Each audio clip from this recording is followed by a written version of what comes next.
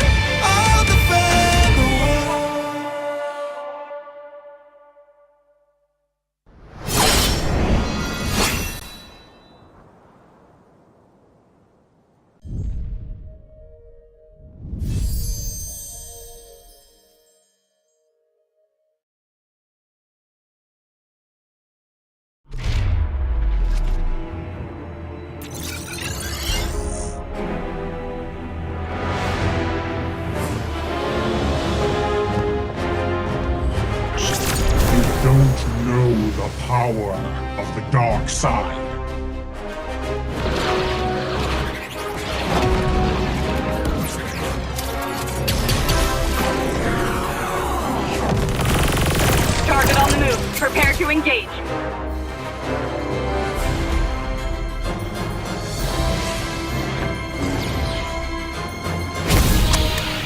May the Force be with you.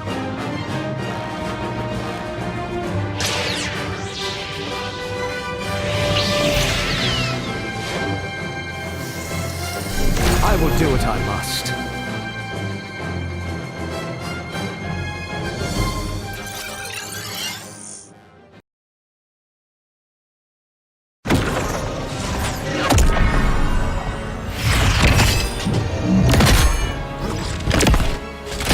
At last, I am complete.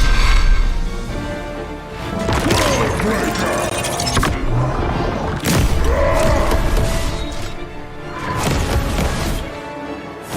Come in fairness.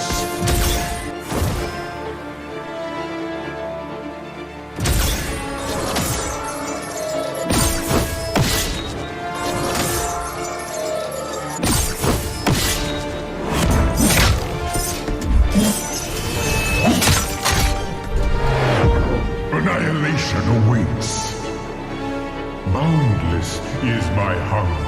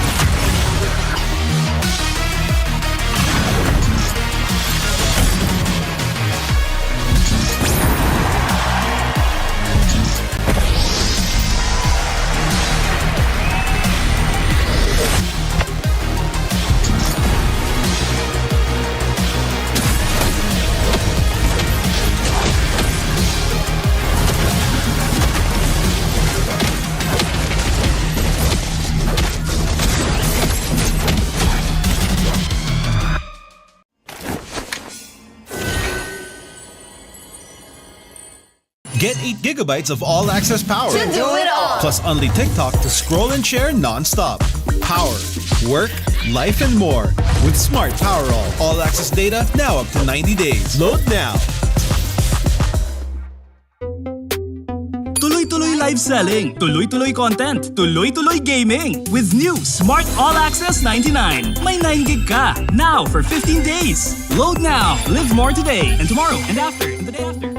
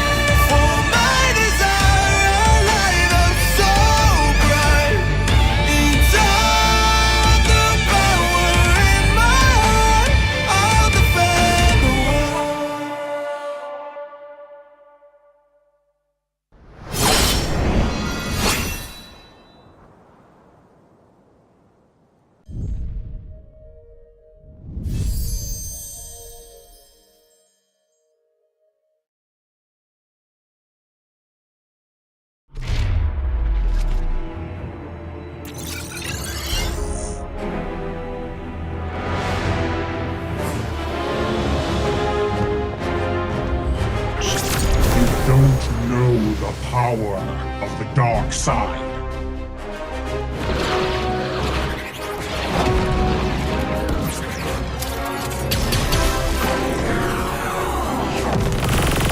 Target on the move. Prepare to engage.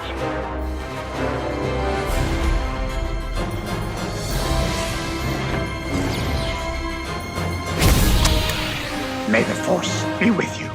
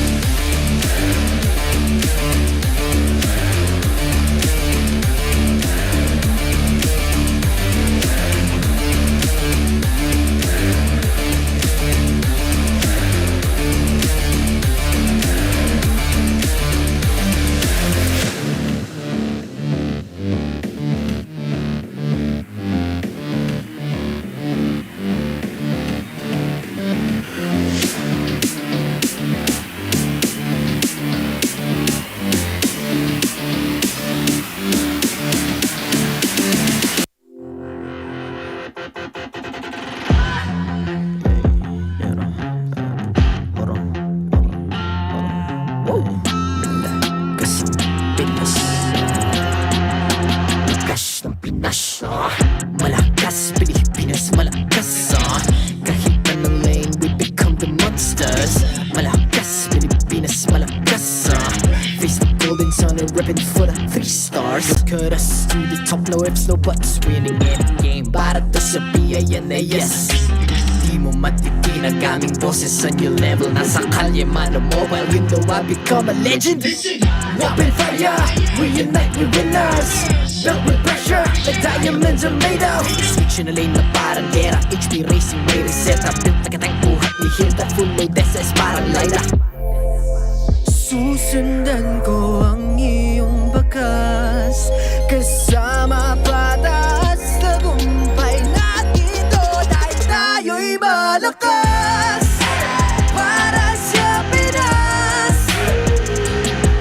Nasa amin ang alas, hindi tuwa atras, kinikilala sa taas kasi kami ang malakas para sa Pinas. Nasa amin ang alas, hindi tuwa atras, kinikilala sa taas, ganito kami sa Pinas. Wow! Hold on, yeah. Malakas ang Pinas. We are laging every beat, no surrender, no retreat. Pag nagsama-sama, just imagine what we can achieve. Laging every beat, no surrender, no retreat. Giving 100 all my all, cause we just cannot be defeated. We are unstoppable, immune and invulnerable. Ready ang equipment, lahat frozen, malang crowd control. Pakita ko na jab like pow, beast of the southeast. So matawag proud and loud, cause every enemy we devour. Susundan ko ang iyong bakas, kasama patas, tagumpay natin to. Dahil tayo'y malakas para sa Pinas. Nasa amin ang alas, hindi tuwa atras, kinikilala sa taas kasi kami ang malakas para sa Pinas. Nasa amin ang alas, hindi tuwa atras, kinikilala sa taas, ganito kami sa Pinas. Wow!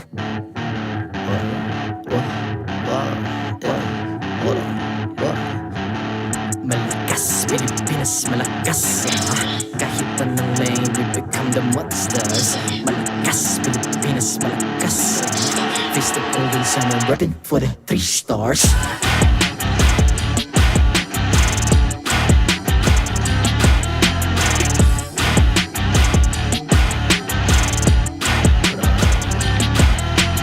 Ang lakas ng Pinas, we unite, be the stars. Ang lakas ng Pinas, we unite, be the stars. Ang lakas ng Pinas, we unite with the stars. Ang lakas ng Pinas, we the stars. Ang lakas ng Pinas, we unite with the stars. Ang lakas ng Pinas, we unite with the stars. Ang lakas ng Pinas, we unite with the stars. Ang lakas ng Pinas, we the stars.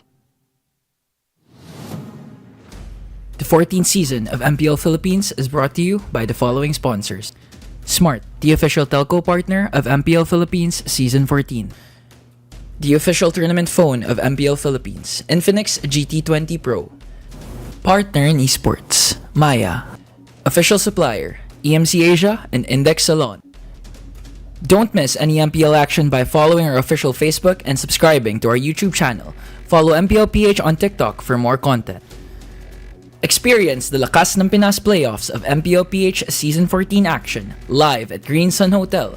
Grab your tickets now via official MPLPH website. You can also get a chance to win 1,000 diamonds by sharing your hashtag MPLS14 live experience on Facebook and TikTok. And to ensure the equality and fairness of our games, MPL Philippines is also monitored and supervised by the Games and Amusements Board.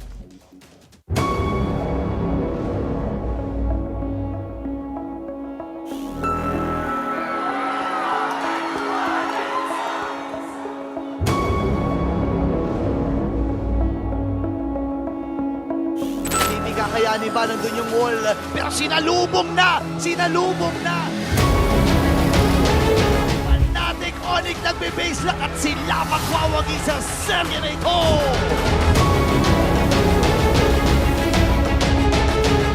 Gusto na kagad tapusin ng Fnatic Onic Philippines. Nag-aantay na lang sila ng minions at ang mga Ricos ay nandun din. Super Prince nagpapatay na lang talaga ng literal. At ang unang laro na ito ay mapupunta sa Super Cup.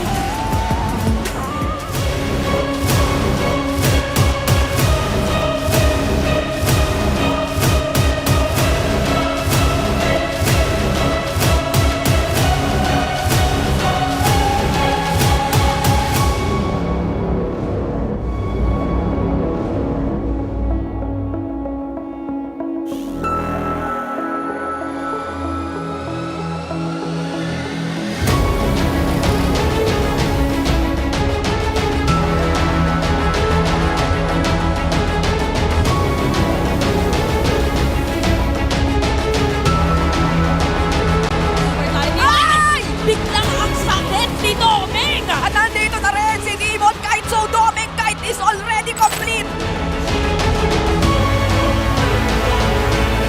Nakapasok na ang mga miyembro ng Aurora! Kumakatok na sila sa base!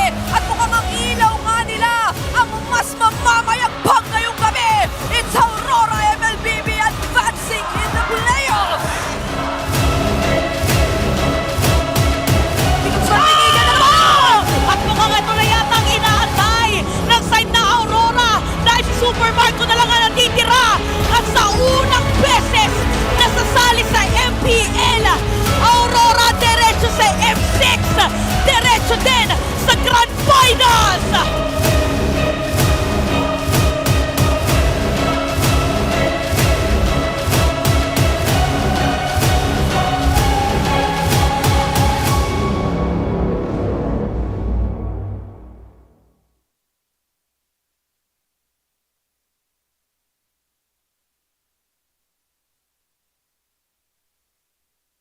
Of the best teams have been decided.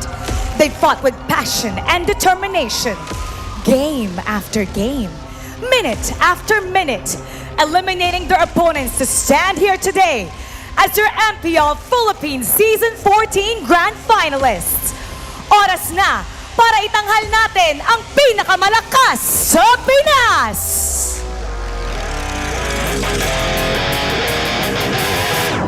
Introducing the EXP Laners! For Fnatic Onic Philippines, the Young Buck, Kirk! For Aurora, it's Mr. Consistent, Edward!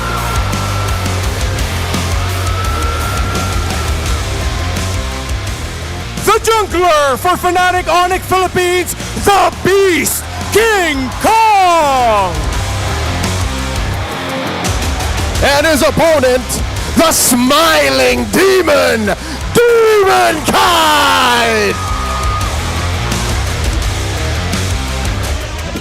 In the mid lane for Fnatic Onic Philippines, the Monster Mage, Super Prince! For Aurora, say it with me,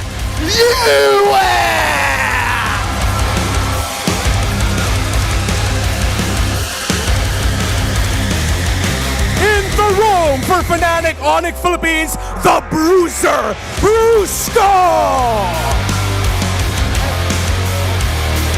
The one and only Hitman, Radici!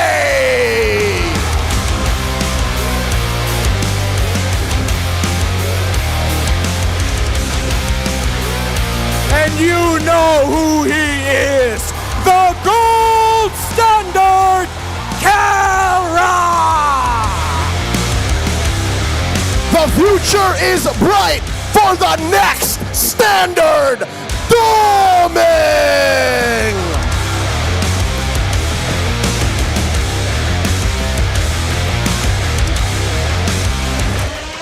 And their coaches for Fnatic Onic Philippines, Coach Why Not and Coach Hayes.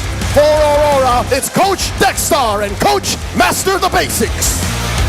This is Fnatic Onic Philippines versus Aurora. Let the grand finals begin.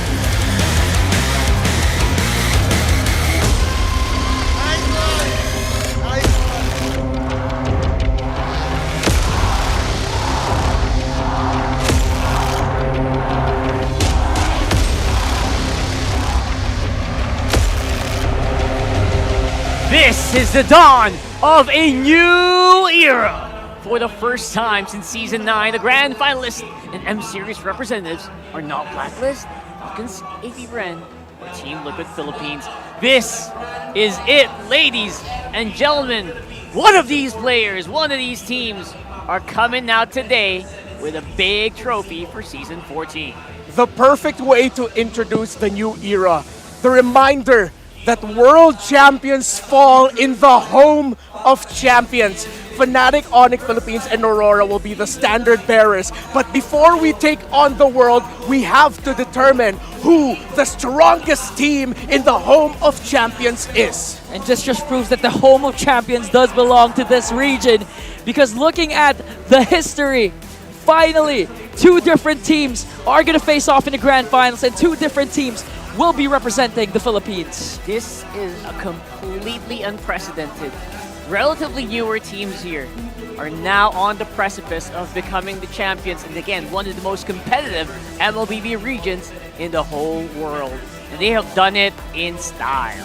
We've gone through an era of the agents, the orcas, the bees, and the cavalry in a storming debut for when Team Liquid finally made their home here in MPL Philippines. But now it's Fnatic Onic Philippines and Aurora, a new team themselves filled with veterans, and one of them will be joining a stellar cast of champions. The light just shines. The light just keeps getting brighter and brighter for the Northern Lions, as well as the thunder and lightning of the Sonics. Right. And now we are about to witness a pretty epic battle. I know everyone, every single one of you watching have already thrown down your predictions for this one. Honestly, very dominant start here for Fnatic Onic Philippines. They went through the regular season with just guns a-blazing. They went in the playoffs with a lot of doubts from other people, but you know what? They have proven them all wrong. Wow, these two are really, who would have thought that we'd actually be getting Fnatic Onic Philippines making it this far, being the team to set the newest, longest win streak record in MPL Philippines history, almost going undefeated, going up against a team that had a lot of questions, that had the super team name branded on them, but it took a while for them to be able to live up nearly to it. Here they are now in the grand finals. And despite all that, you know, Aurora, we've been saying that chemistry is always key to victory. that consistency is always key. But Aurora just keeps on showing that no matter if they're just a debuting team, they can take on the Giants, the Titans, and they did make TLPH and Falcons AP Bren bleed in the playoffs. That's right. Welcome here to the Infinix Game Tambayan and brought to you by the Infinix GT20 Pro, the official tournament phone of MPL Philippines Season 14. And now we are about to enter the battlefield. By the way, Rockhart, Renmar, and Ingan here to bring you all the action live and alive right here at Green Sun Hotel in Makati City. And now, I can't imagine a better setup here. I can't imagine a bigger story. We have so many stories that are happening right here, right now. Of course, we do also have Leo and Naisu there on the caster desk. They will be giving you the action when it unfolds later on. We're about to get into game one soon. Hello. We can talk to them. That's cool. You just can't see us very well, but hi. I can't wait. This is going to be, for sure, I think England would know this is a 7-game series. Yeah, for sure. It's going to be a 7-game series. The last time that they met, it was a sweep. But I think I'm confident enough that if this doesn't go to Game 7, Renmar will cut his hair. Sure. You can't do that. You can't do that. I can actually do that. Yeah, okay. I'll do it. I'll show you. If this doesn't go to 7 games, I'll shave my head right at the end of the season. Right there. To show you how it's done, young butt. Can I go? No, man. We still have a best of 7. We got all bets are off, all gloves are off, and we are getting into the nitty-gritty of these storylines. And again, Leo and Naisu are ready there. They're just roaring as well. I saw them getting like so hyped up for this matchup. Yep. And right now, this is Fnatic Onic Philippines. Once more, the deadliest of the bunch. Probably achieving the unthinkable here coming in this season. Yep. And of course, Kirk and Brusco had to join Super Friends, King Kong, and Kelra already determined and were able to form their chemistry last season, and they injected that super family vibes into them, and they meshed really well. Aurora MLBB with you, Edward and Renegade with getting experience already in the world stage in Blacklist International. Demon Kai comes in with his veterancy, an MSC champion, long-time player for RSG, and Domeng. They were somehow able to mesh it all together as well. And looking at the stats, it's obviously dominated by Fnatic Onic Philippines, again going undefeated in the regular season, only one series defeat against Omega, and going to the playoffs dominating. But again, we can't disregard or discredit what Aurora has gone through to the playoffs. Again, beating TLPH, beating Falcons AP Bren, and potentially beating the Sonics. here's a head-to-head here for our competitors. Definitely have some of their own strengths and weaknesses here coming into this one. And I feel like the KDA of Kirk just can't really be beat that much. So consistent right now. And again, he is up against Mr. Consistency himself. So that's actually saying something. Yep. M3, M4, M5, now going to be in M6 is Edward. So that's what Kirk has to face. But the most impressive thing about Kirk is he's been playing like he's been in multiple international championships. This is the first season that Kirk really stood out. And now I'm so excited to see his matchup up against Edward, how well they fare in terms of affecting the rest of the map. Yes, and King Kong, of course, for Demon Kite as well. You're going to have to really find out who's the sharpest blade, because right now King Kong with that 8.13 KDA does not tell lies. Yeah, the Beast, of course, the regular season MVP. One of those junglers that do have a lot of maniacs coming into the season. Who could forget the Lings, the Fannies that King Kong has been using. And on the other hand, Demon Kite, one of the glue guys of Aurora, making sure that the stability of this team is intact.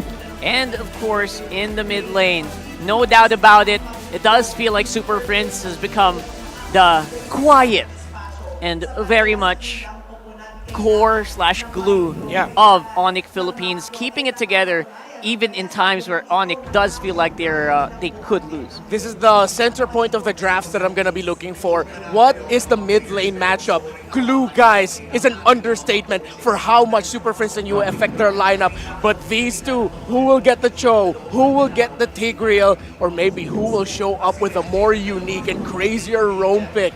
The wild cards of both of these teams, the Bruiser and the Hitman. And if you're going to look at the similar heroes every single time the graphics change, it's the same. Those two.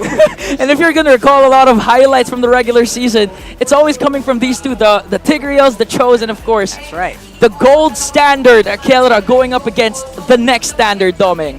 Again, we're talking about swords earlier. Get your guns ready as well. Kelra and Doming. Beatrix is their basically trump card. If all else fails, Harith doesn't get picked up, Moskov doesn't get picked up, so watch out for that as well. Who will get the Beatrix? And I'm glad that you also mentioned the Harith and the Moskov. As we look for the last time this season, the Infinix keys to victory for both of these two teams. It's simple, but there's so many layers to it. Unleash the hero within. And this is not just the actual heroes in MLBB. They are all heroes in their own respect, their own rights, and of course in their own fields.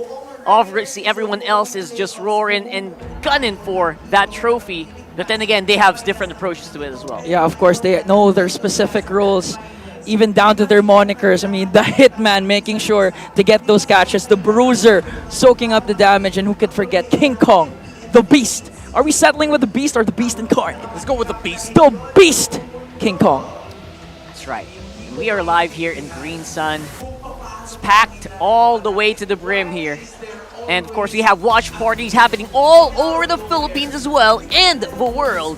Big shout out to all of our restreamers that are live right now on different platforms. We got people on TikTok, we got people on Facebook, we got people on YouTube, and everywhere in between, waiting patiently for the finals champion. Whoa! We have a selection for our game here. Blue side is going to be picked up by Fnatic Onic Philippines. We talk about whenever they pick blue side, 85% of the time, they get it done. Yeah, one thing I'm going to be looking out here for is if they're going to decide to pick up their EXP roam flexes early. There's one pick shared between these two that is just so powerful. For Kirk and for Edward, are they actually going to be racing for the Edith? The Edith actually was highlighted as well earlier when they were making an entry. And a lot of people online also kind of point towards the Edith. Right now, such a winning hero for Kirk. I think about 10 out of 13 times he does get it done, as well as Edward, very close by with that stat line. So we're going into it, guys. It is Game 1 draft here between Aurora MLBB and Fnatic Onic Philippines. Let's get into the nitty-gritty. You know, gentlemen, I have to admit, going into this, I had a killer headache, but then I realized it's because I was running draft simulations in my head, and going through all of the possibilities, my head hurt like crazy. FNOP, you have the power picks available for you. Suyo is wide open for King Kong to take.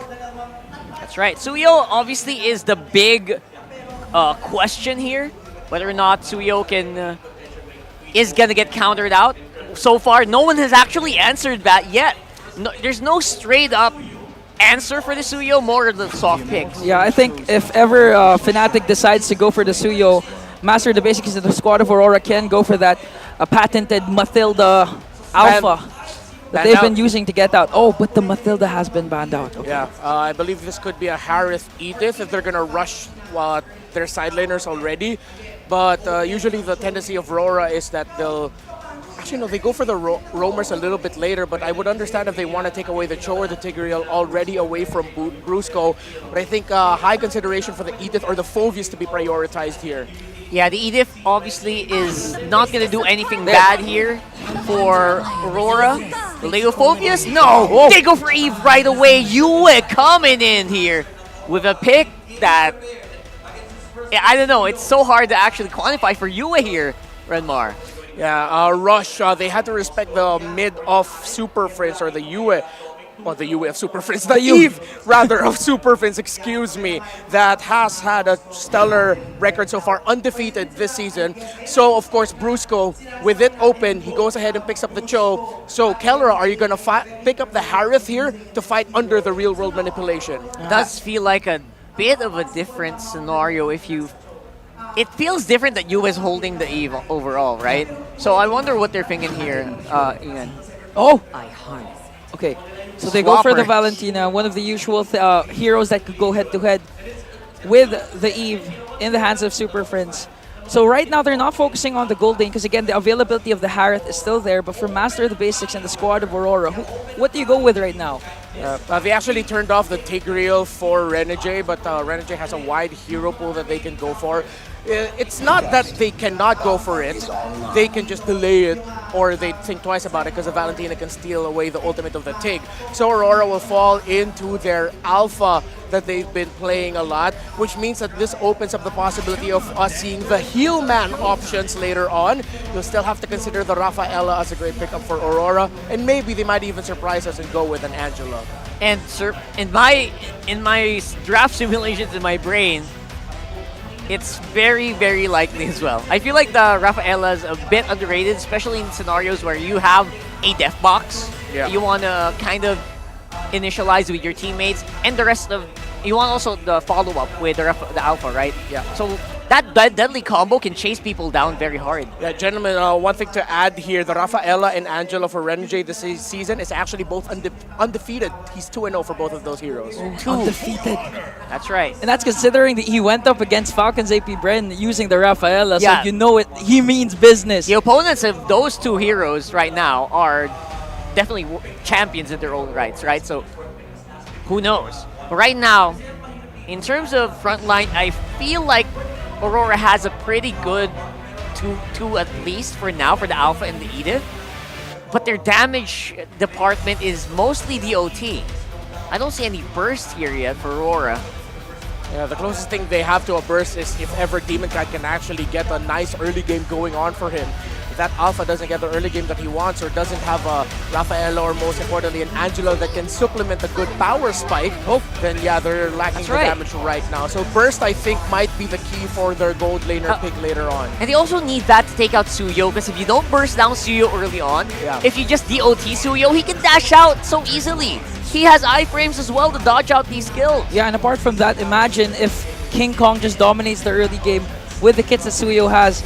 For sure, he's going to get the neutral objectives, first 2 turtles. And we all know when you get the first 2 turtles, it's almost an easy snowball game for the respective team that secures the neutral objectives. Harith or Moskov available for Domeng in terms of his usual go-to pickups here. So he goes for the Harith. Kelra, will it be the Beatrix or the Moskov as his pick? What are the chances, though, that maybe if Fnatic Onic Philippines are comfortable with it, they might actually pack a gold lane Alice? However, that's going to be a gold lane Alice lacking the supplement that it needs. I'm thinking about the Angela combo that we usually see with the Alice. I really like the range here that you can get from Moskov or Beatrix, because you don't want to play up close and personal with the real world, right? You want to play around it. And if your range is limited, you might encounter problems, especially in the big team fights. Needs to be a strong, tanky EXP laner for Fnatic Onic Philippines here. If ever they want to go offensive, there's actually a CC option for Kirk, but this might fall into a Terizla. Oh, Lunox! Okay, yeah, they fall into the classic matchup, and that's an Arlot for Kirk. All right, they go for the spicier options. Yeah, very spicy. We were talking about like the safe ones. Onyx says, no, we want to fight now. Man, this is scary. I mean, the potential catch that Fnatic Onic just has right now, even the first skill of Suyo can be enough to, you know, isolate Domeng during clashes, make him go out of his Zaman Force, even play out of the box of you as real-world manipulation. So right now, they're just lacking a potential roamer that Renegade has. They can go heal man here, actually, if they want to. Is it? Rafaela? No? Ruby. Okay. So the Ruby for the Kurt and for the Arlot and the Cho. However, giving the ultimate of the Ruby to the Valentina is quite concerning. It's not the most prolific hero for Renegade, but you know what? I'm not gonna knock it. We've been given surprises yesterday. We've been given surprises on day 3, even all the way to day 1. This is his 18th unique hero. Renegade hasn't played Ruby at all this season. This is his first Ruby game, surprisingly enough. We'll have to find out if that does work out. What are you thinking? I mean, based on yesterday, the index draft doesn't tell the whole story. It's been broken by Aurora despite Falcons AB Brent's draft. So let's see what's gonna happen. Over and over again, time will tell who gets game 1. The momentum is crucial. Leo and Naisu are in the field. Things are about to get elemental as deafening thunder and blinding lights usher in a new age of Filipino MLBB. Welcome to Game 1. Welcome to Mobile Legends. Let's go. Joseph, how you reckon that draft go? Oh, man, you know what? There's a lot of I guess now that we've been 4 days through the playoffs, this is looking familiar, right, for a lot of the cases here, and I love how the panel kind of broke things down because there's a lot of contingencies with both the lineups and how they play out the early game, I would say. But I think a big part of this, too, again, is how Brusco utilizes the Cho here early on. The Bruiser, as he's dubbed, unable to be killed, yet still just running through opponents' formations. I'm surprised that Renegade has 17 heroes now. 17? I did not expect for him to not have played the Ruby. Man, I remember when he had, in the regular season, he had like, what, 11, I think he had? Then and everybody 14. was like, yeah, and everyone's like, whoa, talk about a hero pool. And right now, yeah, he brings out the Ruby in the roam here. So this could actually play a really good role in playing around the real-world manipulation of UA. Something else to note, while the action is rather mum in the land of Dawn, check out Super Prince's talent. That is indeed a Brave Smite on a Valentina, which again, all throughout the regular season, you all know the story. Valentina, eat it Valentina. I think this is just him telegraphing that, hey, I'm gonna steal some ults and turn into different heroes that might need me to use the Brave Smite. I could see that working. This, I don't know, have we actually seen this ever? Like before? Like, is this a new thing? It's pretty new to me. I was gonna say it's new to me. But yeah, it makes sense too because it might be enough to extend the fight. Renegade taking quite a few hits here. Has to flicker out. They're gonna jump in. Edward goes in with a flicker himself, and now the breakout of the fight. Edward in trouble as King Kong gets the first blood. Still looking for more as well in the mid lane. Kirk goes down, but there's the clap back from UA. But here's Super Prince. Does UA get away? There's the flicker in. Not able to cap it out because of the shield through. That is disrespect. Did you see how Super Prince got his real world manipulation before UA did? Yeah. And all throughout, the Beast just coming in, getting the job done, taking the turtle for Fnatic Onic. I'm still not over it. I'm like, wait, why isn't UA? Oh, it's because he's still at level 3. Still at level 3. And that's, honestly, any time there's a Valentina, that's always the, I guess it's the way of like showing the flex in a way because usually you get that level 4 early on. Uh-oh. Brusco's going to go ahead and go with a defensive kick, but no! What?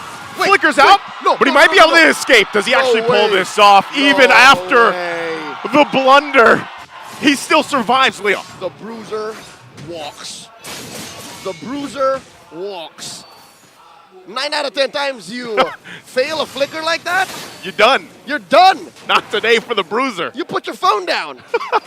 Yeah, man. Good thing he didn't that time, but good that he gets out with his life. So things are still pretty calm and even here. Again, equal across the board, really. 3 minutes in, macro-wise, Aurora keeping up with Fnatic Onic's aggression. It's costing the Sonics, though. Given how deep in Brusco is going with very little returns as far as anything on the map is concerned. Just 500 gold is what Fnatic Onic claim from that, especially since they did score the first turtle. Let's talk about this gold lane matchup. Lunox versus Harith, the gold standard versus the next standard. At what point do you think the Harith is going to be, you know what, I don't care.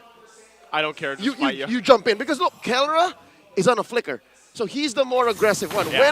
When is Doming going to say, no, you can't do this to me, Kelra? You know what? I think after what we've seen Domeng do throughout the playoffs, he's almost willing to go toe-to-toe with Kelra. Immediately. Yeah, flicker or not, or lead or not, or wherever he's at, I think Domeng has really gained a form of like confidence, if you will, throughout the playoffs. And he's just got so much better over the season. There's a toss-up through, real-world manipulation, and Kirk out of the picture so quickly. Turtle still for the taken here, started up by RORA, and with member down, looks like FNOP just going to call it off. Oh, actually, FNOP is going to call for Grand Theft Purple as King Kong takes away DK's purple buff, and now Brusco gets the kick. Whoa. Brusco kicks again. He's been struggling, you know, this is the thing. He does survive most of the time, but now look at the top side. Kelro might be in trouble here, dropping down, pulled on through. Still going to be surviving, though. UA doesn't have the real-world manipulation, so that looks like all they get here. Well, I'll be damned, Joseph. You were right. As early as it takes, the next standard, Doming, Jan Del Mundo, going into his first Grand Finals and his first World Championship later on this year, is ready to step toe-to-toe with Kelra. Man, between those two gold laners, you know, between the entire team, there's so many good points here of history, so many good stories leading into even now for the grand final and then later on for M6. And look at that gold lead now that Paldoming has got for himself. 600 up on Kelra. Demon Kite catches King Kong. Oh, he's not going to catch him with the Spear of Alpha though, but King Kong could be in trouble now. Soul Sever not going to be enough as he goes down again. Brusco going in with a kick. Mid lane, still the focus here. Super Prince holding on to the real world manipulation. Doming, where's he going for Kirk? There's the real world manipulation from Super Prince on the defense, so they're able to disengage. The hunter becomes the hunted. Suddenly, Fnatic Onic doing evasive maneuvers. Kelra in trouble, working on that tier 1 up top. Not gonna get stopped. Super Prince at the flank. Super Prince is there. They're gonna go for Renegade. Renegade quite low. Already getting that brilliance out too. Doming might give this one a go. Trying to find Kelra, Edward, and Yue joining the fight as well. But they don't have enough push on in. Meanwhile, on the bottom side, Demon Kite. King Kong gets payback as he picks up a kill on Demon Kite, and they'll pick up the tier 1 on the top side for RORA. Cross-map feint by Fnatic Onic Philippines. It does cost them a tier 1 up top, but a kill on Demon Kite, that's gotta mean something. Fnatic Onic, so far, they don't look as dominant as they did all season long. It looks like now Aurora have their number. It seems like Aurora have figured out how to get into position first before Fnatic Onic make a play for anything. That's the thing, you cannot deny the amount of improvement that RORA has had as a team, the way they've adjusted just in the playoffs alone, right? I mean, let's be honest, people were doubting them in the regular season, and now they're going toe-to-toe with the team that had the best record for the regular season. They're holding it together. Looks like they're gonna go for the turtle. There it is. King Kong though, he'll clean up the turtle, but the fight's gonna break out. King Kong gets taken out. The Spear of Demon Kite will be able to find a Super Prince, and they're still looking for more as Kirk in trouble, but they go in trying to turn the tide of the fight. They toss him over. Kelra's out too. It's a wipeout for RORA. At the cost of just the turtle, Aurora walk away with quite the bargain. I haven't seen Fnatic Onic get wiped out like that in quite a while. It's been a while. It's been a country minute, man, at this point. I'd reckon longer. An Infinix instant replay here.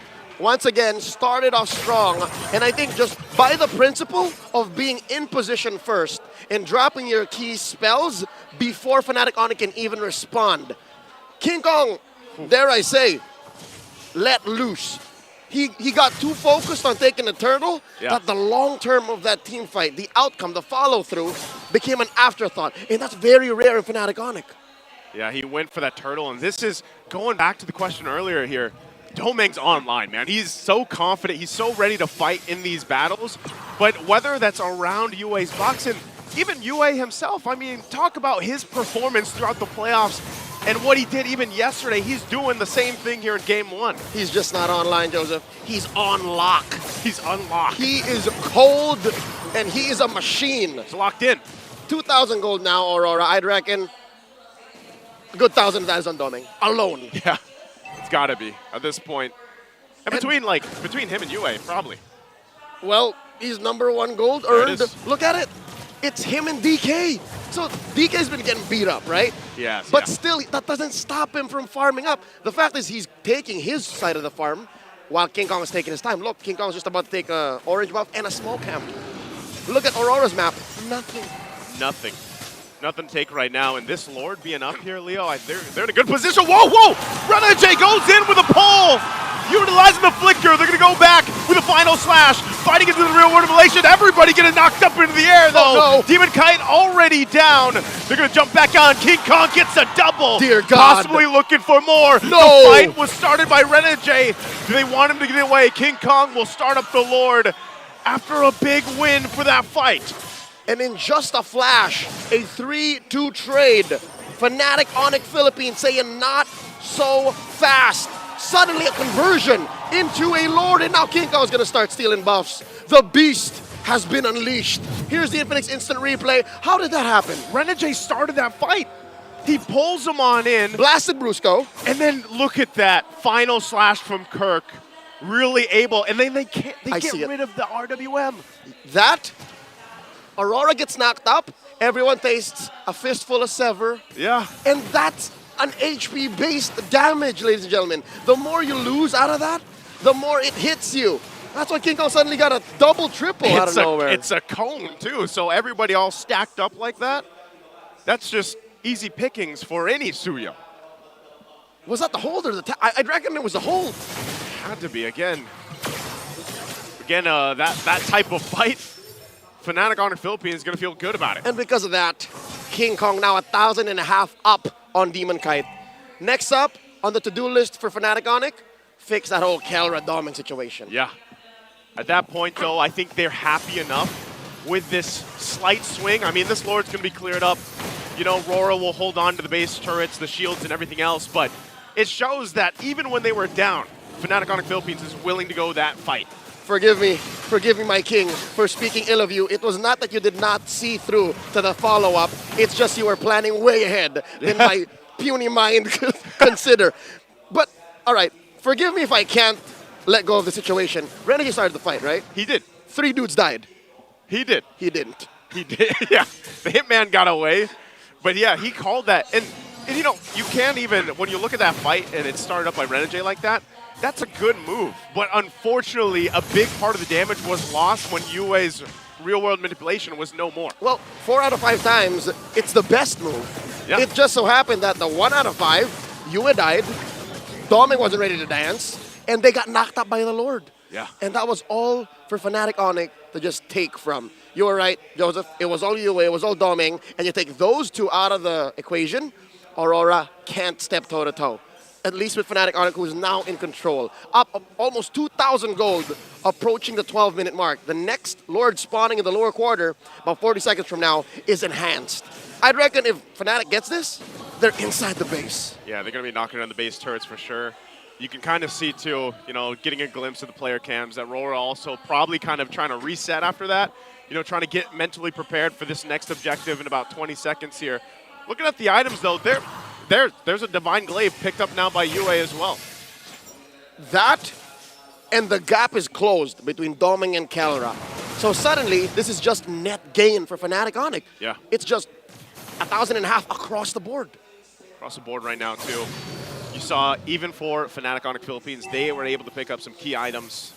Malefic Roar here on King Kong, so if he gets another shot at a Soul Sever like that, or even the Queller, like it's going to do enough poke damage towards RORA. You can see some of the pushing that King Kong's doing across the map right now, so the Lord up for grabs. Quick tap on the Surge allows him to rotate faster than you can say Surge into the mid lane, clear that up, and get in position for the dance. Over the course of the past week, we've evolved from just shuffling into straight-on dancing. I was going to say, we're back to the dance, right? And you don't even need like a hero like Rafaela or Lolita or Estes to make this last. Like, teams are just getting better at controlling Lord's damage output. It's definitely an evolution, I would say. You know, like, it's not the same old Lord dance anymore. It's a new tune. It's a new era. It is a new era. Of MLBB, and these 2 teams right here putting on a showcase, a clinic for MLBB esports that are not blink. Here we go. Press it. Brusco goes in with a kick. King Kong will get the Lord, but they look like they still want to fight. Brusco could be in trouble, just sacrificing his body. But Renegade will go for the pull on King Kong. They're still trying to hold him at bay. He's able to escape for now. Kirk goes with a final slash to disengage. A good usage of the final slash from Kirk. The young buck coming in clutch, saving what's left of his team as Fnatic Onic still secures the Lord, but just by the skin of their teeth. Almost looked perfect, if you ask me, for Brusco's kick, but Aurora's so fast on the punish, and you think Fnatic Onic can do better to like get back on track and say, you know what, maybe we have to choose our targets. Maybe whoever Brusco kicks, Kirk, you hit with the final slash. A -1 here in the situation would be best. Look at this. Look at the collapse. Look at King Kong. Ooh. He's going all the way around, looking to cut off. They don't know. They don't know. Domeng or someone. Final slash going to be used. King Kong waiting patiently. Domeng goes into the bush. Might be in trouble. King Kong will get away. Salmon Force going to be used already. Edward goes down, trying to disengage here for Aurora. Renegade still has an immortality. Takes a shot from the Queller from King Kong. Kelra goes down, though. Setups from Demon Kite comes forward. Brusco able to get away for now. Domeng might be on the hunt, looking for more. The trade, the 1 for 2. Again, King Kong with a Queller shot to keep Domeng at bay. Final slash deterrent on cue by Kirk, the young buck, pushing back Aurora, giving Fnatic Onic still a small victory. Again, 2 for the price of 1. But if it's the gold standard here, I'd still be a little skittish about that. I'm not too happy. But the map is blue, and that means the Sonics are still in control. They're in control right now, holding on to a very small lead at that point. The items too, I mean, even for Kelra, you know, he's getting to where he needs to be. It's just, eventually these fights are going to break out into that push and pull, and we're already seeing a glimpse of it. The one thing that really stands out to me, though, for Fnatic Onic Philippines lineup is how much options they have to either start the fight or disengage it. Like, they have so many things they can do where they can just stop RORA from being overly aggressive and moving forward. And that's what's explaining why that fight lasted the way it did. It was about a minute of push and pull and back. And I think as soon as Fnatic Onic see that Doming dropped his Zaman Force, that's half of the solution. The other half is the real manipulation, which caused that kill on Kelra. So if Aurora are able to hide the fact that maybe these ults aren't ready yet, or maybe we pop one early and then force FNOP to react a certain way, then they can get back on track. The whole team fight dance. Uh-oh. Brusco using the conceal. It's going to be heard, going to be seen, so I don't think you get anything out of that. 10 seconds until another Lord spawns, lower quarter. Joseph, do you notice what ult Super Prince takes? Yeah, right now he's taking Renegade's. He's got the I'm offended, right? Something tells me that might not be the best. I think he just wants to... Does he still have it? Gotta get... Okay, he does still have it. He's got the I'm offended. He's going with that. Maybe that's one way to force some ults from Aurora. But I'm guessing they needed something that has a little bit more finishing power, a little bit more oomph, some instant gratification. So maybe find a way to get Edwards, get US? He's going around the corner. There's the flicker in. They're going to be focusing on Kirk. Kirk's already out of the picture, and Brusco's going to be next. 2 down, but Super Prince on the backside already used it as well. Kelra popping out the damage on Yue. The Lord, it's going to go to King Kong. He's able to grab it and get kills. 4 down for Aurora, and a big objective for FNOP. It was the right ult all along. A 2 for 4. Fnatic Onic's frontliners take the fall for the bigger picture, the greater good. And now Fnatic Onic knocking in through their doors, mid and bottom. Renegade in trouble. Immortality, but there's the Queller from King Kong again! And that's going to be enough to cap out the game as Fnatic Onic takes the first game in the series. Never caught slacking. Fnatic Onic Philippines, some way, somehow, always in control. Despite the odds, despite the difficult situations, despite the swings in net worth. What do they feed these athletes in their boot camp? I don't know, man, but talk about the patience as well for Fnatic Onic Philippines. This is why they have achieved what they have up to this point. Great showing here. This was a very close game for the most part. Could have sworn Aurora had it. The early was theirs. I wonder what our analysts in the Infinix Game Tambayan think. I was actually thinking the exact same thing. It looked really good for Aurora there for a minute. Even in this fight they were supposed to lose, Onic just kept going. Yeah, it looks like that was a statement from both of these two teams. Drafting-wise, Aurora was able to handle the Lunox up until they couldn't. Kelra was struggling to teamfight for a majority of the game, and they were stopping the rotations that Fnatic Onic Philippines wanted to do, but then FNOP got to crawl back. This is going to be a more closely contested grand finals than a lot of people probably thought. Yeah, and when it mattered most, you saw Kelra just dominate, kill Doming in the right time when Aurora was focusing up on Kirk and Brusco. And just the last clash, King Kong, man. King Kong, the regular season MVP, the beast! Yeah, that's why he showed he's a regular season MVP. He just stood there, he waited, was able to deal damage. The retribution of Demon Kite was early, and King Kong got it. Absolute genius.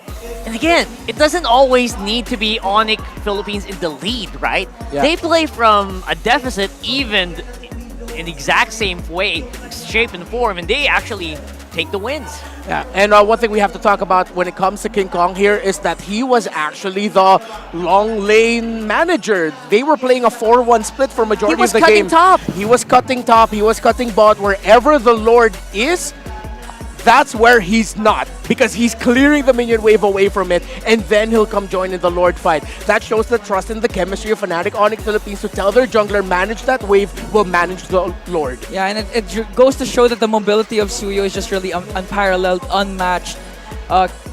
King Kong really doing a lot during this game, and even down to the third turtle, where in Aurora, you thought Aurora had the driver's seat there, they were in control. But during the first Lord dance like this, the kick coming in from Brusco and the counter-attack coming in from Fnatic Onic, which is too much. Luckily, the knockup was there from the Lord as well. The knockup from the Lord helped, and there, early retry by Demon Kite. This is what I was going to talk about.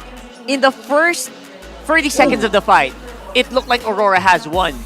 Okay, they look like they're going to win. But what happens in the later parts where it's just Fnatic Onic taking these kills at the very least, at the very end? One thing we have to discuss here is the Brave Smite on this Valentina. Remember, Brave Smite has that 5% heal with a skill hit happening every 5 seconds, if I'm not mistaken. But she also has her Primal Force passive, wherein if she hits someone that is lower level than her, she heals back 30% of the damage dealt.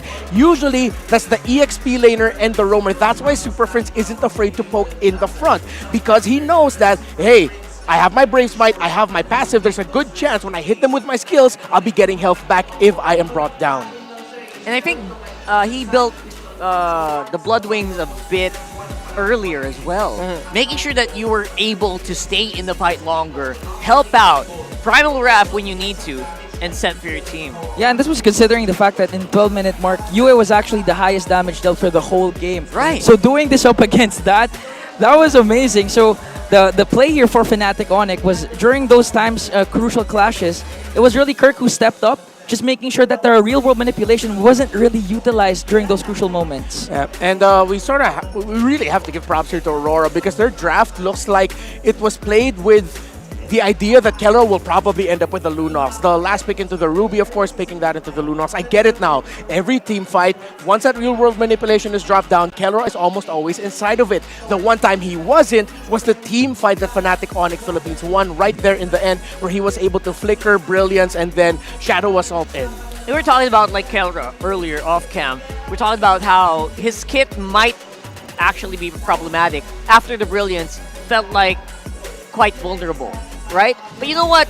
It didn't rely so much on Kelra. The team fights actually revolved more around Kirk getting a good set and King Kong and Super Prince just giving the bombs. Yeah, and there was even a time when Fnatic Onic got the Lord and there was a supposedly counter-attack from Aurora, but Kirk with an amazing final slash flicker from Edward's Earth Shatter. That was so clutch. Yeah, early on in the game, I could feel like Kirk was forcing a few decisions here and there, quite shaky. But then, I don't know, I think this is the chemistry of the Super Fam telling them, yo, young buck, chill out, relax, we got you. And then he was able to get that final slash to bring Fnatic Onic Philippines in a little bit of a closer, more comfortable situation for themselves. And again, it's always when Aurora just is about to get that win in the team fight that it happens. So throw it over to a special analyst that we have here. Look who he is. A surprise comeback performance coming out from the Super family as they take game number 1 against Aurora MLBB. Once again, welcome back to the Stand. But we're not done with surprises yet. As we introduce you, Coach Wolf from TNC. Coach Wolf, how are you doing? Woo! Feels like home. Feels like home. Do you miss it? Do you miss it? I miss it a lot. And special thanks to everyone who welcomed me here as well. And to those who are howling today. So thank you so much. Thank you so much. Now we are going to be talking about what happened in game number 1, and I need your professional insights on this. We have prepared a lot of statistics for you. First of all, now we look at the goal graph here. Wolf, I know you are you've been fighting against Aurora and FNOP for the in the past few weeks. Can you tell me what happened in this game? So if you're going to look at the composition that Aurora was that Aurora deployed, it was a box type strategy with the Alpha, the High Earth, which usually spikes around the 8-minute mark. As you saw, third turtle, we saw their dominance. They won that box fight. However, because of maybe the positioning coming out from Fnatic Onic, they were able to bring it back. They were able to find for lack of a better term, split pushes around the map, which didn't really look like an actual split, but more of like a a macro win that they got from the map. Yeah, it was kind of working in the mid game. Like if you look at the the power spike 8-minute mark, the highest net worth advantage that Aurora had was 2.1k. I think it's a it's a crucial factor as to why they lost their steam here, their momentum against FNOP. Because up against Harith and Asuoyi, I don't think it's enough, especially coming to the late game. Yeah, the thing with Harith as well as Alpha is you definitely need to get third turtle and then eventually the first Lord for you to be able to control the game. But they lost the first Lord, and I think that's where everything went badly for Aurora. Yeah, it was very obvious as you see in the damage dealt comparison graph. Like, FNOP in the first few minutes, they weren't dealing the same amount of damage that Aurora was outputting from their side. But after a few minutes, especially after the second Lord, that's where their lineup composition went angry. They were like, it's their timing now, and they were dealing more damage over the side of Aurora MLBB. Yeah. So I don't know if this is a bug, but nothing happened at 12-minute mark. But if you look back at the game, that's where you realize that Fnatic Onic decided to avoid fights. Yes. Because they know that was the power spike of Aurora. You don't want to fight in Aurora's power spike. You have to just wait for your items. I think they were waiting for the fourth item or third item for Kelra. Yeah. For him to be able to burst him down like the Lunox bomb / Ruby DD combo. I think they waited for that power spike, then they fought afterwards. Yeah, I mean, it's very obvious. Like in the 9-minute and 11-minute mark, Fnatic Onic were really avoiding Aurora MLBB here. And because of the fact that, again, timing is a big importance in this specific game, especially on the side of Aurora MLBB. When they picked up the Warax at port 10, the Alpha was able to move around the map. 7:21 was the Feather of Heaven and Harith. So that was the key moment for Aurora MLBB. Yeah, look at that. 12 minutes 20 for both King Kong and Kelra. They will get their third important item, Lightning Truncheon for Kelra, so that when he jumps with a Ruby DD combo, you really, technically speaking, one-hit everyone or anyone on the side of Aurora. And then if you combine the Malefic Roar for King Kong, that's a lot of burst in the team fights. Yeah, late game was very, very big for FNOP here with the Malefic Roars, even the defensive items like the Twilight Armor, the Athena Shield, and also the Immortalities. They just didn't have enough damage to deal. I mean, Aurora MLBB didn't have enough damage to deal with the lineup of FNOP, especially on the late game. It was an amazing game number one for sure. And we are going to be witnessing more games in this finals. Again, it's a best of 7 grand finals. We want a best of 10. We want a best of 10, but it's just best of 7. Before we head on to game number 2, let's throw you over to Mara Aquino. Dito sa MPL Arena, we got the wildest fans! Kasama natin dito mula sa Cebu Pacific ang ating mga organizers at ang ating mga piloto. O, di ba? O, introduce yourselves. Hi, my name is Jem, Gold Lane Shoutcaster. Ooh, Shoutcaster. Yeah, Paul Disciple, XP Lane Shoutcaster. Carl, Shoutcaster, Jungler. Ian Snoopmeister, the mid laner and team leader ng Boo Packers. Carl Ignacio, EXP laner ng Boo Packers. Ralph Barbosa, Rover po. So we heard that Cebu Pacific held a tournament para sa kanilang mga employees. How did it go? It was fun and enjoyable memories, no? Since September, 32 teams compete but only one wins. Only 32! Only one won, and that's them! Ito ang ating mga piloto na, okay, kamusta naman yung tournament? Kamusta siya? It was fun and intense. Kasi kami sa rank game lang kami lagi naglalaro before. So at least nung nagkaroon ng tournament yung Cebu Pacific, na-share namin yung talent namin saka yung lakas namin maglaro. Sige, lakas ng Pinas, lakas ng Cebu Pacific. Back-to-back champ nga pala kami dun sa Season 1, Season 2. Best hero, ano yung hero? Me, si Zushin, and si Ay, nice. Valentina. Main hero? Bene, tsaka Esme. Edit, tsaka Minotaur. So lagi bang nag-hold ng tournament ng Cebu Pacific? Yes po. Every year, iba-ibang games din po yung esports tournament ng Cebu Pacific. Ang galing naman sa pag lumilipad kayo, nag-ML din ba kayo? Hindi, bawal. Bawal yun, bawal. Okay, ito naman, who are we rooting for here? Ang Fnatic Onic Philippines or Aurora MLBB? Sino ang gusto natin manalo?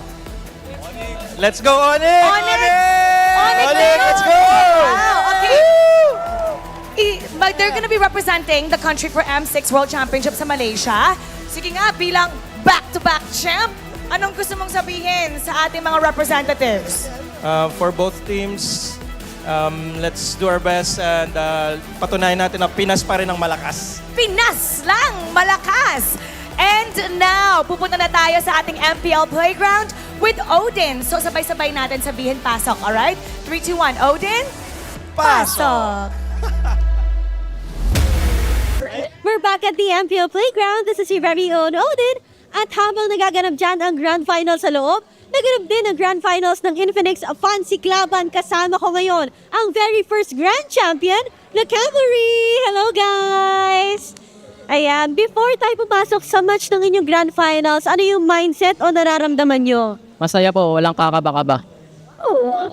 Coming from a sweep yesterday, na-sweep nyo ulit ang Smart Omega ngayon. So ano naman ang nararamdaman nyo ngayon? Anong overall experience nyo dito sa ating Infinix Fancy Cluban?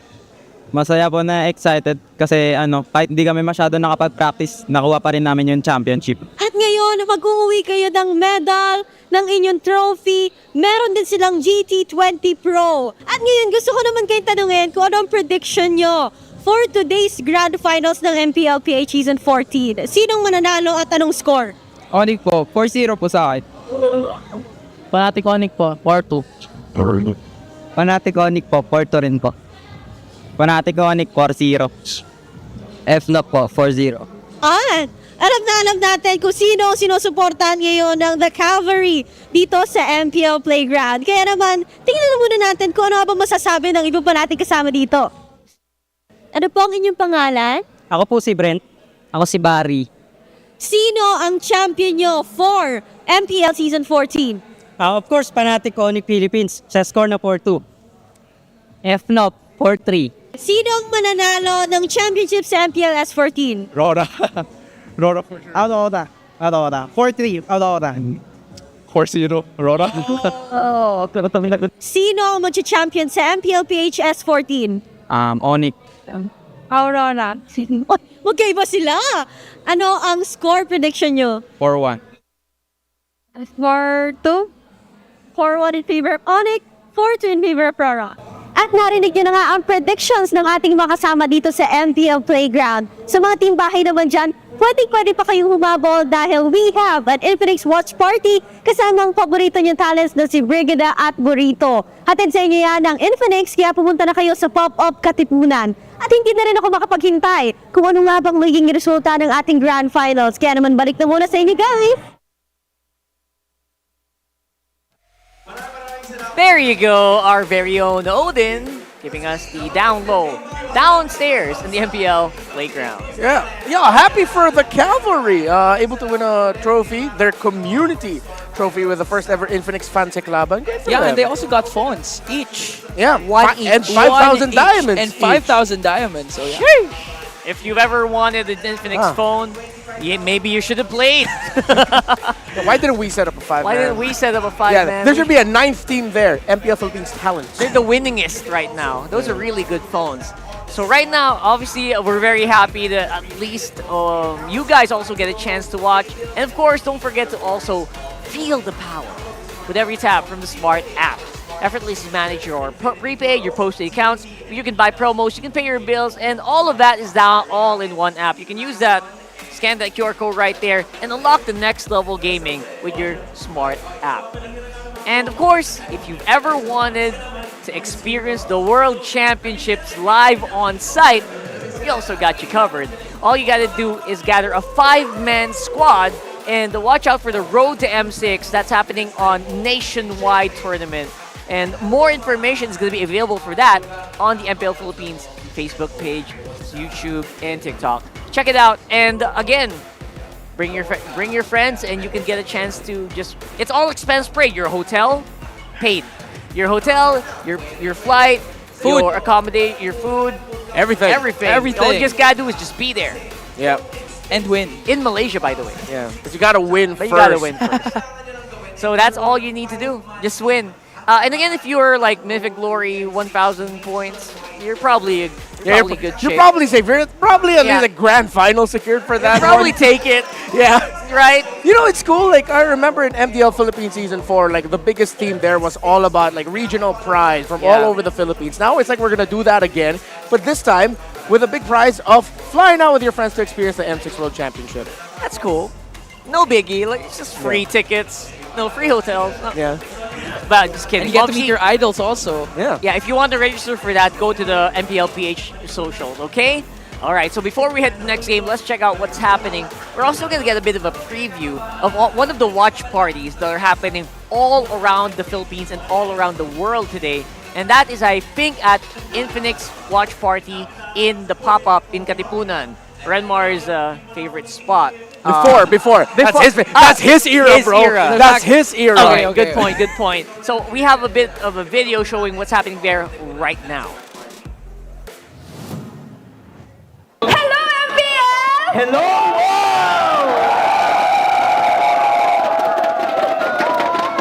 Wala man kami ni Burrito dyan sa venue, ay never kaming mapupomo. Dahil kasama namin ang marami pang MPL fan dito sa Pop-Up Katipunan.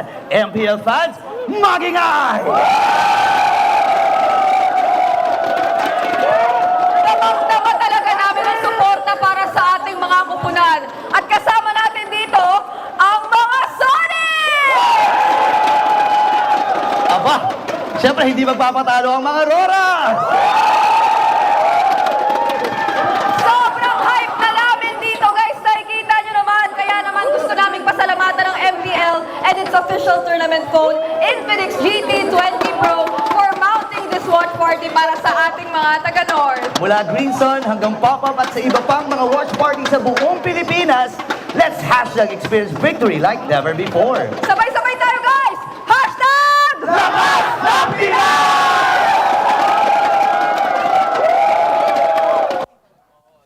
You know what's really cool about that? That I was will so admit. cool.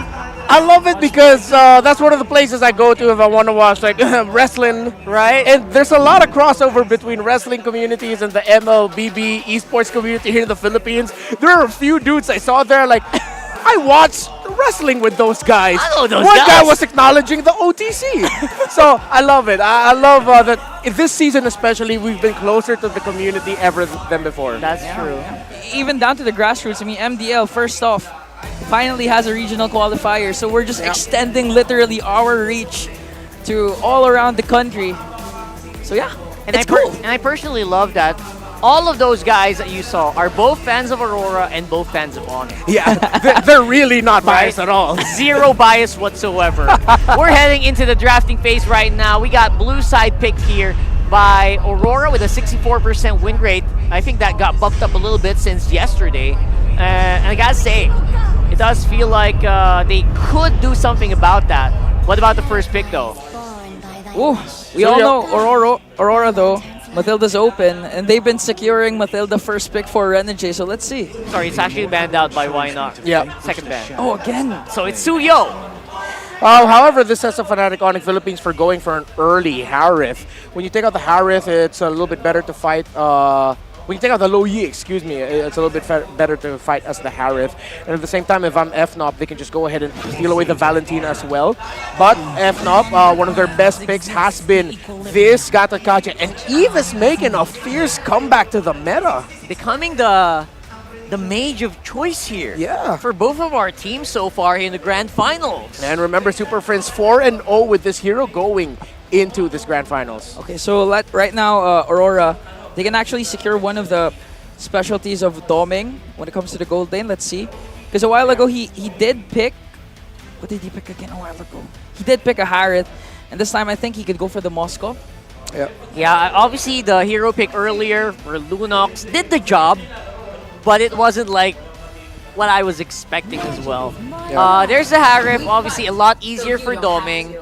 And on the other side, ooh, finally, what we're talking about. Yeah, early Rafa pickup. This means Fnatic Onic Philippines might actually have to commit a ban onto the Alpha later on. Yep. But then one hero that actually still pairs well with a Rafaela, and we haven't seen this combination yet, it's the Bane, which we've already seen Aurora dish out. And Bane into the Eve means that, well, both teams just don't want to fight under two big ultimates. It sets up for the Harith. So Fnatic Onic Philippines have to watch out for that. But there's already a Suyo for Demon Kite.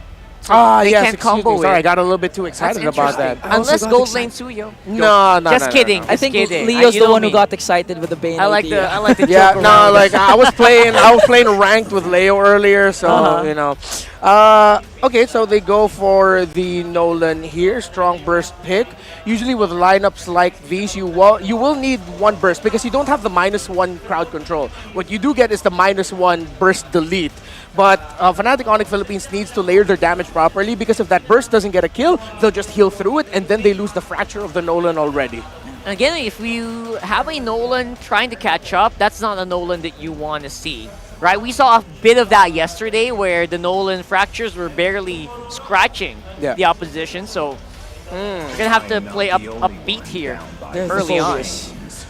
Okay, if we take out the focus from Edward, I have a feeling, is this Rafaela really just like their response to the Eve and the Gata Kacha? It seems like it. It feels like it, right? Yeah, it's not really anymore just them setting up for, because I was thinking, are they setting up for something like an X-board, the combo EXP lane? Right. Yeah, but that's not gonna do well. They're gonna need something like a Terizla, something really tanky in their EXP in the hands of Edward with the Edith gone and the playmaking Arlot's gone, Phoveus is gone as well. Yeah, Terizla looks like the prime pick in this specific scenario. High loss is not touched yet. Oh, high loss would be okay. Actually, you just need another hero that can pack a little bit of healing. That's another idea that you can go for, which also means that the Benedetta Revitalize might actually be open here if they really want to cut through the formation of Fnatic Onic Philippines with the real-world manipulation. Ooh. But however, again, that is risky because you're up against a Gato Gacha. They were reading into it as well. Yeah. You know what? Benedetta. You talk about Benedetta. Who do we use to pair up with Benedetta before? Edward. Season 11, Season 12. Season 7. That's way that back, far back. Way back far back. Yeah. That's why we call him Edward Salon. So right now, they still take out the Tigreal, so they're not quite sure if this Gatot Kacha would go to the XP or the roam, because we've seen it yesterday being flexed to the XP. Here it is. Flapteasy, and here it is. We've been looking for this Beatrix since game 1. Finally makes an appearance here for Kelra. They're running out of EXP laners that they can pick to actually build a big enough dent to mess with the Bea, to mess with the Eve. This, weirdly enough, needs to be an EXP lane that can deal a respectable amount of damage while being tanky. Problem is, they're up against a Gatot Kacha and potentially another formation-breaking set-up EXP laner in the hands of Fnatic Onic Philippines. There's going to be a lot of pressure on the hands of Legend Zero, Mr. Consistent Edward in this one. You're going to have to keep in mind that the Eve as well is crowd control immune. So you go Terizla. Heroes like Terizla actually don't affect the Eve that much, especially in the clutch. Yeah. But they have no choice, I think, at this point. Yeah, they needed some tankiness. They get the Valentina for Yue. The EXP lane here, still flexible, is this Gatot Kacha. They can go for Show EXP, something that Fnatic Onic Philippines has done before, or the Ruby for Kirk. You see what they're going to end up going for. You see them weighing their options right now, because I wouldn't want to go like Grok here. They can go Kaja Beatrix, actually.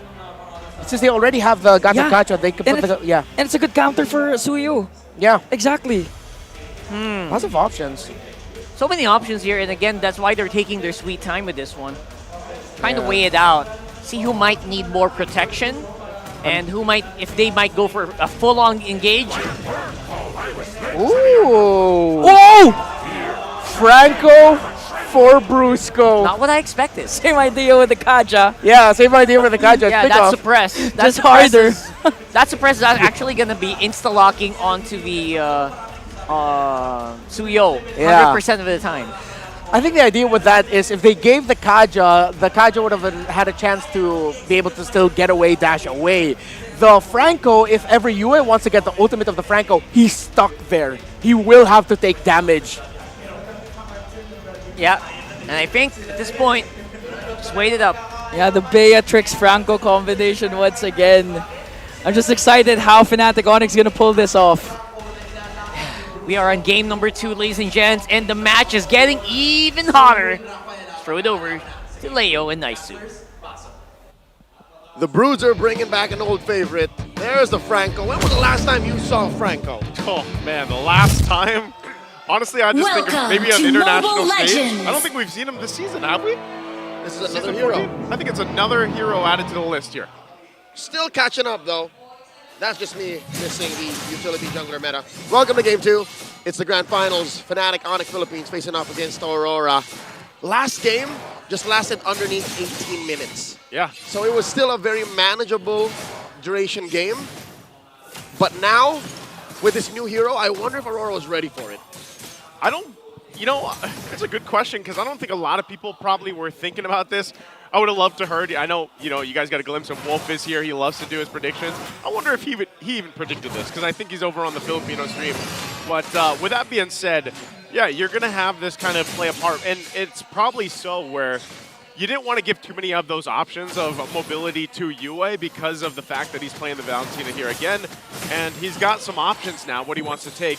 It could even be an Avatar or the Guardian, but at some point in the game, it's mostly going to be the real-world manipulation himself.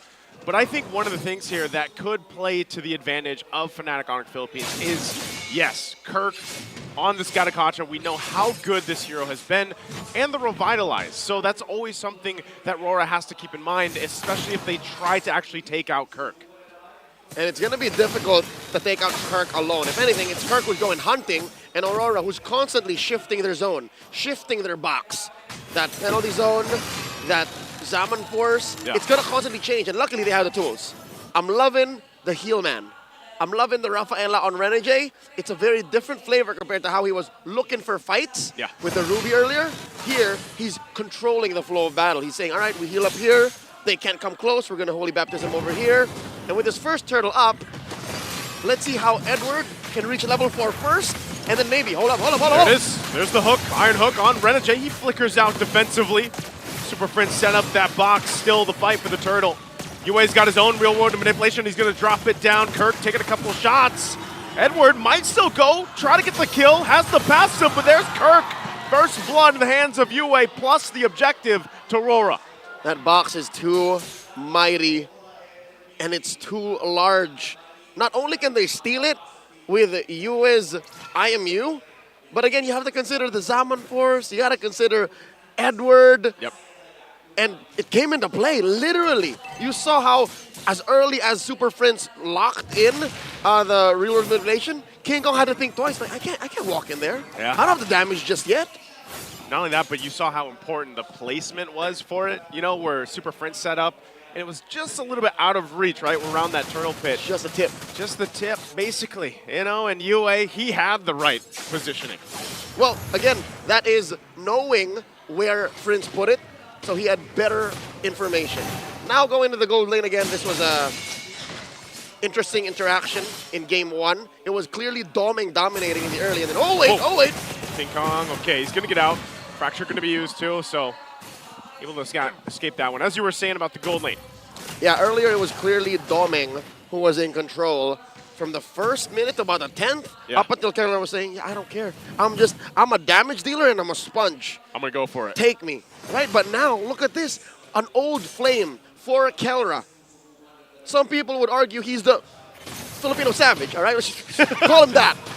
And this plus the Franco gives him so much control over the battlefield. Like, you can't even sit in certain bushes once Kelra gets hot. Oh, no! Oh, okay, they do flicker out, but good attempt, good try to catch there. FNOP gonna survive. But yeah, I think that's part of it. As you mentioned, that combination between the Franco and the Beatrix. Like, remember, there was a time, too, when we saw the Franco a lot, it was what? The focusing mark back then that was brought up a lot of the times when Franco was picked up more. And that's when Bea was big. Yeah. That was, I'd say, 2022. Malaysia, MSC 2022. Right? Yeah. That's when those M4 as well, were maybe? inseparable. A little bit of M4 as well. Check this out. The turtle trade for the orange. King Kong one step ahead. I think Fnatic Onic are just letting this go, but making it hard for Aurora to secure it alone. It's a 4v2 situation. Yeah, there's a lot of bodies down there on the bot, too. Demon Kite will get that second turtle of the game. So they go through some trades. That's the plan for Fnatic Onic Philippines right now. And if anything from the last game, it shows that they're willing to play the patient game if they have to. And I think that's what they gotta do, really. But step on the clutch when it's most important. The hook coming in from the bruiser. Hook with the flicker. Are they able to cap out the kill? Edward will flicker. King Kong, though, gonna jump in, gets the penalty zone, and it's too much as Yue will clean up the kill. And Edward, with the body of Smith, able to survive. Well, I'll be damned. Yue stole the fracture. Yue put it right underneath King Kong, if I'm not mistaken. The beast gets slain. By his own. not by his own hand, but by his own tool. Tool, basically, Dear right? Lord. And this is exactly what I'm saying. Aurora have to play it controlled, disciplined, but know when to switch it up. And boy, oh boy, did they switch it up well there. Was it not Brusco started with the hook? It was, you know, and it was a good attempt because it doesn't get better. It doesn't get much better than that. You got the hook, you flicker to the turret, and you killed the jungler. Yeah, like, you know, so it was a good attempt from Fnatic Onic Philippines, but RORA definitely counterplayed it. Just shows how in sync and how well accustomed and attuned their communications are. Being the newest kid on the block, Aurora, announced as the newest franchise in Season 14, are now in the Grand Finals playing like this, making the Thunder Gods sweat. 6 minutes and a half in, about 1,000 and change up ahead. Is it just me, or is Fnatic Onic playing for Turtle? This time around, they might want to get this one, unless they just keep trading objectives. It's the last one. Last one of the game. They don't want to... I wouldn't assume they want to give 3 for 3 to RORA, but maybe they're also just saying we don't care. Yep. It looks like that's the case here. They're going for the perp. Yeah, it's going to be up. Oh, they get a call, though. They actually might try to make a play. Whoa, whoa, whoa, whoa, whoa. They're going to try to make their way. UA has the real world manipulation. He's going to get hooked by the iron hook. Demon Kite will still get the turtle, though. Brusco in trouble. UA's going to go down. They traded out for Brusco. And FNOP keeping things together in the mid lane. The 1-for-1 trade mid for the roam. And I don't know if they're going to get more. Kirk not going to catch that unbreakable. That's a small side grade. And throughout that whole fight, it started off with Fnatic Onic just catching up. That was King Kong pushing that top lane and then making a beeline for the turtle fight. I mean, I think 3 out of 3. Great start for Aurora, but Fnatic Onic not exactly out of it just yet. It's small little trades, you know? For every big haymaker from Aurora, Fnatic gets like a body shot. And I think that's why you really have to kind of look at, once we get to these Lord takes and everything else, the way that Fnatic Onic will approach those might be differently than what they did for these 3 turtles, because, you know, the itemization as well is important to them. There's a Malefic Aurora now for King Kong. Going to be working to take out some of the tankier members, and so far that's been Edward on this Terizla. They got to be able to cap him out, and they know they have to work against that passive too that keeps them healthy, plus heal man. So that's a lot to deal with if you're And FNOP. that, I think, is the fact of the matter. Something that we don't really mention much, the fact that Renegade is controlling exactly where Aurora can go and how much of them Fnatic Onic gets their hands on. He's at the center of every single rotation. Yep. He's just a stone's throw away from Domeng, a little bit from Yue, and then DK, the smiling demon. He's having a great time. Just, all right, I'm going to rotate, I'm going to clean up. Oh, we might see some 1v1 here. Uh-oh. Now, King Kong doesn't want to fight it off yet. He's still behind. You know, he's a couple levels behind here at this point. Itemization-wise, too, he's probably just down maybe a half item or an item or so. Which I think is accurate, because the last time I checked, the Beast was down about 2K. Ah. That's tough. That is tough. Tough place to be. Whoa, whoa, whoa! Again, the play coming out from Brusco. Gets the hook with the flicker, and he finds Renegade. Perfect target, still going back. There's the jump. Avatar the Guardian won't be able to find anybody, but they're looking still for more. Edward. UA drops down the real-world manipulation to keep Fnatic Onic at bay, but this might be a window. They're going to start up the Lord here. Small victory for Fnatic Onic, picking off the Hitman. Now it's a 5v4. Domeng taking the top flank. I don't know if Fnatic knows. Lord down to a 1/5 of its health. Kirk not going to be able to get the flicker. Oh, Domeng goes in, forcing King Kong off the Lord. They're looking to take it, and Demon Kite will get it off the play. They're still really low. Kirk, though, looking for more as Domeng falls, but Demon Kite picks up Super Prince. Kirk next on the chopping block as it's a double for DK. They get the Lord and they get some kills. Now, momentum for RORA. A kill on the next standard is definitely something to celebrate, but if it comes at the cost of Kirk and Super Prince, I don't know if that's just a fadeaway punch, a sucker punch in a retreat anyways. Here's an instant replay brought to us by Infinix. I think they gave too much to Demon Kai, man. Yeah, that was a great forward positioning and idea from Domeng too. You know, coming up from that angle more on the top side, enough to just force King Kong off the Lord, allowing that small window for DK to come in and actually get it. That was a great play. And so they'll further themselves, like getting these turrets now, give them that advantage to move around the map. Lord's going to be worked on pretty quickly. but FNOP looks to hold on to as much as they can, and it looks like they might actually hold on even to the tier 1 and mid. Fnatic Onic so fundamentally sound. They understand the economics of the trade, these neutral objectives, these kills even, I'd consider they thought about. If we're willing to do this, so that the Lord only marches up to here, I think that's sound math to me. If I give up 2 bodies to protect tier 2 and tier 1 in mid, by all means. Especially if they can keep it together for the next Lord fight eventually when it comes up.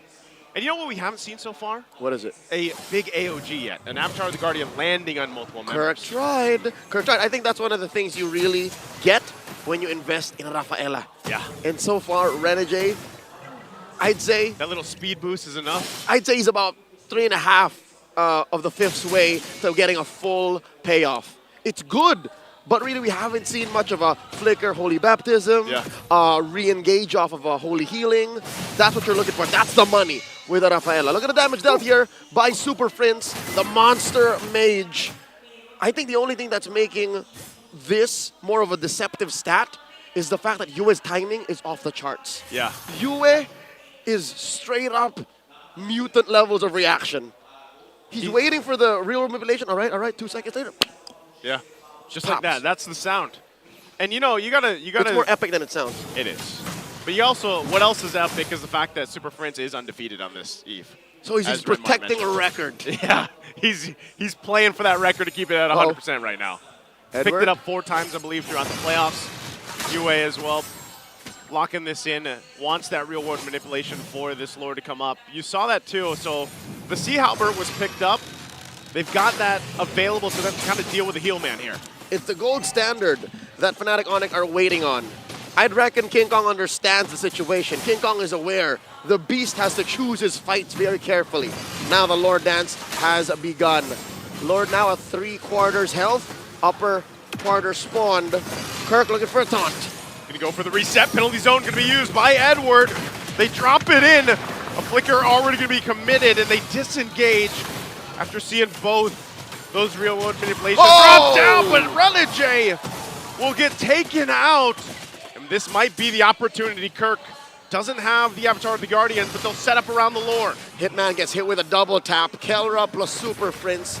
Enough damage to pop the Rafaela. Now it's another 4v5. Remember, the last time this happened, Aurora scored the Lord. I wonder if Fnatic Onic can fix that now. Edward gonna hold up the front. Kirk as well. Edward less than half health. He's gonna jump in with the penalty zone again. Edward goes down, and Demon Kite gets the Lord again, keeping RORA their hope alive for now. They'll disengage from the fight after losing Edward. Universal truth. Suyu with a 7 retribution, already very difficult to contest regardless of who started the Lord Dance. Add on top the world-class talent of a Demon Kite, the Smiling Demon, the very first MPLI champion that the Philippines has ever had back in 2023 in Jakarta, Indonesia. Come on.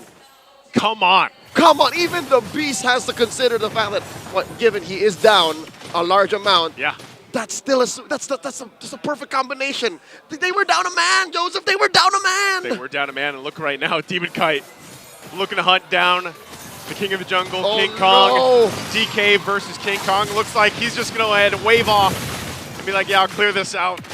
Let them do their thing here. So Lord's already taken care of. What does RORA actually get off this Lord take? Oh, there's the pull again. Iron Hook going to be able to find Domang. And Kirk goes in with a massive Avatar of the Guardian, and they collapse down. Edward on the run, has Renegade's speed to help him out. Demon Kite will get away as well. So even with the Avatar of the Guardian hitting 3 members, they only get 1. I couldn't name a more perfect target. It's not like there was anything Domang could have done. He has a flicker. And I think it was a 3 or 4 seconds cooldown when he got hit by the bite and the hook by Brusco. So that was a random penny that they just played. Oh, look at this. That's mine. That's kind of how it is. It's a lucky pickoff. That's Franco, though. Like, think about all the times we've seen Franco in competitive play. But it's not as simple. It's that one hook. It's the one hook factor. And the Fnatic Onic, because of that kill onto Domang and how well they've taken care of the map, have nullified Aurora's gold lead. They're up now by about 500 gold. See the massive difference between Kelra and Domang. That's what I was telling you earlier. Yep. Despite what's happening between Demon Kite and King Kong, as long as Kelra hasn't died yet, and they keep feeding kills, sacrificing. Yep. Blood for the blood god, for the gold standard. For the gold standard. He's gonna get there. He's already there. I mean, look at the gold difference right now, and this is really what you're talking about is that, what, 2,000-ish? Almost 2,000? And the question is, who's gonna find him? Who's gonna get him? Is it gonna take another Domeng flank?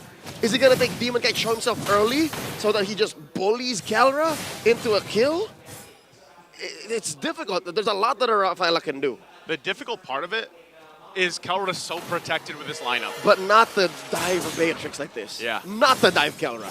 And now look at this, he gets the win in nature. So it's even more difficult because even if you get in range, if you're Aurora, to get to Kelra, he's gonna be able to move. I mean, we've seen a preview of his mechanics so far. And that's to protect him from Demon Kite, one of the easier ways to get at him. But if he's just standing there, him versus Domeng, him versus Yue is another story. Yue and Domeng would have died from a Wesker shot. Yeah. At this point, before anything happened. I think they're gonna play into the Iron Hook here once again. And it looks like Aurora wants to go ahead and just allow Fnatic Onic Philippines to go ahead and play into this the way they want to. The ultimate tempo breaker, the ultimate format of a formation breaker. Look at this, Brusco showing himself. Kelra also visible. But one thing Aurora have good is their bush control. They're controlling the river brush, making sure that the pixel brush is safe. But look at the pressure Fnatic Onic is done. They're going coast to coast. This is what we've seen King Kong do time and time again. He'll play the map at a macro level that some junglers don't do. He's going to get in time here for this Lord. RWM set up by Yue. A quarter of the health on the Lord here. King Kong joining the fight. Kirk won't land the Avatar of the Guardian. And Super Fritz firing back with Domeng will get the Lord before he's taken out. He's down. Edward goes down next. And they're on the hunt. Fnatic Onic Philippines, they have to deal with the Lord again as two fall for Aurora. And now, I think, for the first time in a while, this is a trade that Fnatic Onic are happy to take. Whoa, King Kong bursting down. BK! King Kong does it again. How many times have we seen him do this? He'll take that 1v1. The beast devours the smiling demon. A shutdown kill on DK.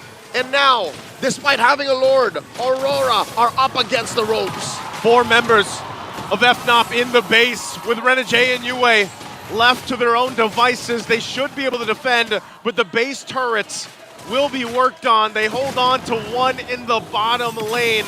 And Kirk gonna jump out defensively here. But man, what a swing for Fnatic Onic. It was a long time coming. I'd say it was a spring, just coiled up, coiled up, coiled up until it just gets released. And the fact that King Kong held out. King Kong was down about what, like 1,000, 2,000 for a while? And it was just the threat of Kelra keeping Aurora honest. And now suddenly, he's up 1,000.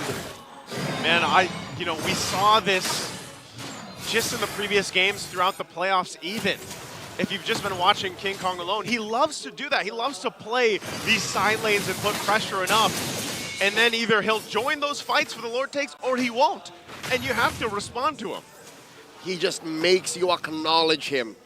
And now Fnatic Onic are forcing Aurora to acknowledge their threat of taking the Lord. In about a minute and change, upper quarter of the map, this long lane has to be worked on again. We talked about how King Kong keeps doing this, how King Kong is so good at working the long lane. Now he has to find a way to get back around there and then force a response from Aurora. Ooh, by the way, right now he's going full on Ube. This is gonna say, yeah. Ube Aurora right now. They're playing around Renegade 100%. Looking at just the formation that they're rolling with too. And that's the thing, they have to kind of keep their head on the swivel. Even if they have this movement speed buff from Renegade here, Kirk was looking for the jump earlier on. I think what makes that jump something that Kirk has to hold on to is the threat of Edward. Mr. Consistent. Yeah. In that last Lord fight, it seemed like he had it. But he got bursted down so quick by Kelra that he didn't even get the pop his ult. Yeah, so if someone come out, what? That's a huge Iron Hook. Edward, as we were speaking of him, will survive. He spent his flicker. He spent his flicker. That's good timing, It's what you gotta do. It's what you gotta do. That Impressive. Lord's up. Impressive how we got away. Unfortunate that he can't use it offensively. Yeah. Good that he stays up, but now this Lord, and FNOP knows this. That's a minor advantage for them as they approach this fight. And we're getting in that territory now where these items, potions, and everything else will be picked up. So they're going to go ahead and stand this off. They know Edward can't force that penalty zone the way he probably wants to in this fight. It's an honest engage from Mr. Consistent, and that's why Aurora. Oh, full on Ube. There's a Purify. Oh, it's a flicker out. It's a dash out. Is it going to break out? I don't know. King Kong limit testing there. Queller shot. Kelra lines it up as well. He's going to find Renegade. Look at the backside, though. You ain't going to be in trouble, and King Kong will pick him off. He's going to go straight for the base. King Kong doesn't care. Gets a kill and goes for the win. He'll do it himself as they take game 2. The beast strikes straight out of Skull Island. King Kong single-handedly taking down the base to put Fnatic Onic Philippines at 2-0. Leo, did I not say that? You did. King Kong has been doing this all the time. You did. Man, he does it again. You got to keep an eye on him. The question is, even if you do have an eye on him, what are you going to do about it? Analysts at the Infinite Game to buy it. What's Aurora going to do about it? And that is a big question, isn't it? Wow. It just feels like King Kong has a different overview of the game that we are not seeing. The difficult thing about the lineup of Aurora against the lineup of Fnatic Onic Philippines, since the Beatrix was already in the power spike, they could not send anyone if that 5-man lineup from the objective to manage the split of King Kong. They just had to hope that Fnatic Onic Philippines would slip and that they can get a pick so that they can get the objective. But Super Prince on point, 6-1 and 5. He's been hitting and finding the marks with the real-world manipulation. I mean, even during the down to the 12-minute mark, highest damage dealt at that point for Fnatic Onic, and just all throughout keeping Fnatic Onic afloat, because there was a time that Aurora was really in control, securing 3 turtles plus the first 2 lords, and this guy was one of the catalysts why Fnatic Onic, specifically why King Kong, was able to extend the game and end the game that way. If you have a lineup that loves to, your enemy rather, if your enemy has a lineup that loves to stick together, you know what? Go ahead, stick together. More targets for Kelra to hit. More targets for, of course, this guy Super Friends to make life hard. Yeah, the lineup of Aurora, going back to this play, right after this happened, I was questioning the positioning here of Aurora. Why is your gold laner there in one of the most hot areas that you are gonna check with your hook if you're a Franco? It's a hot hook. Aurora was able to readjust after that, but then King Kong really was just a menace. Again, harking back to why Selangor Red Giants was able to defeat Falcon's AP Brent. The 4-1 split. This is a strong 5-man composition from Aurora. This is a great 4-man team fighting composition for FNOP that you can send your Nolan to manage the long lane. You know, I just like to commend Brusco because there was a certain time that Kelra was ahead 2K, 3K gold lead over Doming despite Aurora's early dominance. This was because Brusco was making sure that the Iron Hooks was connecting to Doming, giving him 3 deaths, landing 2 deaths first off early to mid game because of those hooks. So it really was a team effort for the whole squad of Fnatic Onic. You know what? If you hit someone with the Iron Hook here, they're gone. Because they don't have Purify. No one has Purify. Everyone has Flicker here. Yeah, that was a difficult thing about the lineup that Aurora was facing. They couldn't pack up Purify for them because they had to get away with the real-world manipulation, the Starfield. I forget I used that as a shortcut. And away from the Avatar of Guardian. And to add to that, Aurora, though, they were handling this Franco lineup really well because it's a little bit easier for them to frontline up until Kelra gets the key item. Remember, I was telling you guys, the moment I saw that Sea Halberd on Kelra, it's over. It's go time. It's going to be much harder for Aurora to team fight as 5 versus 4 until they find that Beatrix. And we're seeing why this hero, right, specifically Beatrix, so deadly in Kelra. Yeah. He has a way around, like, playing and switching around to weapons that they need the most. Yeah. You go for the Bennett if you want to go for these turrets. You go for these really accurate Renner's apathies that make the life of King Kong easier. Yeah, and at one point he was even rocking the Wesker. If ever the team fight positioning looks like Demon Kite wants to get close to him, Edward wants to get close to him, or even Doming would be very aggressive just so that they can pick the Beatrix. But then suddenly they're like, wait, this guy has a shotgun? Where'd that come from? Yeah, and that's the thing. Actually, we even saw a moment wherein the AOG plus the what do you call the bazookas of Beatrix again, the ultimate? Bennett It didn't Rage. connect. Bennett's Rage. But the fact that their lineup has a lot of kit to re-engage despite the presence of Renege's Rafaela, you know, it was Fnatic Onyx game as long as they get the positions right. Even though the CCs, the AoEs don't connect. That's right. Yeah. Even though Aurora was like ahead by like 2K for most part, I was thinking, nah, it doesn't feel like they're ahead, doesn't it? Yeah. It feels like they need like 10K to really get on top of Fnatic Onic here. But before that, maybe our analyst would think the different way. Let's find out. Super Family is not allowing Aurora MLBB to get a point as they take the second game of this series. Once again, welcome back to the Stand. My name is Wolf, and I'm with Coach Wolf here, providing professional analysis as to what happened in that game. I would have to say, Wolf, I think you will agree with me on this. I think Fnatic Onic just understands late game. Yeah, they basically went to their win condition. They took the game to a part where they can win, which is essentially during the latter portions where you know that the Beatrix can just one-shot people together with Eve, which we saw. And then the walking win condition of the Franco where you just have to hook someone or bloody hunt someone, you're gonna win the fights. And obviously, the map split coming out from King Kong with this Nolan, nobody from the side of Aurora can actually catch him across the map because it's just so difficult to do. That's the strength of the Nolan. Yeah, I just want to highlight, like, you know, Aurora MLBB, they took a lot of the neutral objectives, they took a lot of towers.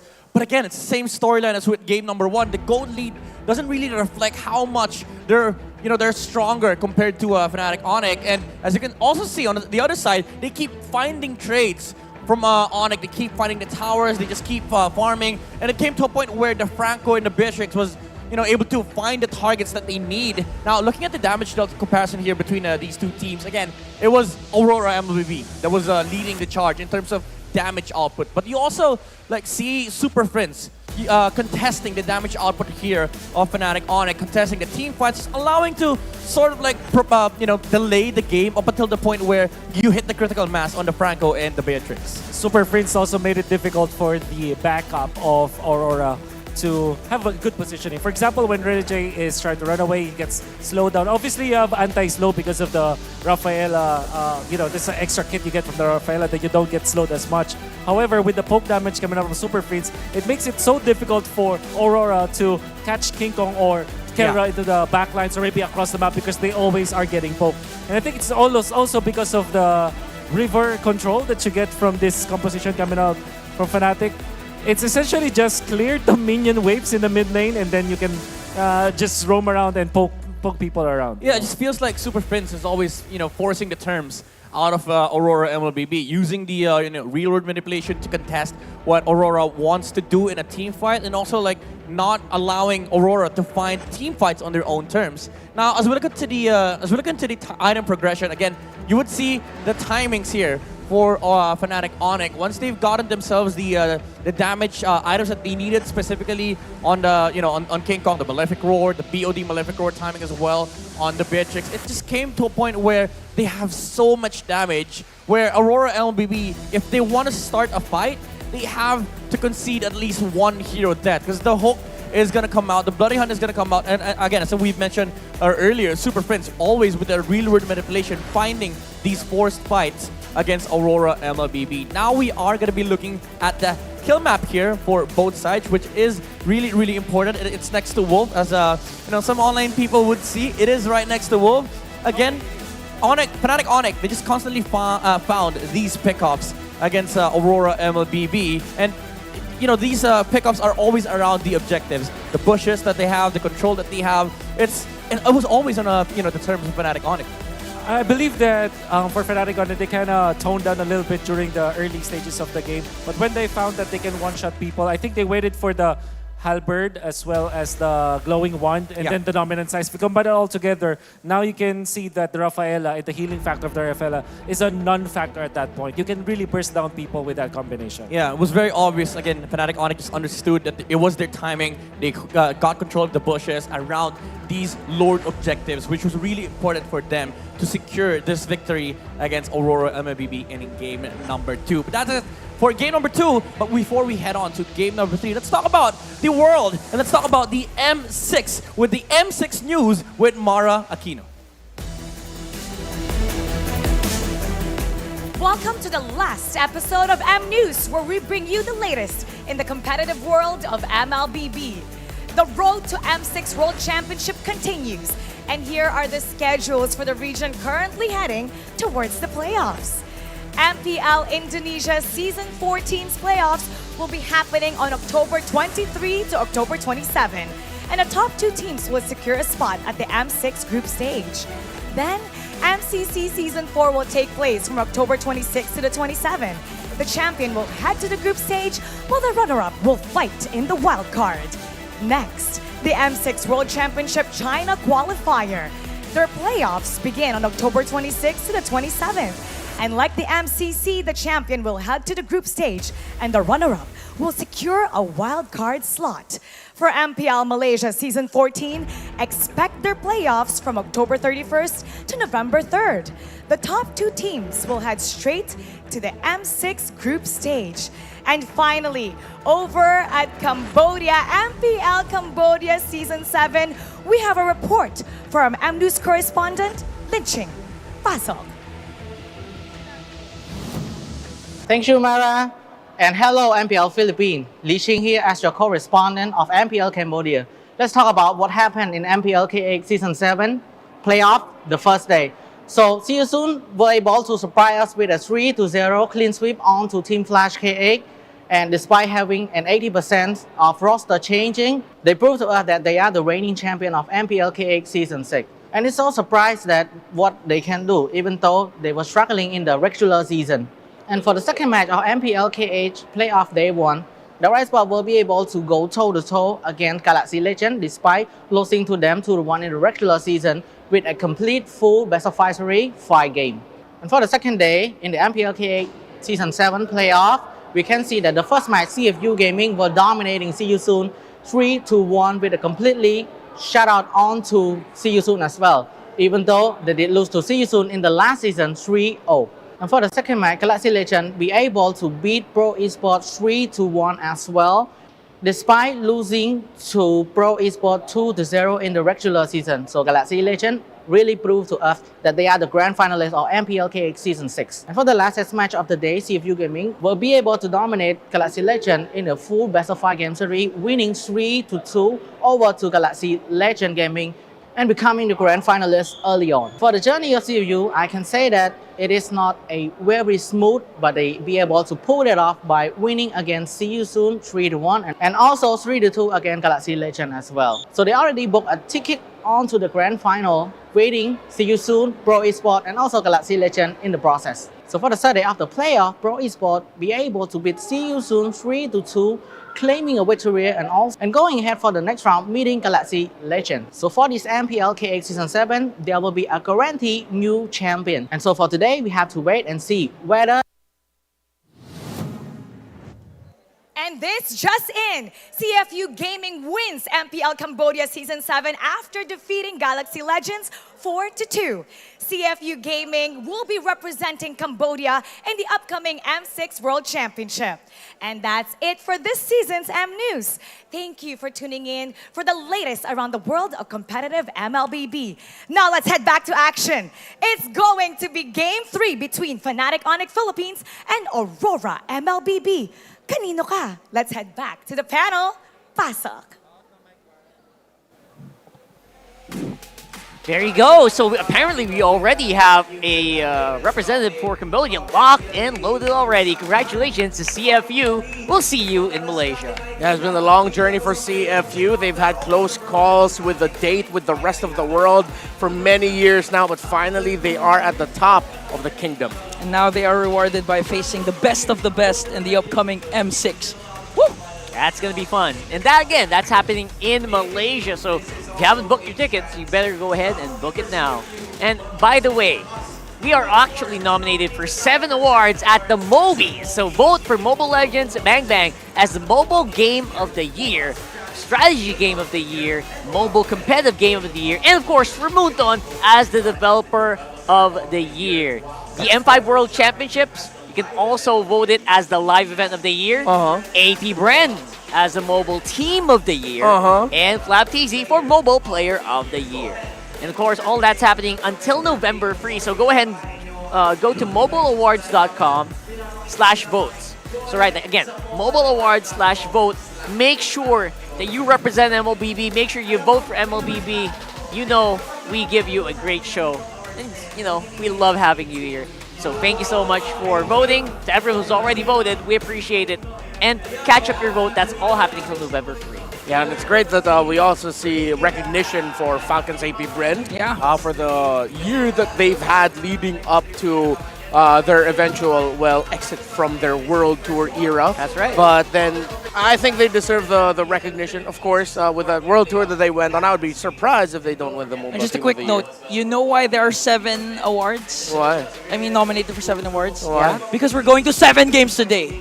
All right. Okay. Thank you so much for that insight, brother. Don't forget, we also have like our mega restreamers happening right now. Chelsea Reyes on Facebook, Ming Mong TV on YouTube, Facebook as well, and a few others on YouTube and TikTok. So thank you so much. We appreciate you guys. Everyone having watch parties, big or small. We got H2O as well, by the way, who's actually, I'm surprised. I was expecting him to maybe drop by today. Yeah. And Cho and Fuego Gaming and Sight on YouTube. Hi, guys. Yeah, we hope you're enjoying the finals right now, who seem to be getting hotter and hotter. And Onic, we're starting to get into it. By the way, don't forget to order your Maya card, by the way. Limited edition right there. Zilong, Layla, and Nana all get for $199. Start paying globally with your globally accepted Maya card now. Can I just say, we're so conditioned as RG boys ourselves.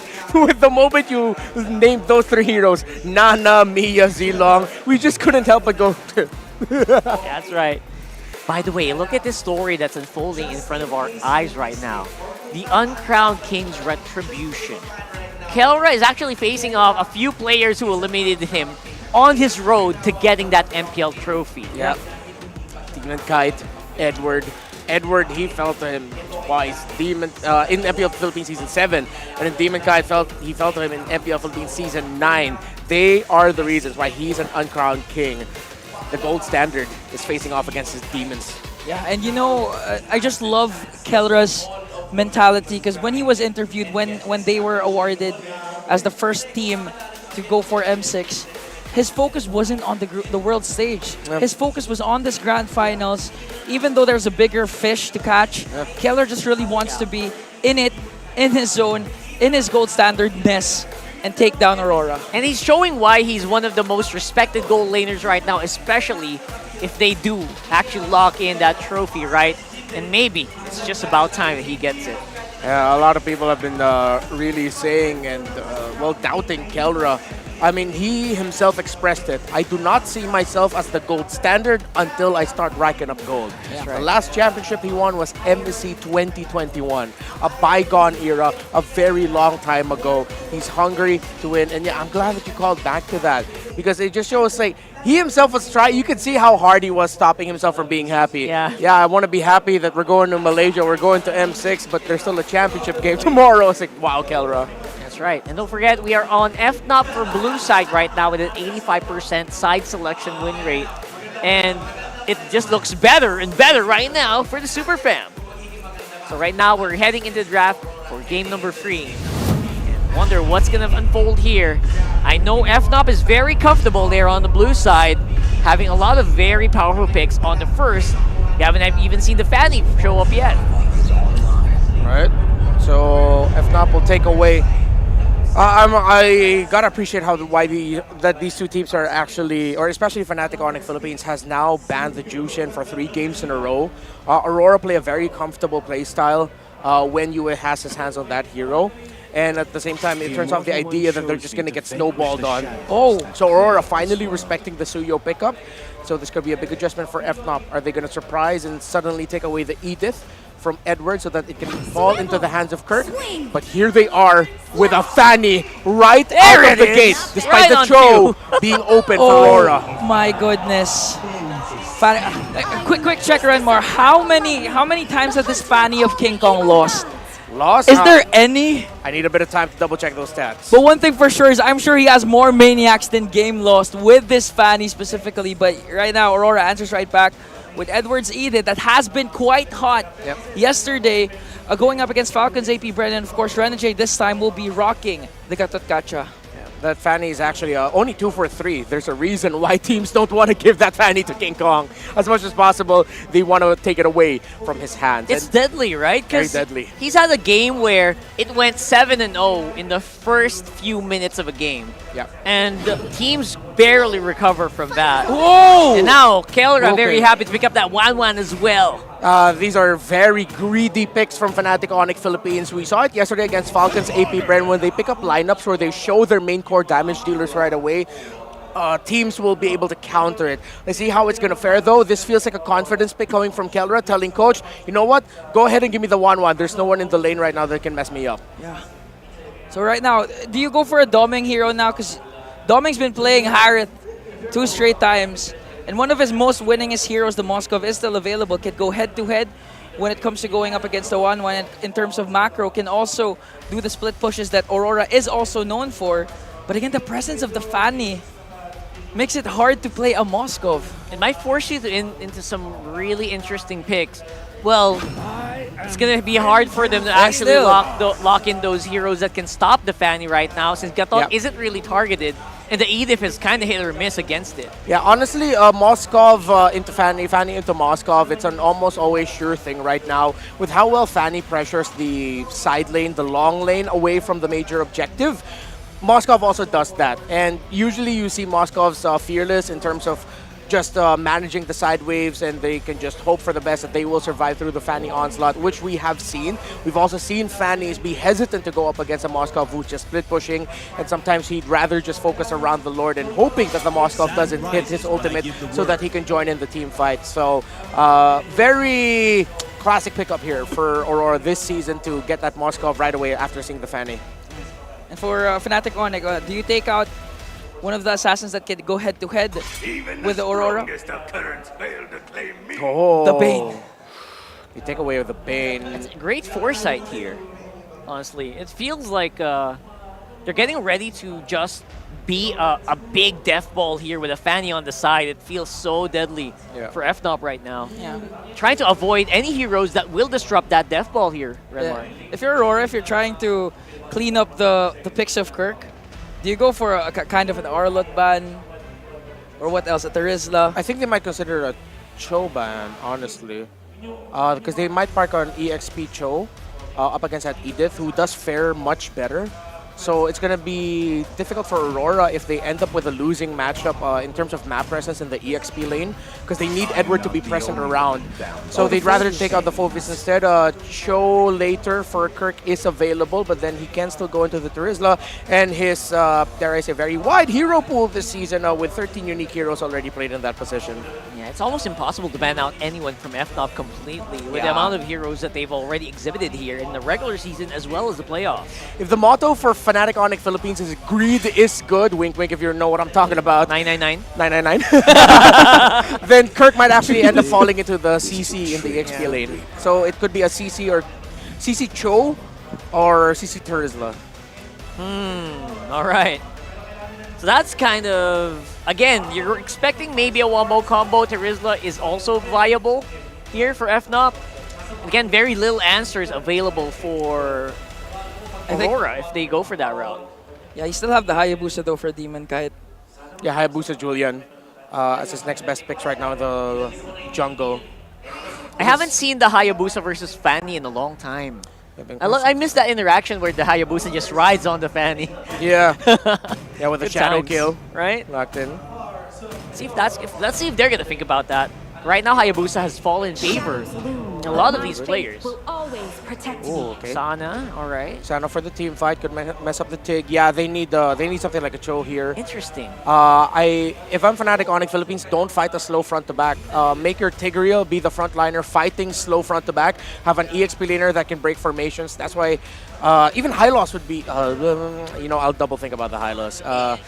Again, I already mentioned the heroes I want to see for Kirk here. Cho, CC, Terizla. And then for the mid lane, they can just go ahead and Vexana into the Valentina. Valentina, right. Into the Edith. I'll +1 on the high loss because I feel like the lineup of Aurora is already super slow anyway. you can slow them down even further. Yeah. Because the Vexana is going to have to walk in. Same with the Moscow with the Edith and the Gatot. Gatot can jump in, but that's the only one they have for backline access. Ooh, they go for Arlott instead. Eve is correct, but yeah, Arlott's the choice here. The Valentina. All right. Still, in terms of activeness in the map, the Arlott has a good chance against the Edith. Yeah. So right now, Demon Kite, what do you go for? Do you go for your Nolan? Do you go for Hayabusa? Or if you want to go for utility, there's still the Alpha. Yeah, they're thinking about like map presence, speed of rotation. I think they default into, if not the Julian, then the Nolan. But the Nolan up against the Tigreal. Oh, that's good luck, right? You can't really take out the Tigreal. The Tigreal feels like it blocked out so many junglers. Yeah, you see for Demon Kite. Yeah, exactly. You see RORA stumped right now. That Bane ban also kind of, it's just a decision. Flashy accompaniment. Ling. For some reason, I didn't think about the Ling here. Okay. All right. I get it. It's a sword fight. It's a sword fight in the jungle. So big sword fight. But knowing that they're up against the Arlott, that could be a lot of pressure into their jungle. There's a chance that Demon Kite might have a hard time hitting level 4 here, but they might need to play defensive early on. Right now for Aurora, there's still a high chance of them dominating the early game again. Edward has been performing well with the Edith, and if they continue their early game pressure, especially towards the XP lane, and take control of the mid lane, which we all know if you have an Edith, it's easy for you to dominate the mid lane, then Aurora can actually score against Fnatic Onic. These are all default heroes for Aurora. Let's see if that's gonna fare, how that's gonna fare against a lineup that's very sharp and steady here for FNOP. Casters, let's go into the battlefield. Here's the hoping. Aurora isn't out of tricks just yet. Game number 3 and still not on the board as Fnatic Onic Philippines push on to match point. Possibly after this. Possibly. They got to get to that point. And you know what? So far, man, you know, even for our viewers that might have missed the previous 2 games, King Kong's got to be controlled, and the fact that they went with this Fanny right away, that's a statement here. More than just King Kong needs to be controlled. They gotta make sure that whatever King Kong is planning for the comeback is accounted for. Make sure that after the 10-minute, 12-minute mark, King Kong remains under control. Because remember, they didn't even trade turtles the previous game. Like they were just all in, moving around the map the way they wanted to. And you know, looking at the emblems here, they're going to want to do the same thing, like this time too. That you see Super Francis running Warcry emblem here. That's a tailored pick. Only few mages would actually want Warcry. Yeah. So here, telegraphing Super Prince, he wants to fight. He wants to deal a lot of damage very fast and get in that early game advantage.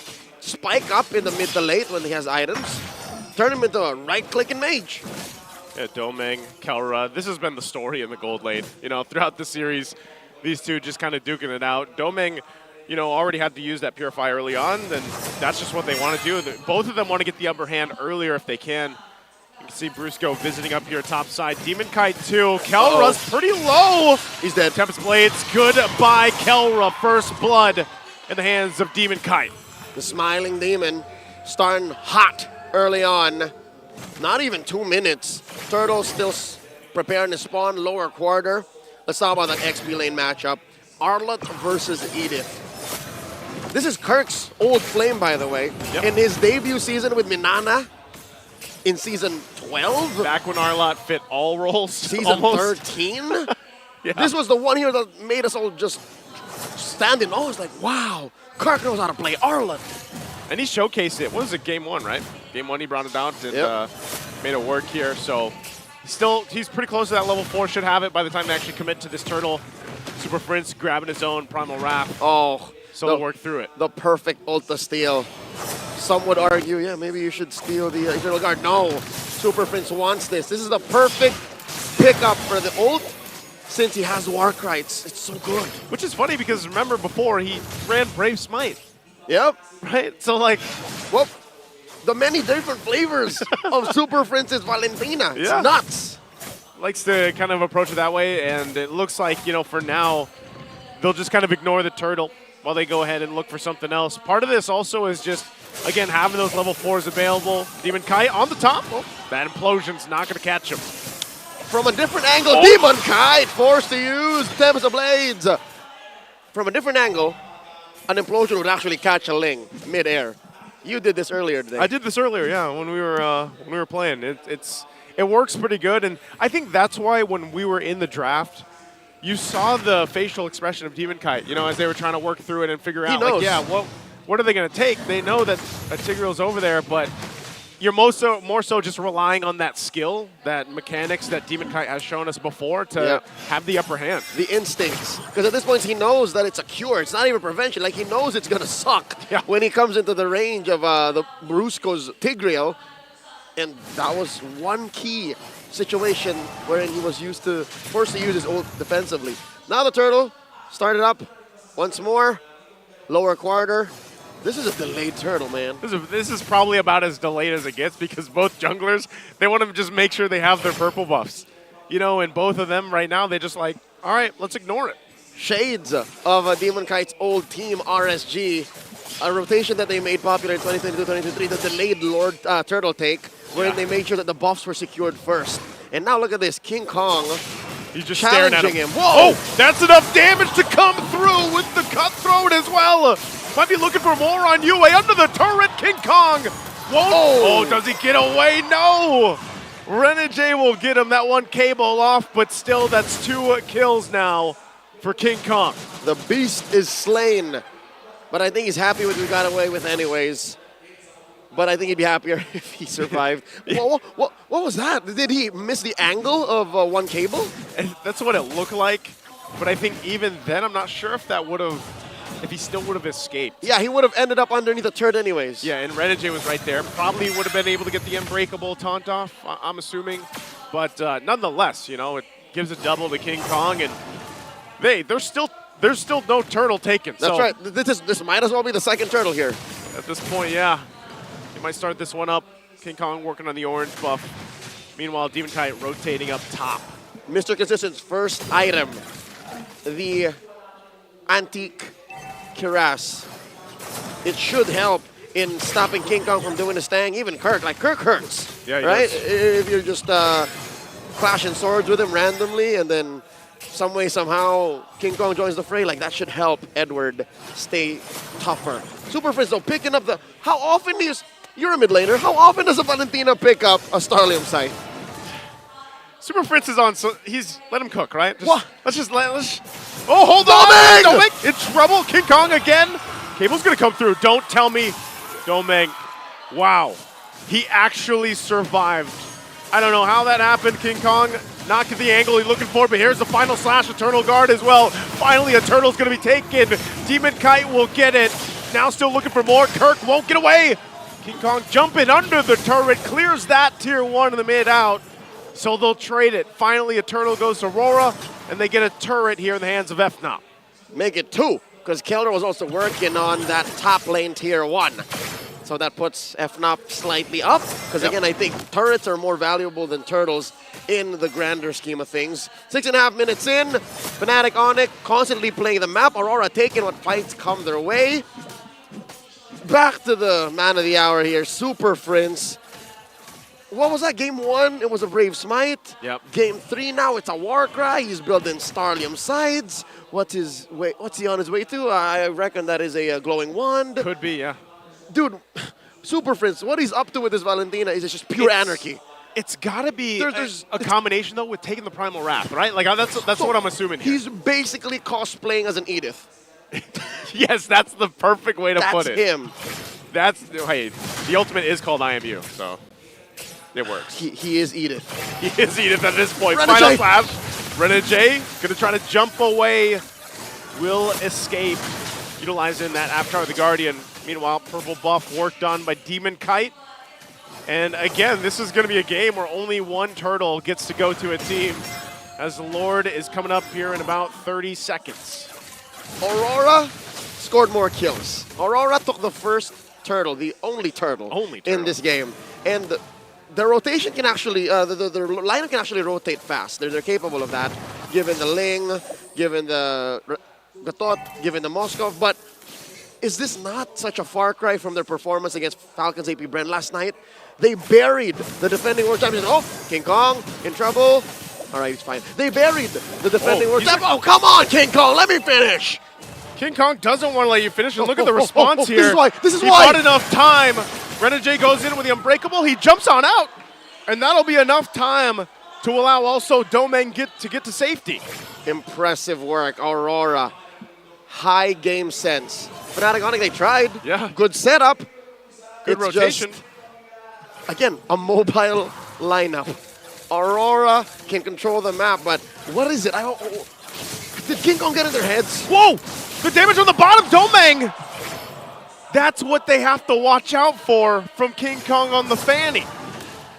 Is it gonna come down to Demon Kite babysitting Domeng? Because there's nobody who can protect him.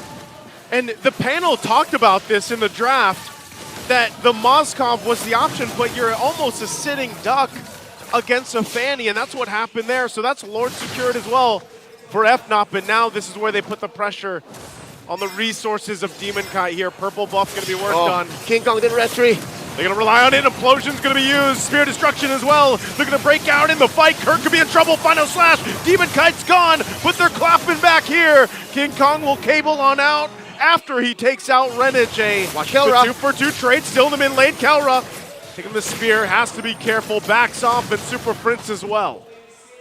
Fnatic Onic looking for more. After that pickoff on Domeng down bottom, looking to capitalize, gets clapped back on by Aurora, who have a respectable kit, mind you. They have great responses, and here in this fight, they got a solid AOG, a solid EG, but the fact is, there was just way too much CC in the paint for Fnatic Onic to let Demon Kite do his thing. Like, this is not an ideal King Kong. King Kong! Oh, he is in Basic trouble. attack. That's a little basic attack, but it's going to fall off there. Able to escape, but as you were saying, he's faster than a projectile. He's faster. He should be, right? I mean, you're cabling. You've seen that show. They're pretty fast. This 3D maneuver here is ridiculous. What I'm trying to say is Demon Kite has to go through so many layers. Has to go through a Tigreal, an Arlet, a Valentina that's turned into an Edith, and then the threat of a jump from Kelra. Like, he has to think of all of those things and allocate the Tempest of Blades in a beneficial way. Now, Kirk in trouble. Renegade goes in with a taunt. Not sure if this is the fight they're going to want. Final Slash not going to land as well. Renegade taking quite a few shots, and he'll disengage with a jump again. Meanwhile, King Kong takes the purple buff, waiting patiently to see who's going to come here. He's going to get spotted out, though, so just takes the buff for now. So far, I'm counting about 50-50. Renegade casting a DAG, a defensive Avatar of the Guardian, like that's mainly what he uses it for, but that might be what he needs. Domeng's in trouble. Domeng's in trouble here. Too much to handle as that full force of FNOP comes on top. Domeng is down. This is not a drill. Domeng died twice, yes, but in my head I can already see 3 or 4 more deaths in the very same way. Unless they figure something out, unless they find a way to give him space on the map. But that is easier said than done, especially if Fnatic ought to just pop all these holy shields, man. Yeah, who do you send to protect Domeng? Again, he even purified out of that. But you're just overloaded by so much that even so, you can't really escape that. So, you know, is Domeng just, is his only option to just sit in the base? That seems to be the story here. You can purify stacks on the 1-1. You can purify from the many setups from Kirk and Brusco. But at the end of the day, King Kong just comes in. Purify what? Yeah. In the air, if Kelra does fly. Oh, Demon Kite. Demon Kite, whoa. Look at the damage coming out. Again, another defensive AOG going to be used. And this is getting a little dire here for RORA, as it looks like the lights are really dimming in this game number 3 for them. Sun's about to set. 12.5 minutes in. And Fnatic Onic have scored the first Lord, yes. But they're taking the time with this one. They want to make sure that it's almost impossible for Aurora to contest, or they have a clear take. And Demon Kite. There we go again. From the flank here. They're going to use it. They're going to jump in. Super Prince as well. Demon Kite going in with Tempest of Blades. Will be able to find Super Prince. Could be looking for more. They get the knock up here through as Kirk going to fall. And they still have Kelra, King Kong, and Brusco to face off against the Lord. Well, I'll be damned. The first time in a while, Aurora actually Where's he going? 3v5. They're going to jump in. Kelra He is gone! And RORA finds a little bit of hope, and the light shines a little bit brighter at this point in the game. There's an ember of flickering, Aurora are back in this game. 4 for none, plus a Lord. Did Fnatic Onic not respect the output of Aurora? Did they hedge on the fact that Demon Kite was not gonna catch King Kong? Oh, I guess not, and with that too, they've been waiting to do this. Take the purple buff from King Kong, so they have a massive swing now in their favor here, Leo, for this Lord push in. Usually, it's at this precipice, this crossroads, that Fnatic Onic just somehow snap into killer mode, into end game. But now it's Aurora who's in that position. 1,000 gold ahead, the map turning red, and for the first time in a while, King Kong has to play defensive again. Aurora looking to clear up these lanes, and they're hunting. I think they're looking for King Kong. They're trying to find him right here. King Kong, is he going to be able to escape? He gets stopped for now, and they won't be able to catch him any further. But right now, RORA playing to get these turrets down, to get some space to work with, because remember, Domeng has had a hell of a time trying to push these side lanes in because of King Kong. And now, I think Domeng has gone through the tough part. I think Domeng is in a better place right now. There's an SOD thrown in, threatening the skill. A little too dangerous. Rora's gonna choke out these resources. Together. Part of that too, why Domeng feels a little bit more comfortable as well, is he did get that wind of nature. So even if King Kong shows up, at least he has an option to play into it. That's right. Safe from King Kong, safe from Kelra. He only really has to worry about a rogue final slash from Kirk, or like Super Prince coming in from a weird angle. Those are the only real threats, the only natural predators to Domeng's Moskov right now. The purple in jeopardy. Aurora choking out King Kong. There's a final slash. Failed. Slash, AOG going to be used. Not going to be able to find the connection. Internal guard drop down to Kirk. In trouble as Domeng will get that one. And again, RORA will find another pickoff, and they force it down right now through the mid lane. SOD! SOD going to be dropped down. They just want this mid turret. It's one hit away. It finally drops down, and that looks like what RORA's going to get. Tranquilo. Tranquilo. Say the Auroras. Slowly but surely, there's a Lord spawning in 30 seconds. They'd rather play for that than force anything that may be a regrettable call. Checking out these items right now. Domeng up by about 1,000 gold, so he's a fully built Moskov, on his way to being a barefoot Moskov. Oh no. Oh no, King Kong. Do they know? They don't hear this, no? Yeah, they don't hear, they don't see the thunder. They're all right. Oh, but now they do. Now they see that he's there. They'll make their way to the Lord here, because that's the prize for RORA. They have to secure this one. And you know FNOP is going to want to fight, make them work for it. Win a crown picked up by Renegade. It was a 12-minute drought. It was a very difficult early to mid for Aurora. And now that they're in control, they got to do this right. Brusco coming in. King Kong from the east, going for the flank. So is Kelra. They spot him. Kelra zoned out. King Kong taking a ton of hits. Spear Destruction won't land. Demon Kite jumping back towards the Lord. They just want to be able to secure the objective. And DK will get it. And they'll get Kirk as well. And now FNOP once again backs against the wall on the defense.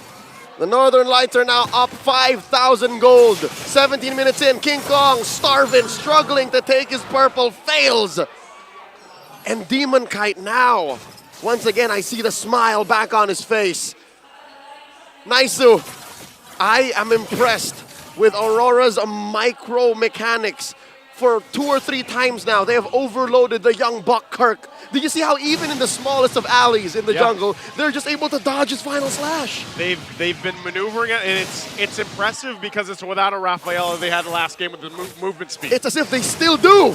And there's the SOD and the Lord marching in mid. In comes Demon Kite. Gonna jump in. Kirk already using the final slash. Tempest Blaze as well. 2 Lords on the field. Still gonna be working through it. Implosion not gonna be enough as well. Even with the crossbow of Tang, it's not enough as RORA finally gets on the board for the series. Now 2-1.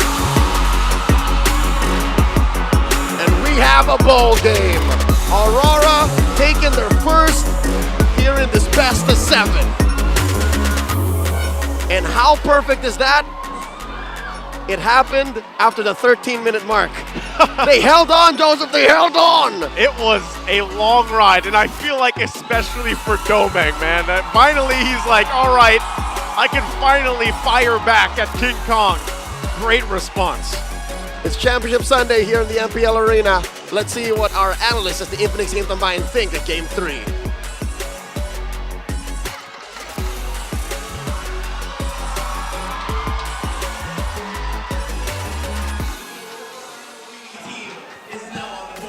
You know what? I got me some doubts earlier on, but I didn't know we'd get Championship Sunday like this.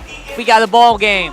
Yep, ball game indeed, and coming off of the back of Aurora being able to punish a Fnatic Onic Philippines overheat. Strong punish, and Renegade coming in the clutch with clutch taunts. That two-man taunt that he got, that was the turnaround. Yeah, during that Lord. Prior to that, they were able to take down King Kong and Kalra, I believe, because King Kong wasn't there during that fight. But clutch to the hitman. It's hard to pull off a taunt CC onto highly mobile heroes for the side of Fnatic Onic. But if anyone can do it, it's going to be this man, Renegade. It was funny because I could have sworn they got the early game there, especially with Super Friends going full-on EDIF mode, locked in the Starlium Scythe.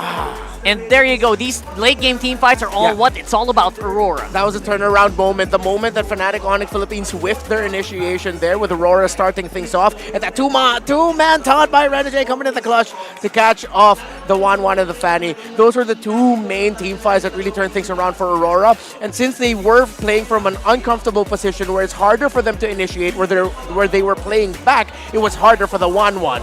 Yeah. And if not just to commend your energy, there was a stellar performance also for Edward.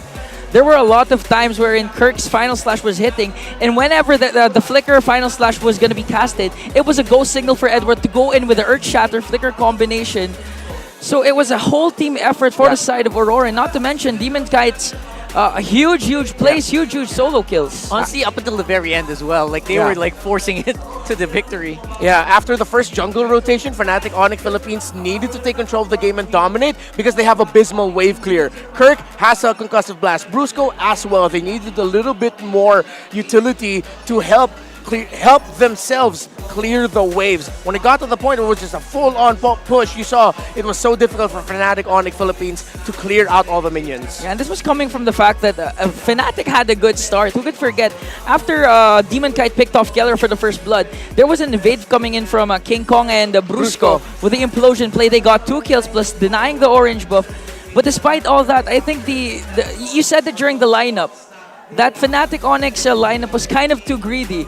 So when it comes to the macro gameplay, I think they were focused more on kills instead of the objectives that Aurora was clearly dominating during the whole game. And to be fair, Fnatic Onic Philippines has won with those kills previously. Like, just to overload them with all the damage. Sometimes, the opponent gets a little dizzy, stunned up. That didn't happen that much here. Yeah, little by little, I feel like with Fnatic Onic Philippines making bolder draft decisions, Aurora is getting to read them just a little bit more. Even though you saw the hesitation on their end to pick that Ling, after they survived the onslaught of Fnatic Onic Philippines having a 5k gold lead, once they were starting to punish, it proved yet again the statement of many professional players in the Philippines that this meta, it's the meta where you cannot make mistakes. You commit an error and it's so punishing. Fnatic Onic Philippines committed 2 big errors and Aurora punished them. And not just errors, there were also missed chances for King Kong to actually have solo kills. Yeah. I think there were 2 instances, even with Domeng. So I know a lot of people have a lot to say for this game. Well, 2 people who have a lot to say. My bros there on the solo analyst, dual analyst. Throw it over. Timing has never been more crucial for Aurora MLBB as they take game number 3. Magandang buhay, welcome to the analyst stand. My name is Antinara. I am joined here by my idol, Wolf, as we try to explain what happened in game number 3 between both of these teams. And as we see, it was Fnatic Onic Philippines that took control of the earlier stages of the match. What was the turning point for you, Wolf? So that was the second Lord timing where we saw that the Fanny, which was King Kong, tried to poke the Moskov in the bottom lane. So for Fanny, for all of those who are that familiar about the Fanny, when you are that deep, it's difficult for you to get into the Lord area. So when King Kong did that play against the Moscow, probably he could have taken down the Moscow, but then again, it's Dominic, so he survived. And the thing is, the punish was very instantaneous coming out from Aurora. They bursted down the Lord. They took 2 heroes with the combination of Edward and Renege's crowd control, and then they took the Lord, eventually took the map afterwards. Yeah, and when we see there, it was the combination of, I think it was Renege's taunt and Edward's Earth Shatter that made it possible for them to be able to look at the Lord. Which is why when we look at the crowd control time, there was a point in time wherein it was Edward that had the most highest crowd control here by the 16th minute mark. Yeah, if you're going to be looking at that, that's even the Moscow had a lot of crowd control. Yeah. There was a time where he was landing the stuns, which is, by the way, very difficult. There was a time where we utilized the Moscow against the Fanny. Like if you recall, like around Season 9, Season 10, that is the pocket pick. Now, it is standard. However, if you're a Fanny user, because you're so used to facing the Moscow, you know how to outplay it. So Doming finding his rhythm when it comes to stunts in the latter portions of the game erased all of the early game problems that they've had. Yeah, and we were talking about how timing has been crucial for Aurora MLBB, and you've been talking about timing all across the games that we've had, Wolf. So this Wind of Nature pickup 13 minutes into the match, and then later on, the immortality from Doming ensure that he will survive. Yeah. Which was also the timing that the Fanny went to the bottom lane around the 14th minute. Maybe, I mean, we didn't really actually see what happened there, like the micro that happened between King Kong as well as Doming. But the fact that he has Wind of Nature at 30 minutes 44 seconds kind of meant that King Kong may have over-calculated the strength of the Fanny. We know for sure that he's a masterful Fanny player, but Doming surviving in that bottom lane meant the world for Aurora. Yeah, and that was the crucial moment for Aurora MLBB that later on enabled them to secure this win against Fnatic Onic Philippines. There will be no sweeps for today. That was interesting to me. But then again, this has been Antianara and Wolf for game number 3. But for now, let's head on over back to our panel. No sweeps indeed. Thank goodness. Thank goodness. Big ol' reliable here. That Wind of Nature did save Doming. Yeah. A lot there. And again, King Kong, rare time that he overcalculated the Fanny there. Yeah. That decision to go for the Wind of Nature instead of the Malefic Roar first was so crucial for that game. That's right. And you know what? We haven't really mentioned that much. Look at these Minana boys. Look at where the Minana boys, the NXP boys are right now. It can't really help but look back sometimes and see how far they've come. Yeah, the former members of Next Play EVOS, Minana EVOS, headlining in the grand final. Miles, Kirk, Brusco, Coach Hayes, Doming, and of course Renege had a long time stint with Next Play / EVOS. So you know these guys are cut from the same cloth and now gonna represent the Philippines for M6. Well deserved, and their journey, of course, is call this truth that perseverance and commitment to your passion can bring you anywhere. That's right. Idol Banu was to be very, very proud. Yeah, for sure. I just gotta say, like, they're cut from the same underdog cloth, but wait, I think we have a friend joining us? Whoa, we got just in. We got a friend here, international, and we're gonna talk to this guy. You know who it is. You all love this guy. He happens to be there every M series. Gideon! Yo, Gideon, what's up? And also to the English panel, that's Rockhart, that's Renmar, and that's Ingen over there, who's not bald, by the way. Too bad. Okay, we're gonna be moving forward now. Gideon, man, it's so nice to see you. I just want to know, all right? I know the playoffs are still about to happen in your region. Who is your pick to represent Malaysia in the M6 World Championship? Oh, I think this one's going to be pretty easy. I think, you know, SRG is going to be an easy favorite to lean into this time for M6. We're pretty confident with our representative. In terms of our second seed, I honestly have no clue. I wish I could give you a clearer answer, but our regular season has told us otherwise. You know what? SRG is deservedly, right, your top pick. But what makes SRG like so good right now? I mean, we saw them in MSC, but right now, how are they? As of right now, it feels like they're holding back, which is well, I don't know whether some people are gonna feel like it's they are overachieving, or whether they really are worried about other teams outside in the world. Personally, for me, I think they haven't reached their full stride just yet, and I think no team has really pushed them into that corner as well. So for the first time, Gideon, in 6 years, the World Championship will implement a Swiss format for the group stage. How do you think this will affect the competitiveness of the competition? I think that realistically, this just means that a lot of organizations are going to have to invest more in their, especially their coaching staff at this point. I think it's a good and bad thing, right? Because you don't really know who your next opponent is going to be, so you're very dependent on your pre-preparation for these games. You're also really dependent on your coach and analysts to do their job, so as much as you're going to need them, they're also going to take the blame for a lot of it in this Swiss format. Oh yeah, that's so true. Gideon, I just want to say it's an honor to talk to someone who should be nominated for a Best Actor award after what you showed in the group format reveal for the M6 World Championship. But gotta ask you, based on the MPLPH Grand Final so far, and I know you've been keeping tabs all throughout the season, Fnatic Onic PH, Aurora MLBB, how do you like Selangor Red Giants' chances against those two teams? Oh, I don't know. I feel like we've got slightly better odds against Aurora. I think that FNOP right now looks kind of disgusting. I do think that generally people are going to be keeping a very close eye towards them. I think we have a chance. I just don't know what the percentile is. I just know that at the very least we'll do slightly better against Aurora. It's very small margins. I see it. That is valid.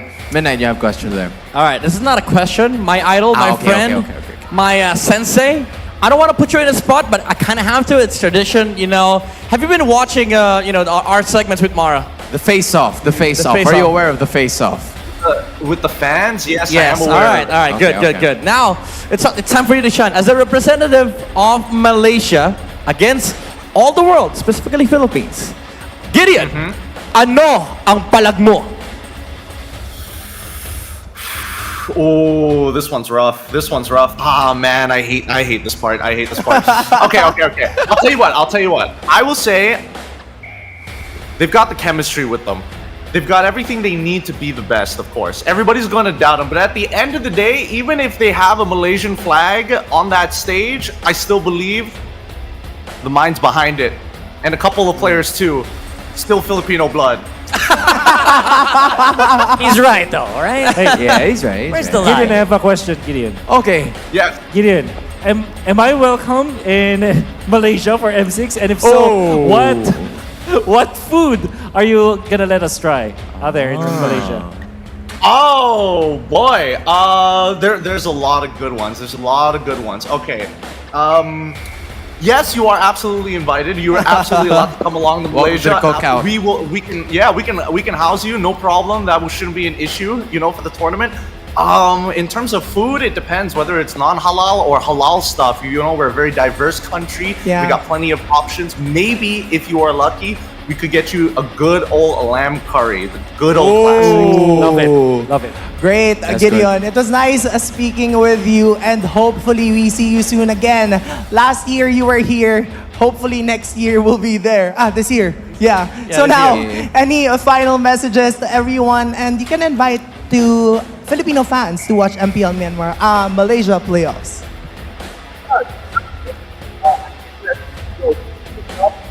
Has been working really hard this year for M6. Good job to all the teams. Good luck to both FNOP as well as Aurora. You guys are putting one hell of a show here today for everybody as well as the audience. To the Filipino fans, go easy on us. Keep it chill. Our chat is, still young. We would love your viewership, especially if you want to watch a Malaysian MLBB. Maybe get a little bit of a taste of something else, something different. We're entertaining for a good reason. And honestly, thank you so much for having me on board. My name is Gideon Q, and shout out to both the Filipino desk and as well as the English desk. Yo, Gideon, it is so nice to have you here, man. I'm sure the English panel shared the same sentiments. We kind of missed the fact that the times where you were wearing like 10 jerseys and you were taking them off one by one. Unfortunately, we don't get to see that right now. But Yeah, Nobody hopefully next donated. time, man. Hopefully next time. We'll see you again. Also, you guys in the English panel, all right? Bye. See ya, bye-bye. I miss Gideon. I I want to miss see him this. too. I want to hang out with that guy again. Yeah, for a second I thought he was gonna do something absolutely crazy for his balag, like start taking off like all multiple jerseys. Maybe have the a- pants this time. Yeah, have a cutout, a cram, or innocent. I don't know. Or the problem with the pants? Did Right? you just say the pants? Yeah, he did the jerseys already. Do the pants next. Oh yeah, I mean a lot of teams have their own personal joggers, so Right? sure. The Yeah. joggers. There you go. So, again, so fun to have Gideon Q. Always there in the M series. And again, just so much action, so much to watch out for. Silang are a giant similar to Onic right now, Yeah. guys, right? Yeah. And For Gideon, Yeah. even if they're representing Malaysia, the minds of some players are still Filipino blooded. he admitted it. They're not shy about that. They're very open with that, right? So again, all of that just makes it so much more exciting for M6, especially since they will be hosting the whole tournament. Yeah. So right now, throwing it over to the MPL Arena, of course they are looking for the smart gameplay pose, and the guy who won, one of the guys who won the previous game, game number 3, that's Randy J. Copy that, guys. Hey! This guy also has the right jersey for it. But again, maybe just a little bit more. The camera's looking for a little bit more. Needs more there. fire. Needs This more guy's got like fire. this guy. Look at this guy. If the kid doesn't win, I'm gonna be mad. Oh yeah. Oh, but no, of course, this is Renegades' dad. Has to be right. Come Yeah. on. You're The creator. Yeah, he doesn't need creator. to. There we go. There we The go. creator. Give it to Renegade's dad, y'all. There, look at that. Yeah! Of course. Mr. Barcase, good job. Let's win it, right? Come on, smart gameplay post. There you go. All right. Who better, right?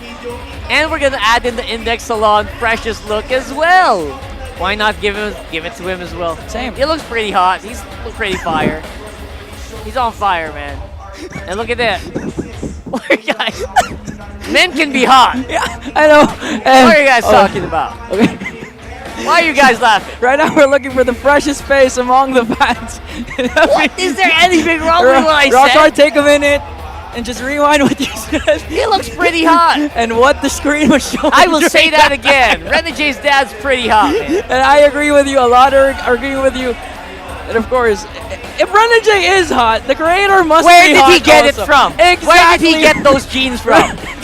The hole that you guys are just digging is getting deeper and deeper. I'm crying. Where did he get the genes? There is nothing wrong with my statement. All right? And Index agrees as well. Oh, dude. Bro. The last time I cried like this on broadcast was in M2. Bro, nothing can change my mind. You guys can snigger all you want. Yeah, man. Right now, the man we is are going to... good-looking Yeah? dude. He's a good-looking dude. Stop laughing. I got you. I got you. The look Renmar gave me when you said You guys are so bad, you know? Anyway, we are getting to it. We're getting into the match. RORA side selection priority, by the way, is 57.69%. Very nice. And, of course, for Aurora, they got 64%. A big bump up from 50-something before the playoffs started. Yeah. It has balanced it out a little bit, of course, with the performance of Aurora so far this playoffs. So it's not, I believe, since we are already in the grand finals and we're at the point we're already in the 4th game. Yeah. Plans are out the window. I agree with what Coach Panda said. Coach Panda said After game 3, your plans gone. Zilch. It's all about adjustment. It's all about, at this point, what's that word? What's that thing that we use? Improvisation. Improvisationism. Gotta improvise now. You gotta get more theatrical here. Yeah, and look at that improvisation by Aurora banning out the Edith, a similar thing that they did in game number 2. And this is actually the same banning pattern that we see from Aurora from game number 2 with the Loyi, Vanny, Edith ban.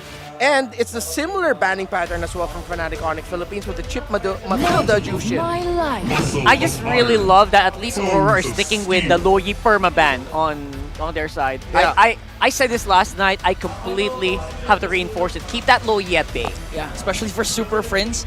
And so far, Super Friends has been using 2 heroes. I believe it's Valentina and the Evil. What did Super Friends use for game number 3, it was...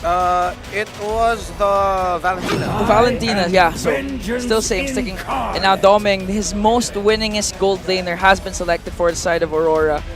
Again, if you didn't catch game number 3, one of the crucial things that Aurora did for that game win was the Wind of Nature play that Doming did in order to stop King Kong from wreaking havoc from that game. I like this high loss pickup by Aurora, knowing that they're going to be playing into the Salmon Force of the Harith instead of having to face off against a combo of a high loss Gatot and then a Harith. They went ahead and take one of those pieces away.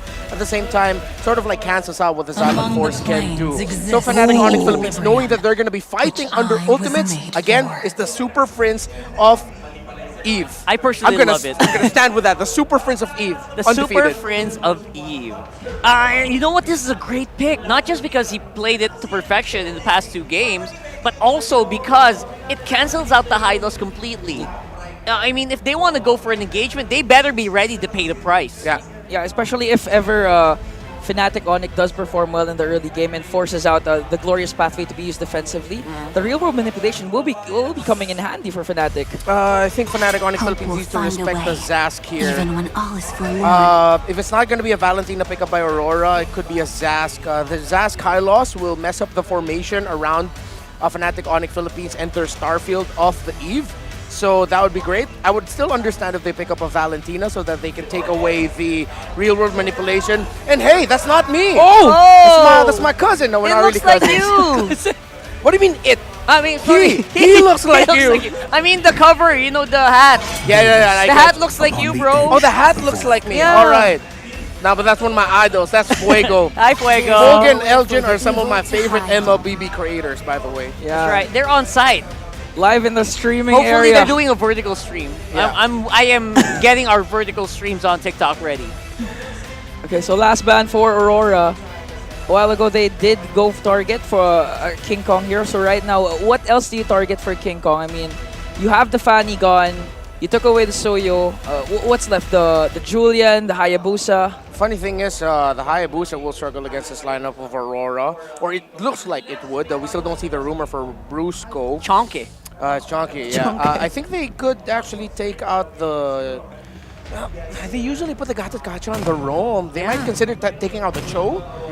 Or the Tig from Brusco. Tigreal. Still respectable in this scenario. Yeah! You called it. And this lineup is really chunky for a reason. Not just because of the high loss, but also because Suyo, you forget, in immortal form, gets 20% damage reduction. Yeah. So the Hayabusa is basically tickling him. Zask, Valentina, perfect right now. Alpha's great. Yeah. For the EXP lane, I think this is actually an EXP lane. Oh no, we don't see the EXP lane matchup just yet. That's a problem. Yeah. They can still default and go to Rizla for the chonks. For the chunks? Yeah, for the chonks, bro. You gotta go chonky, bro. Yeah, I mean, you're already up against an alpha. Phoveus is still open though for Aurora. Oh yeah, you're right. That is great, and actually. That turns off the Cho pickup for Brusco, or that would actually make the Cho pickup much more difficult. Maybe Arlot. Oh, there. Arlot's all right. And still a valid. Okay. It's the purple lineup. Hylos just didn't get the memo. Yeah. He didn't get dyed up. Look at that. Very powerful lineup here for Aurora. Lots of comfort. I'm not the only one bound by these chains. There's the Phoveus. That was a purple guy we were looking for. It didn't appear here. But then again, Fnatic Onic says, you know what, this guy's good. We're gonna use him. What an adjustment by FNOP, man, to pick up the Phoveus that was eventually left open. Again, folks, Arlot in 5 games this season is winless against Phoveus. Straight? Yep. Really? Arlot has never won against Phoveus this season. This season, including... Oh, okay. I mean, it's just mechanics. They just counter... It just counters, right? It's a counter. Straight up. So I wonder what they're going to do about it, especially for FNOP, who are really mechanically gifted as well. My goodness. All right, this is going to be a banger here. Throw it over to our casters, Leo and Naisu, to give us the action on the field. Many gratitude, gentlemen. Nice one, Leo, at your service. Call in the bout, game number 4. Something dawned on me. Welcome to Mobile Legends. For a majority of Fnatic Onic, this is their first best of 7 in their career. Consider that. And that loss in Game 3, which looked like a win in, you know, a portion of it, suddenly they have to deal with that reset.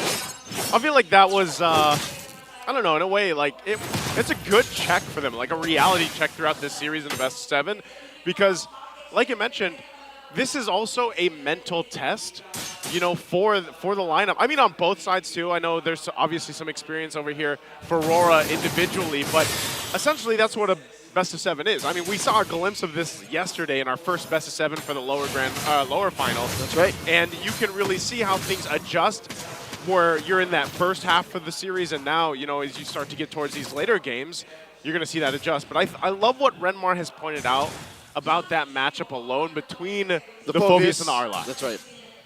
We'll see it now. For a couple of times this playoffs, it was alluded to, but eventually it would have switched out.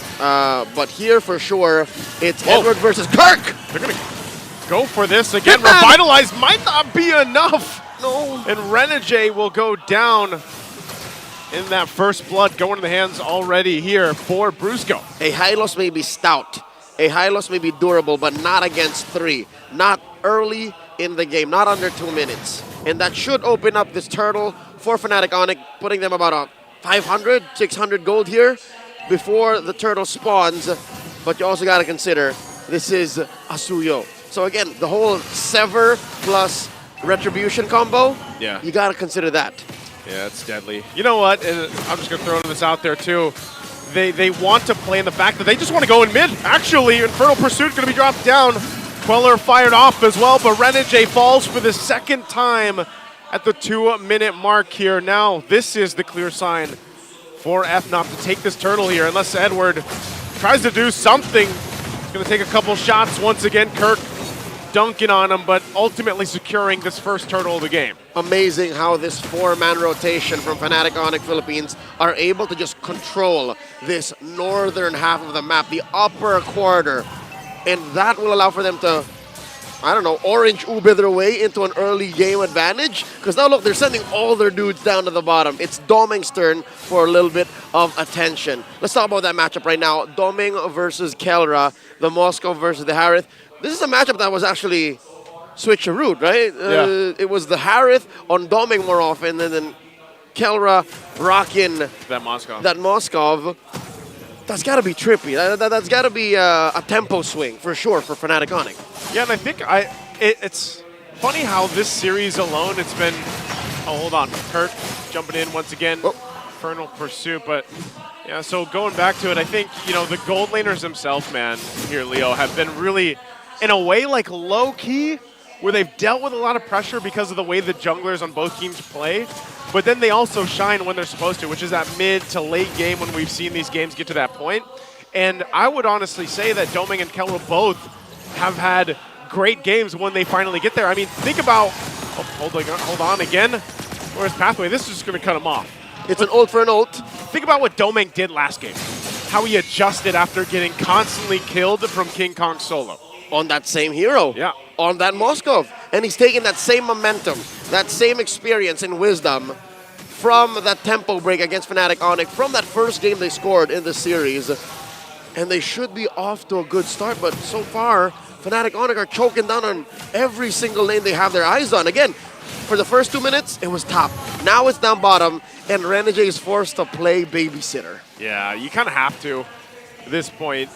Just with the way that FNOP's moving around the map, you don't want, again, the same course of action for Doming in the early game. You want to have him have a better time, I would say, farming up, getting to where he needs to be. Second turtle is up here, though. They'll go ahead and start this one up. Fnatic scored the last one. Renegade dropping the course pathway into the back. Already dropped down, still going for it. Spear Destruction gonna land Renegade there amidst it all. Still, the turtle, though, goes in the hands of King Kong. Renegade falls again, and now looking for more here in the mid lane. UA will slide on through and get out. Good push, though, up top from Doming to get some extra gold. All of the energy shields are popped and just in time, too. That's going to allow Aurora to keep that gold lead down despite losing out on both turtles. Edward! Whoa, no! That is a whole lot of damage. Good thing he had to burn the flicker. I mean, one hit. he would have been gone. Mr. Consistent, ever vigilant, keeping himself alive but barely. That does allow for Doming to push in. I think that's why Edward was just really throwing himself and just saying, no, look at me, I'm psych. here. It's all part of the plan. Psych, my boys pushed up top. So that is the first turret casualty for Aurora, which should open up the map, giving Doming the green light to switch up down bottom, but too little too late. Already traded for by Fnatic Onic. Up Here's top, the answer, though. They're going to put some pressure on Renegade. Glorious Pathway dropped down again, but they want King Kong this time. And UA will be the one to get that. Demon Kite wants to get that orange buff. Doesn't get it. Kelro will clean it up. Kirk, Super Prince now on the counter play. There's the jump in from Brusco as well. Looking for more. Edward, the first to fall. UA going to be the next target. Has to flicker out. And it's FNOP looking to fight back, punch back on this side of the map. UA dropping down the RWM. Gets taken down under the turret with Kirk. An infernal pursuit between Tier 1 and Tier 2. And this hole started in the Tier 2 up top for Fnatic Onic, and they ran down Aurora. By hook or by crook, they were going to get something out of that exchange, and it eventually converted into a turret down mid. Final turtle spawning. Uh-oh. Lower quarter, Doming's in trouble. Doming, how are you going to Super get out of Prince, this? Kelra firing off. Brusco, oh, he goes over! Great use of the flicker to dodge the unbreakable taunt. And the dash. He layered both. Amazing work by distance. the next standard. He straight up changed the zip code. Hand this man a new passport. Oh, SOD. No, he doesn't take that. Not gonna happen. Would have been amazing if somehow that spear also got the turtle. Talk about a moment. Was along the way. But que sera, Aurora happy with the exchange, happy with keeping Doming alive, and keeping this gold lead to a manageable 2,000, 3,000 AOG. Gonna jump in once again. Renegade, the target, using the revitalized. The glorious pathway won't be enough. Man, Renegade's having a hard time on this Hylos pick. He's just, I mean, most of the glorious pathways have been all defensive. That is an understatement. His Hylos suffered a first blood death. He's been putting up glorious pathways to eventually just still die anyways. It's not very glorious. It's not very glorious, and in front of his dad too. Mr. Bacarse is here supporting his son, and I'm pretty sure he understands that his son is doing his best, but Renegade, he said in an interview, I'm going to give it my all. In that grand finals tomorrow, I'm going to give it my all. And if by giving his all, he has to die along the way, then so be it. I'd rather see Renegade at 0-4 than Doming at 0-4 too. Final slash going to be used. Demon Kite there to try to help them out, turn this tide around. UA still holding on to the RWM, and it looks like they'll just back off. Not a fight that they want to take here. They know they're outgunned from Fnatic Onic Philippines. That's what that 4,000 gold lead gets you. And now, Kelra's having his way with these turrets. Top lane Tier 2 down. And that's the long lane completely managed by Fnatic Onic. Bore down on. Look at this gold lead on the XP lane. Kirk up by about 1,500. That's huge. It's a massive game. How many stacks on that Thunderbolt? Does this not pay true to the stat that Redmar's talking about? You just can't win. The R-Lot is winless against the Phoveus. The stats don't lie, and now the gold lead is showing just how much use and value a Phoveus can bring to this game, especially with a lead like that. Almost half of the gold lead is on Kirk alone. And he's a frontliner. He's a peeler for Fnatic Onic Philippines, and that's going to allow them to bully Renegade out of position. Demon Kite struggling to score anything major here in this 10-minute game. Lord spawning here, lower quarter, it's a shuffle. Shuffle once again. Still going to keep it together here. Super Prince looking for his positioning. Demon Kite just firing off the Queller, waiting for his moment. Spear Destruction going to come in. There's the glorious pathway on the aggression. Kelra goes in. They're caught in a bad position as Domang goes down. Once again, Kirk dunking on him. Renegade falls. Edward on the run. And with 2 members down of Aurora, this is a clear sign for the Lord. It's a 3 for 4, and they're not taking that exchange. 3 members for Aurora, 4 for Onic. Just the sheer numbers don't add up, and that's what's going to allow Fnatic Onic to take this clean. And look at Demon Kite, just taking what he can on the map, trading up for that orange. King Kong, a step ahead, does the same. I'm wondering, Leo, if maybe with this game, maybe the way that we saw King Kong do this back in Game 2, maybe Demon Kite can play the map. Maybe work enough around the map to try to keep them in the game here for RORA. But I think part of that is, again, do you let Domeng push those side lanes? Do you let Demon Kite do it? Here's the thing. You want both of them to get some level of farm. You want both of them to somehow affect the map. But you can't do 4 in 1. So you have a paradox. You have a little pickle, if you will. Yeah. So I would suggest you keep Domeng with the group. Let King Kong go hunt for Demon Kite, much like this, because Demon Kite can actually go duo. 1-on-1? Yeah. Well, they're going to no, duo no, here. not like Spirit this. out, that's too much! I guess DK can't go 1v1. I mean, he thought, and he learned the hard way, stepped into the lair of the beast, and found himself belly up. Oh, this is trouble, because right now, the focus here, the base of RORA, without Demon Kite, they'll clear out the Lord. The jump's coming through from Brusco. The setup from Super Prince with the RWM and the response from UA as well. Brusco finally going down. That might be what they look for again. King Kong taking a couple shots, working on that tier 2 in the mid. Right now, that's all they get. Looking to pop the Holy Shields. They do on the top and the mid. Lurking on this bottom side. FNOP, though, getting what they can off that first Lord. This gold lead is going to get out of hand.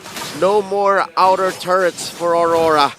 So from about 5,000 expected in the next minute to go up to 6. Next Lord spawning here, lower quarter, same spot. 70 seconds. Okay, change of plans. Maybe it's got to be Domeng. Maybe you let Demon Kite kind of roam around with the group and then have Domeng not exactly cross the river and just farm up. Yeah. I'm just wondering, wow, look, Renegades been a punching bag. You know, this is another way to say the Hitman right here. He's taking the damage. He's getting hit, man. He's getting hit. It's what he needs to do. And the fact that he's stopped at 0 and 5 means he's kind of put it under control. I mean, at the cost of their turrets. Yeah. But as the minutes pass by, all the more the reality of a comeback can happen. Yue, Demon Kite holding this bush, spotted by Brusco.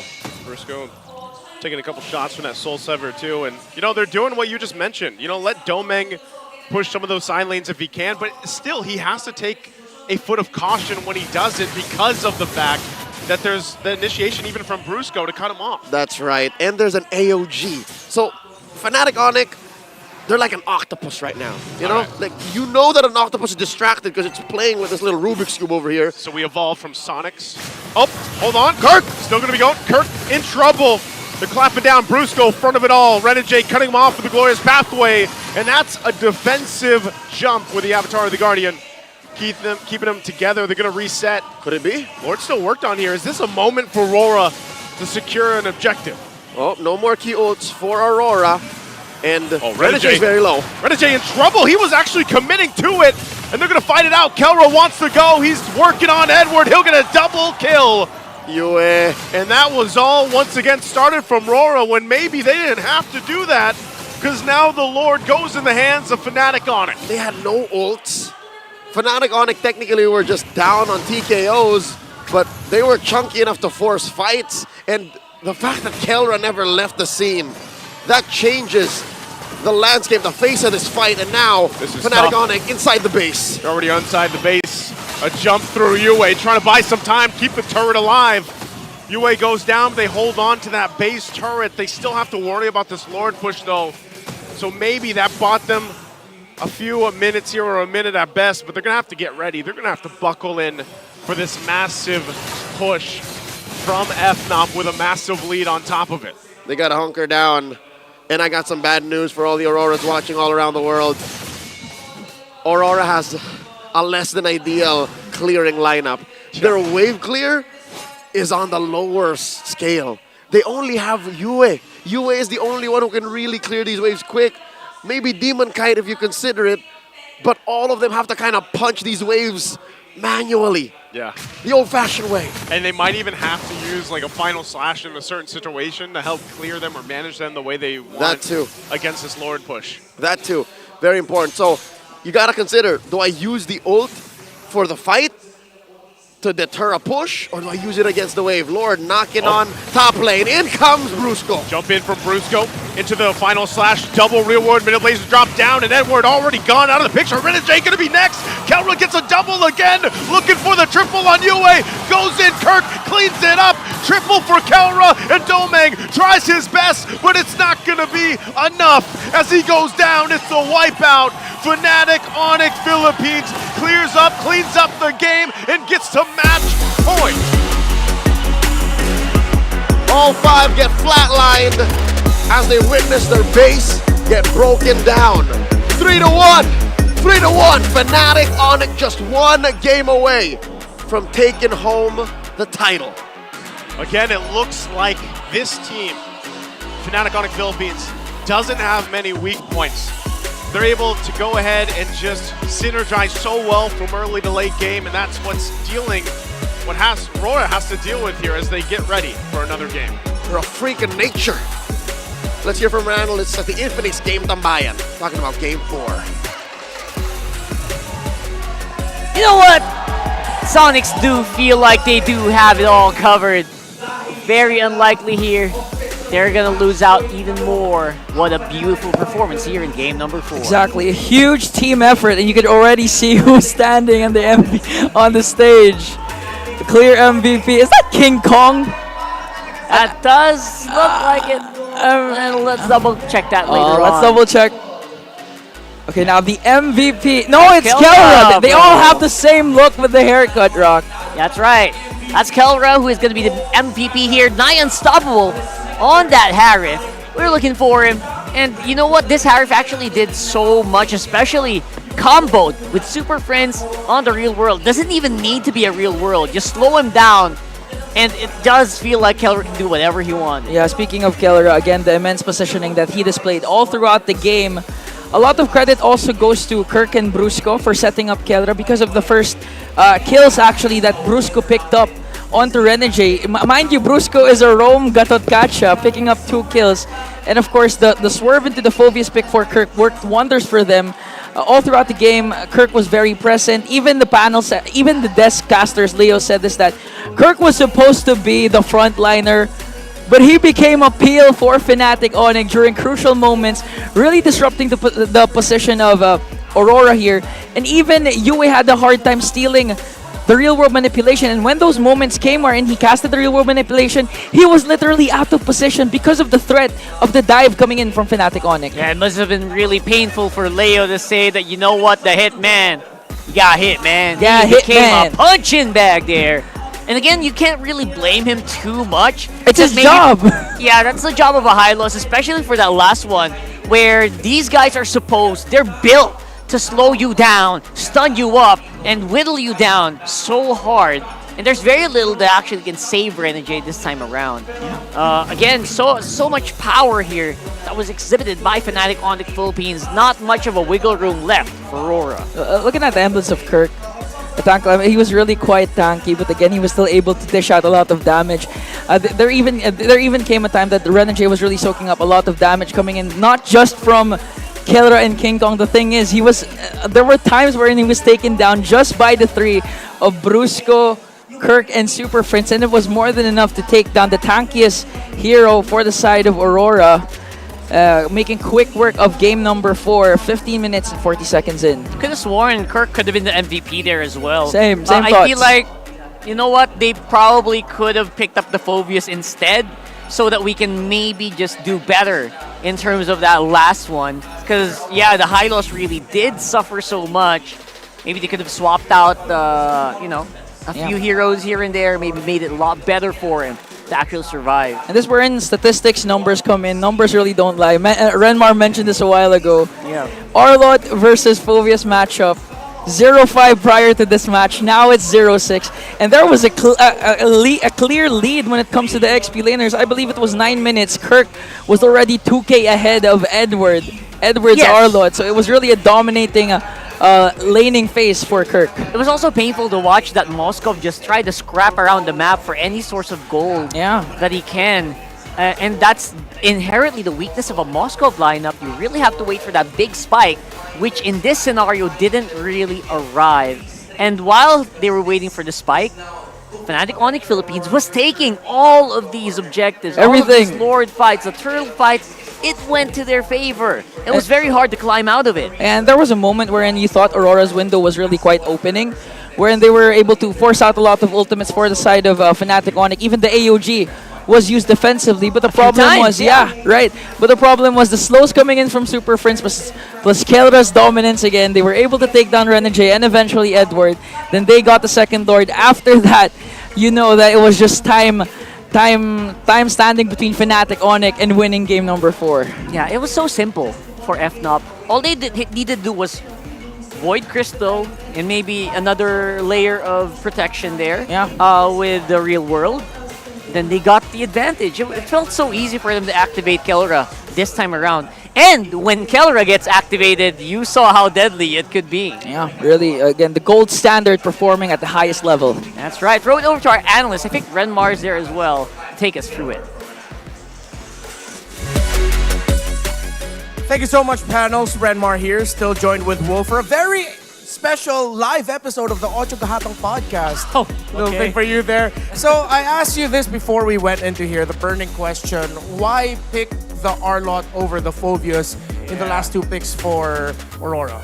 Maybe they're afraid of the fact that they'll have Phobius and Hylos, 2 high HP heroes that kind of want to stand in front of the Alpha, a box type hero that also deals true damage, true and HP-based damage. It's probably why they wanted Arlot's displacement, I guess. All right, yeah, that makes a lot of sense because once Phobius goes in there, will be susceptible to the Alpha, but then again, the burning stat is that the Phobius has completely dominated Arlot all throughout the season, 6-0. Looking at the goal difference, it was just tough. You think there could have been a scenario where the goal difference wouldn't have been this so dire?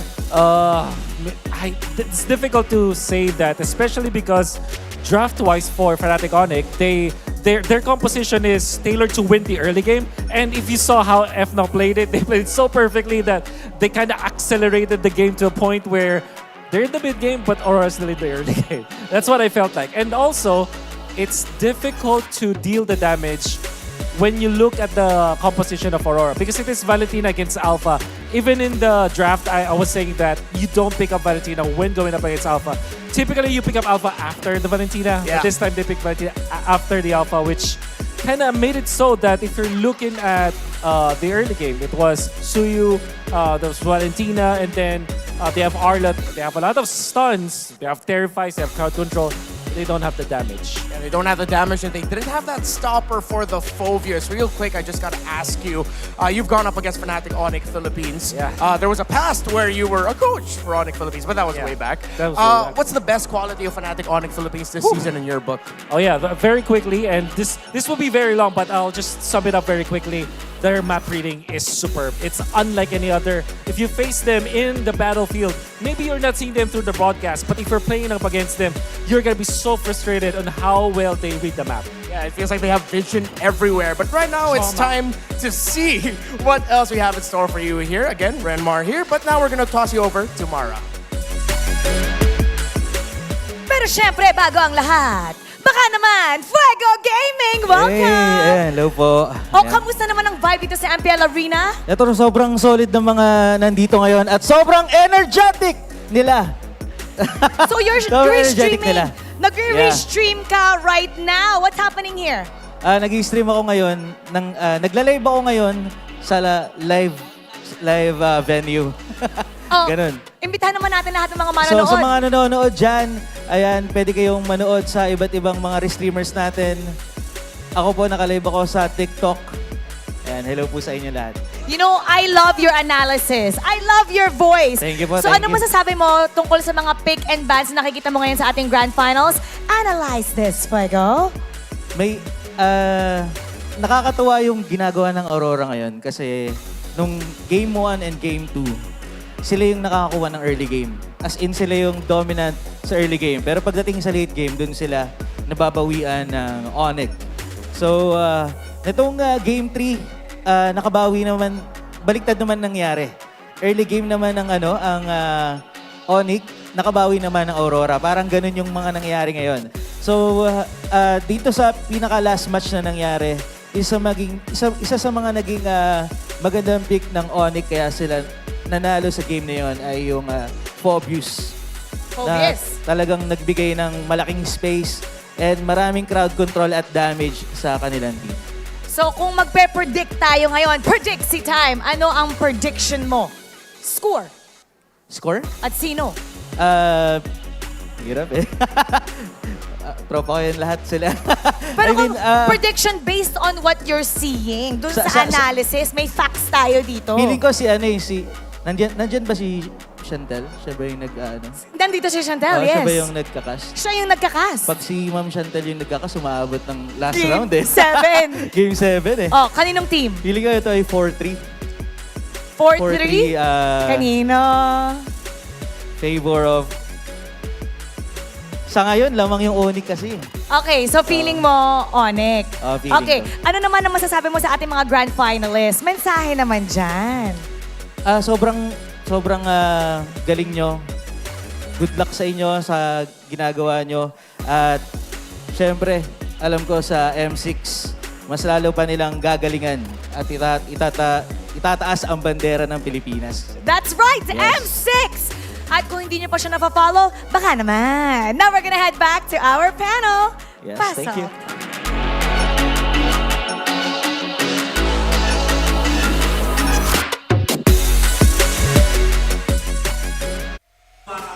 Baka naman means maybe, yes. Yeah, I don't know the correct translation. No, but then it just says right. maybe, right? Maybe. It just means maybe. And a big friend of MLBB, that's Fuego. He gives a lot of analysis, a lot of tutorials over on his, I think, YouTube and TikTok. So do check him out. No joke, you'll learn a lot about MLBB if you watch him. So big shout outs to him and everyone watching and all the restreamers. You know what? MLBB would be nowhere near as big as it is without all of our restreamers who make this game what it is right now. The passion, we can feel it. The time that you spend watching and playing the game. Yeah, our content creators, everyone really adds a lot to our community. So we're all very grateful for you because every time a new patch drops, I always watch your videos. Yeah, and they're the reason why PH server is one of the hardest servers. Oh yeah, in the whole world. That's And true. you guys are also part of the reason why ML is one of the biggest esports games. Again, 1.3 billion views. Yeah, actually, that's true. I mean, if you want a shortcut, if you don't want to read the patch notes, they'll do it for you.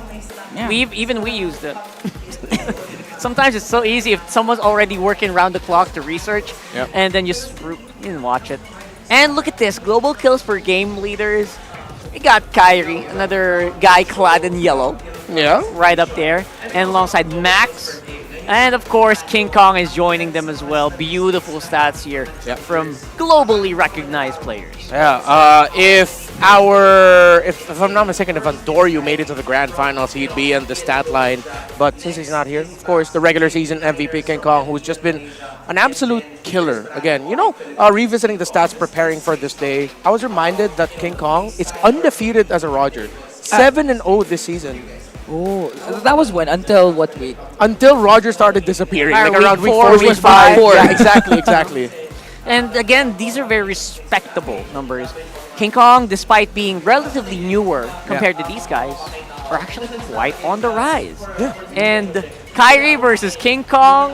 Oh, I hope we get to see it. I wonder. I want to see it. I mean, I know the competition in MPL Indonesia has really increased with the rise of RRQ, Team Liquid, ID, BTR as well. Fnatic Onic didn't find their consistent footing until the end of the regular season, but yeah. Yo, the KK duo, they got a message. I think they really want to see something on the other side of the world. Let's watch this. Kasi wala, gusto lang sila talunin. Hindi namin masyado iniisip yung pressure and nung dinominate namin ang regular season. Kumbaga, etong playoffs na to, bago to eh. Kumbaga, parang walang score dito. Kumbaga, walang 13-1, walang lamang, lahat pantay dito sa playoffs. Kaya, tingin ko walang pressure sa amin yung pagka-dominate namin. That is the mindset of a true champion. There is no stats, no numbers. You and your opponent on the battlefield, that's all that matters. Yeah, you treat them equally, you defeat them equally, you always give your best. And the KK connection really looking forward to facing Onic Indo. Honestly, I think that the more people see just how dang good Fnatic Onic Philippines is, they're really getting globally recognized, that it's a dream match now at this point. You want to see Super Friends go up against Sans. You want to see Kiboy go up against Brusco, Kari versus King Kong, CW versus Kelra. You know what I want to see? What? King Kong versus Sekais. Oh yeah, that's another one. That's another dream match. That's a whole Yeah, completely different dream match. Who's the better Fanny? Comment down below. Okay, and of course, be part of the digital transformation in the world of connectivity. You can say hello to convenience, flexibility, and local connectivity with Smart Prepaid eSIM. Now available for digital delivery through the Smart Online Store for only 99 pesos. So get your Smart SIM now.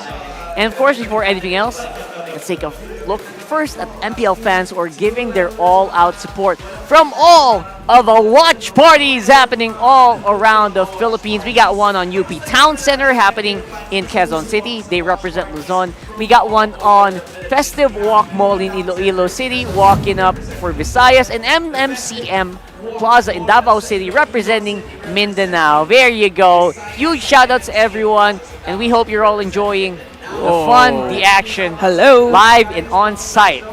I Right love there. it. I love the Mindanao watch party. The Mindanao watch party looks lit, man. Really lit. I mean, they have the complete set. The what do you call that? The clappers. The clappers. They got clappers. They're so compact. I feel like there's so many people there. Yeah. No, there were like even a bigger group of people standing behind the people sitting down. Yeah, I mean, people are waiting. So big shout out to all the Auroras as well, who's supporting on KMC Armstrong Cafe in the Grand Finals watch party.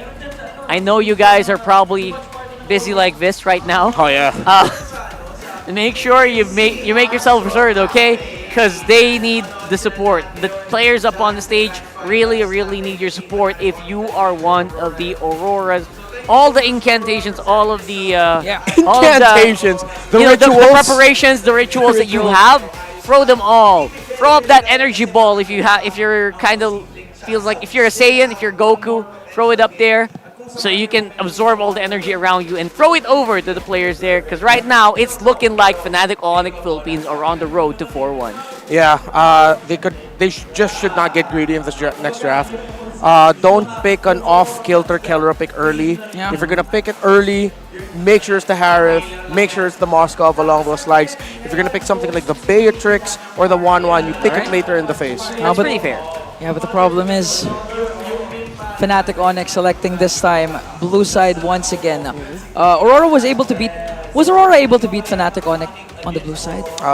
For today? Doing the math, I believe so. So I'm gonna have to recheck that. Because right now, obviously the Sides, it's been a while, so the sides. the side selection is equalizing from 90. It's going down to 80%, 80. Yeah, I think they were 89%. Yeah, I know they were 80.9. able to. Yeah. Yeah, so Because it was Fnatic then Aurora. The Fnatic was blue side in game 3. that's pretty big. When That Aurora means won. they really did a bump.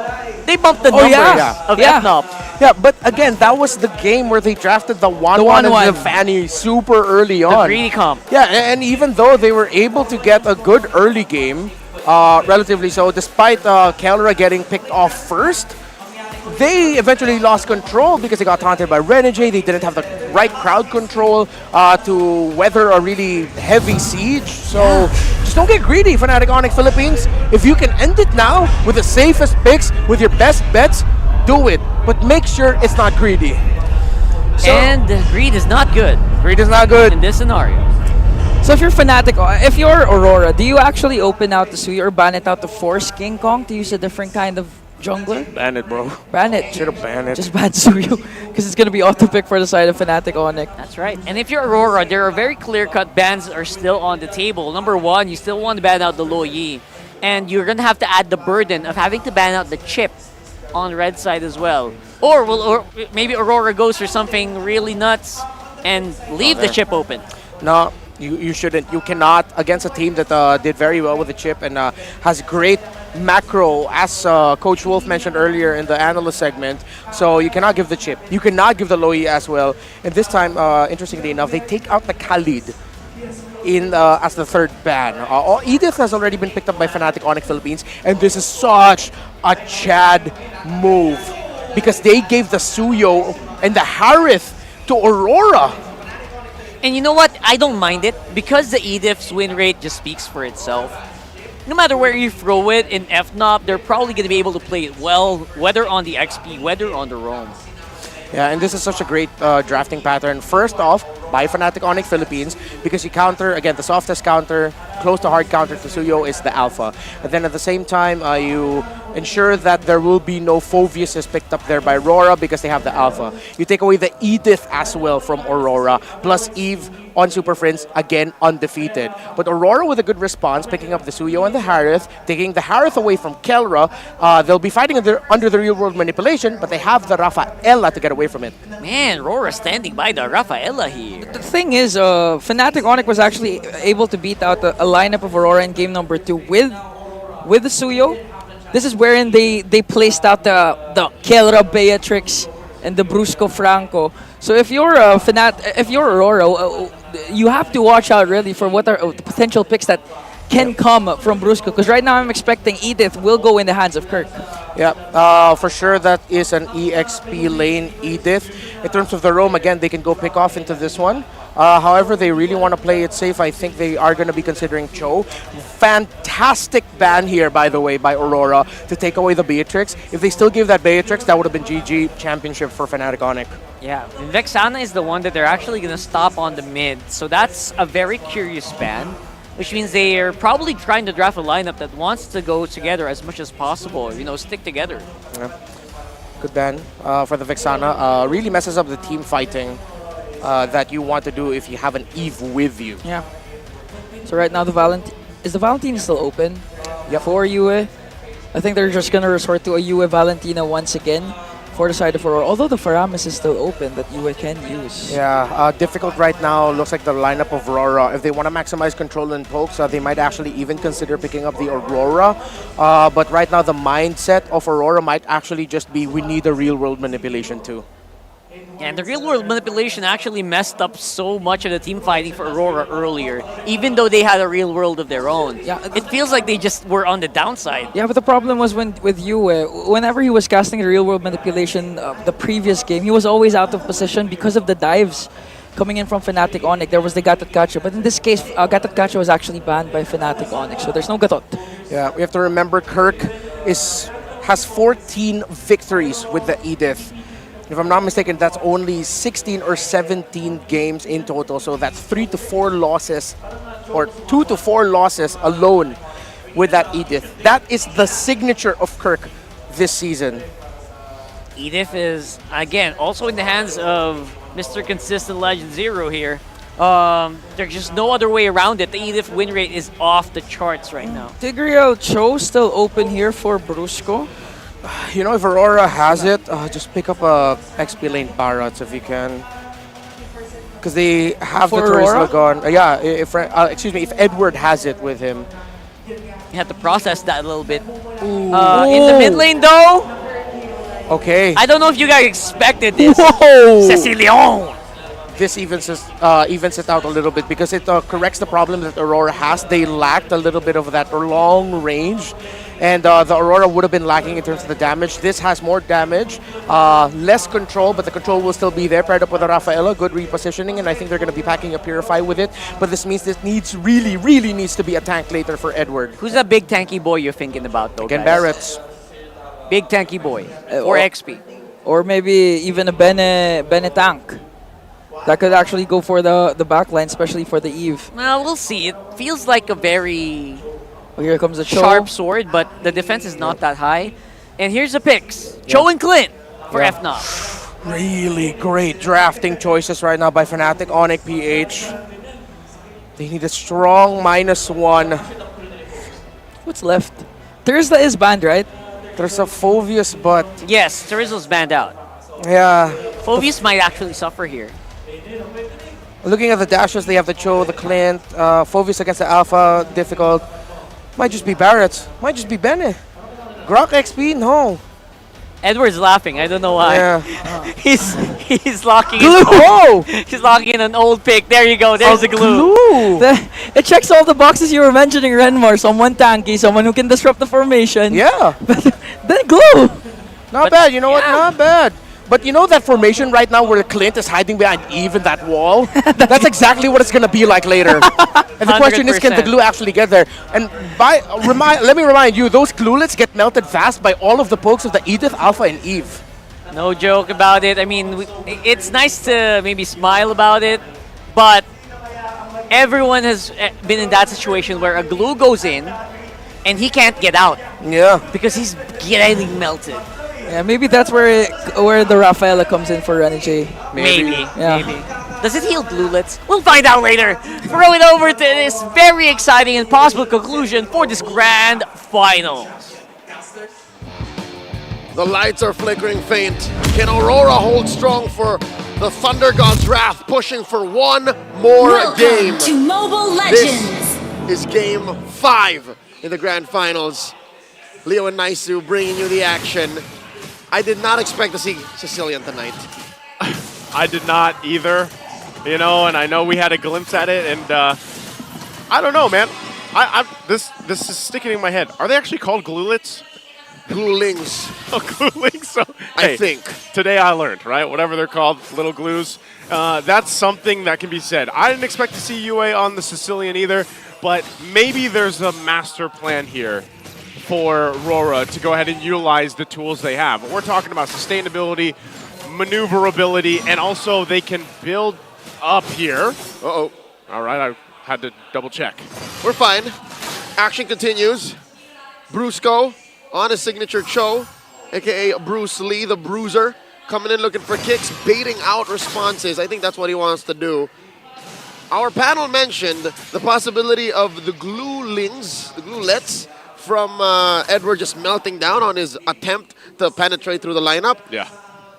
There is some truth to that, but I've seen worse. There are worse lineups that try and break through. Talk about lineups with the Faramis. Talk about lineups with a Valentina. That's true. Right? This is, that Eve still has to choose where she puts her spells. Yeah, you got to do that. This is also the first time that we haven't seen a Valentina at least come through, so there's that dynamic change as well. Part of this also is the fact that, I don't know if Clint has done very well, like overall, throughout the playoffs alone, but Kelra confident enough to pick it up. We heard the bands break down too for the panel, so maybe this was just the option. The gold standard is sitting at 100%. On the Clint. He was the first one we doubted, and the first one to prove us wrong. Man, so yeehaw. Here, this is yeehaw. Yeehaw, Kelra. Howdy. This is indeed the right pickup, especially since you want a mid-game scaling marksman that can definitely threaten you as Sicilian, which makes sense because the story of the series is Aurora in control constantly, and then they lose it in the late game, but they're going to do it now. They're going to fight through it. Spear of Alpha already dropped down. Edward getting melted down, the glulets and all, and there's Bruce Klee coming in and gets Demon Kite. Gets the turtle as well. Man, they just got everything. All right, well, to get to a good late game and gain control of that, you got to survive the early. And not with a lineup like this, not with how aggressive Fnatic Onic are. Look at this, the purple just disappears. It's gone. That's highway robbery. That is, at that point. And, it's the pacing that's being set here early on from FNOP. I'm wondering, how long do you need if you have this lineup from RORA to be able to catch up if you fall behind, right? Because we're talking about a lineup that does need time to build up, especially with a Sicilian. You mean right now? In that mid lane. Yeah, like right now. They're trying to catch up. What's the harsh reality right now? I'd say third turtle. If by third turtle you don't find a way to recover, then you gotta have a plan B. You gotta have a plan Z. Because look at this King Kong coming in. Spear of Alpha again. Renegade just getting melted himself. And there it is. Purify gonna be used. Doming will live. He might look for a counterplay, but man, this is looking already dire. Almost at the 4-minute mark, that whole gold plating already taken care of by Kelra. The Sheriff's gotten good time. A full minute and 10 seconds before the shield goes away, he demolishes it. And now, Demon Kai's not in a good way either. You can't, man. No wonder the Alpha is just such a top pick right now. It's so hard to deal with the fact that you can just get thrown in the air, and then obviously the true damage this early on, it hurts. How do you play against it? They're making good time. Kirk just picked up the Thunder Belt about 20 seconds, 15 seconds ago. King Kong got his War Axe, and now he's gonna steal away the purple. Oh, the beast is eating good. And suddenly the map has shrunk. I don't think I've seen a map this small in under 5 minutes. Yeah, this is, you know, when we've seen this before, it was when FNOP did get some of the fastest games, or the fastest game in the league so far, right? That was, what, 9:34, I think it was. They played like this. Now, RORA can slow them down. I'm not saying it's going to be a game that fast again, but with the way things are going and the fact that this lineup needs that time to build up, they're falling so behind so quickly. It's a little concerning here, Leo. It feels like you're fighting gravity. Look at Brusco. Like you're going down 9.8 m per second squared. Squared. That's the actual speed of gravity. And Fnatic Onic are just pushing them down. Look, we haven't even seen a single real-world manipulation. And it feels like these fights are non-starters. Yeah, it kind of is. And it makes you wonder, like, for Demonkind in his situation, when you have this Suyo, and we know it's Suyo as a hero, it's picked up all the time. It does so well. But when you fall behind like this against an alpha, that's usually the pickup. You know, you're going to have to rely on your team to help you out to go ahead and get the buffs that you need or even the space to work with. But there's just so much pressure coming out from FNOP and the lineup that they have. I mean, Brusco is literally just standing in front of multiple members from RORA. I've counted 4. The most he's strung up is 4. Like, come on, get me. And there's no real catch to this Cho. I mean, what are you going to do? Try to hit him with a Sanguine Claws? Yep. Try to ride on him with the grab? You're not going to spend your ult as the Rafaela. Renegade can't afford to do that. So, with that said, RORA have to just really sit back, relax, and somehow hope that Fnatic Onic don't pick up the pace. But that's asking a predator to not eat its prey. Yeah, pretty much. You're asking a lot here at this point. And you're seeing it right here, right now. Fnatic Onic Philippines, 5,000 gold ahead. Continuing to put pressure here on the mid lane, trying to get that tier 1 down. Look at the amount of damage already coming out from UA. He will survive, though. Still purple up, trying to secure it in. Turret finally going down. Kirk joining the fight, flickers in, going for Edward. And Calro will clean up the kill. Kirk does get traded, though, 1-for-1, but the tier 2 going to be worked on here. And FNOP looking to take a tier 2 turret this early on in the game, as now the 3rd turtle spawns up. Good push from Domeng, though. Oh, wow. Oh, they're going for the Holy Shield as well. They get that.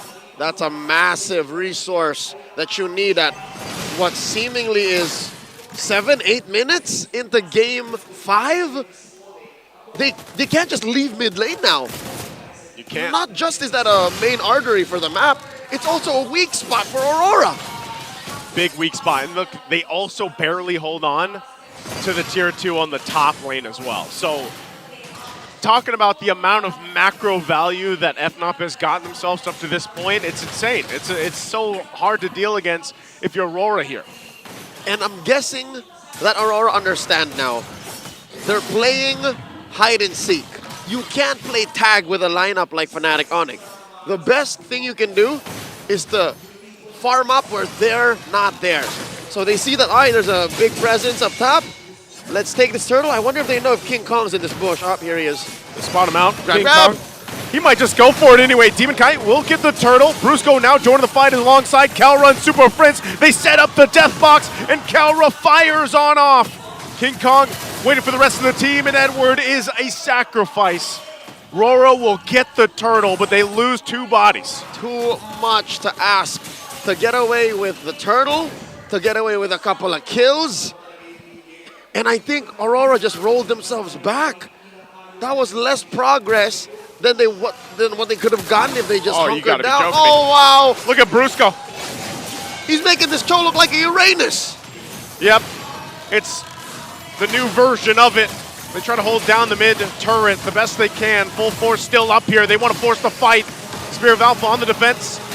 Even the split committed, and that's going to be nearly everything thrown just to defend. Not just. They also committed the flicker. Mr. Consistent came in with the hopes of grabbing someone, anyone, to throw into the base to hopefully get a shutdown kill and maybe get some bounty to help them get to that mid-game power spike. But it's not just happening. Again, Brusco jumping in the base, just trying to base something out. They're still working on this base turret. This point, they still won't get it. RORA will hold on. And so really it's just Fnatic Onic looking for if they can press the limit, the line so far to get a turret before a Lord. It looks like they could. 10 minutes in, 7,500 gold. Aurora are holding on for dear life. It would be a miracle if they're able to secure this orange, and they're buying time for Doming. That's all they're hoping for. All right, they're able to push out Fnatic Onic. They're able to push out the Beast out of stealing one more buff. Fnatic Onic is setting up for the Lord. The concerning thing to waiting for Doming, and even UA to an extent, is once they get there, let's say once the stacks are there for UA on the Sicilian, you already got enough magic resistance here. There's the force again from Kirk, gonna flip him over the head. Edward in trouble. They want to fight it back. RWM dropped down to Edward, trying to run away, but Brusco will find him again. Super Fritz does go down. Kirk popping the Primal Wrath. And right now, FNOP gonna be held at bay, but King Kong will get the Lord, securing the objective. 1 for 1. Edward did what he could. Edward tried to find more than what they got, but so far it's just Prince. And Prince was more than willing to be a sacrifice. Looking at the item game here, oh man, that's about 2,000 between Kelra and Doming. And Doming has to consider, do I build physical defense? Fnatic Onic just hurt too much. I don't think he has it in his pocket. I don't think there's enough economy in this game for Aurora to give Doming a defensive item. He needs more, they need more damage. They need a whole lot more damage at this point. And RORA's gonna have to buckle in for this one, because this could be a victory. March in with this Lord. A mid-turret goes down. There's a flicker from Bruce. Go again. Gets the kickoff. Edward gonna be in trouble. Flickers out on the defensive. They go in with the claws, and Kirk could be in trouble. Real world manipulation gonna be dropped down, but they clear out the Lord. They're able to defend. RORA stays together and stays in the game. The light still shining. Faint as it may be, a good old Boy Scout effort defense. They lose their mid lane inhibitor. Up next, down bottom. Few shots coming in from Kelra, and they clear the minions. Aurora still in this. So is this what they need? Is this what they have to do? I mean, clear-wise, it looks like they can at least keep some of the clearing going. Even, let's say, the next Lord. What if it's forced from FNOP to just fight it out? That's the problem. Counting their blessings, they have great wave clear. Amazing. Almost top of class. But if FNOP says it's go time and they fight, they best hope that they have more purifies than they have. 3 ain't enough, especially since Renegade is still on cooldown. I'm not so sure if they have 30 seconds to waste. They might just lose all base turrets here. They still hold on to the top one for now. But FNOP, I think they're happy with the amount of damage they did off that first Lord push. Might look for more. Kirk holding on, has a flicker. They want to take this last base turret in. Kirk's going to have to fight it out. Brusco goes in with the kick. They're going to go in. Edward gets the grab, split. Kirk does fall down. Still breaking out of the fight. Renegade goes down in the exchange. King Kong up in the front, taking a couple shots. Conceal's going to keep him alive. With a 1-for-1 trade, Kirk for Renegade, and RORA stays in the game. A close call. If some way, somehow, UA shut down King Kong, would have been a lot of gold swing over to Aurora. They're able to kick out Fnatic Onic Philippines, keep this gold lead to a manageable 6,000, 7,000. I'm hoping that it claps back. Only if they got to kill King Kong, but right now it's going to maintain an 8K gold lead, and still that's a massive amount of firepower you're missing out on. It's a miracle that UA hasn't died. That's a testament to this young man's technical know-how and usage of space. And let's see, they're out of their base. They might want to go ahead and fight this out. I don't know if this is the right thing to do. They're contesting. Yeah, they are contesting right now. Even down 8,000 gold. Is this really what RORA wants to do? This is defiance. Can they get an advantage here? They're not taking this lying down. Lord here, approaching half health. Massive river bush control by Fnatic Onic. Demon Kite taking the Y brush. Oh no! Brusco jumping in again. Way the Dragon right on target, right on the mark. Edward split, and Super Prince is going to be chased down. Domeng trying to find Kelra. Won't be able to get it as Kirk goes down, and they're turning the tides here. But King Kong will get taken out as a double. They got the Lord, but RORA won the fight. Fnatic Onic committed too much to taking the Lord. Aurora hit a power spike. Aurora laid everything down on the line. And they took 3 out on the way. Oh, they They're want to take alive. the chance. They are on the map. All 5 members pushing in. It's Brusco and Kelra. Can they stay in the game after this turnaround? Kelra takes the claws! And Yue helps clean them up! A forced play from RORA. Still a couple seconds away. Brusco tries to buy enough time, but the minions are there, and RORA will be able to do it! They turn it around, and they stay in the series! Not so fast. The lights may be dim, but they're not out just yet. Aurora MLBB, another one on the board. 3-2. We're going to game 6. Oh, you can hear the Yue, man. But I don't know, that was just everybody staying calm, collected. It was pretty quiet here for a bit, but what a game. Let's throw it over to the Infinite Game Tambayan and break down exactly what happened. It was very quick. Panel's turn.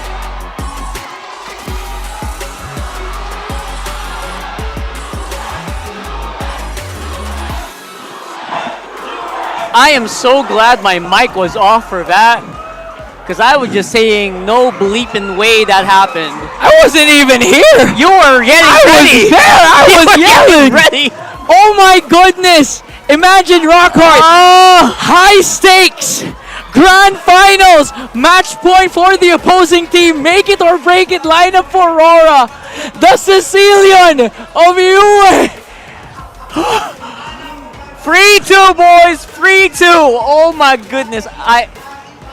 Honestly, it felt like Fnatic Onic Philippines could have ended it at 9 minutes. Yeah, to be honest, yeah. Right? I was getting my social media ready. I was getting ready to go to Edward. The guys are really, they worked so hard, and now they're on the receiving end of like a really fierce Fnatic Onic.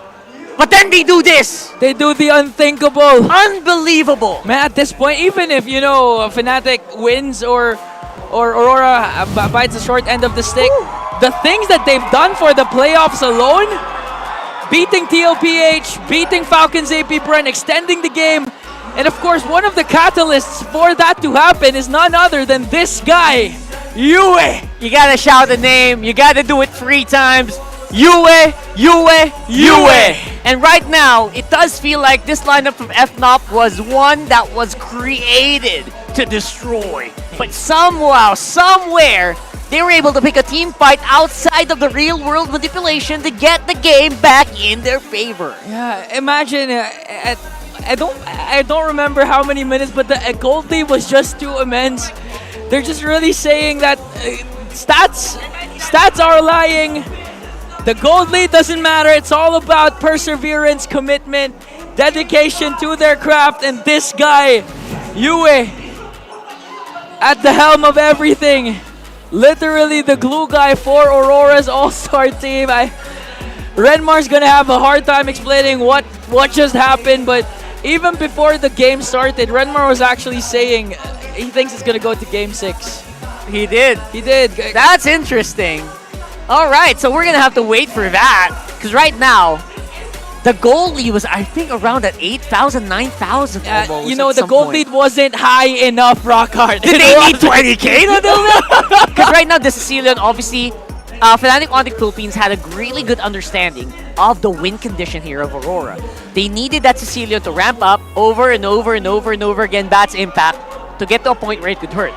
But Fnatic Onic said, you know what, if we finish it at 9 minutes, 10 minutes, the Sicilian doesn't hurt. But no, for some reason, Aurora, with just pure sheer will, held on for dear life, and they were able to score another one against FNOP. Yeah, and one of the reasons why Cecilia and Yue had a good time, I believe prior to that game-ending clash, Yue was at 2-0-1, was because of the fact that Edward was doing his job, becoming the sandbag for the side of Aurora. Even if he dealt with a lot of deaths, it was okay. It was his job. They know their win condition.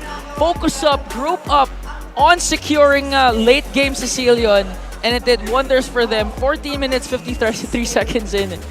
You just don't want to deal with a Sicilian late game. Sicilian, it wasn't even super late game yet. I think they didn't use pure firepower to get into this. They just used the smarts, right? The smart mechanical movement, avoiding Super Prince, who, by the way, is a true MVP here for Fnatic Onic Philippines. He hit all the real worlds except for the last one. Yeah. And in that last one, where the Aurora members were outside, that was the lord that, they won. Aurora won. I honestly didn't see that because I was running all the way. I know. I know that. Shocked. That's how shocked. Even the Green Sun Hotel. Green Sun Hotel was crazy. They were going nuts. Everyone was running everywhere. And that's just how insane it is right now here in the grand finals of MPL Philippines Season 14. Right now, there's, I believe, 100% win rate. Cecilia, how many times was it picked? Twice. It was picked during the regular season, right? It's just second time the Cecilia has been picked all season long. And it won again, but I one hope thing my for stats sure, are right. One thing for sure is Kelra's Clint pick isn't 100% anymore. That's the thing, right? The Clint for Kelra could have been, but we'll have to wait and see if our analysts can think up some other adjectives for that game.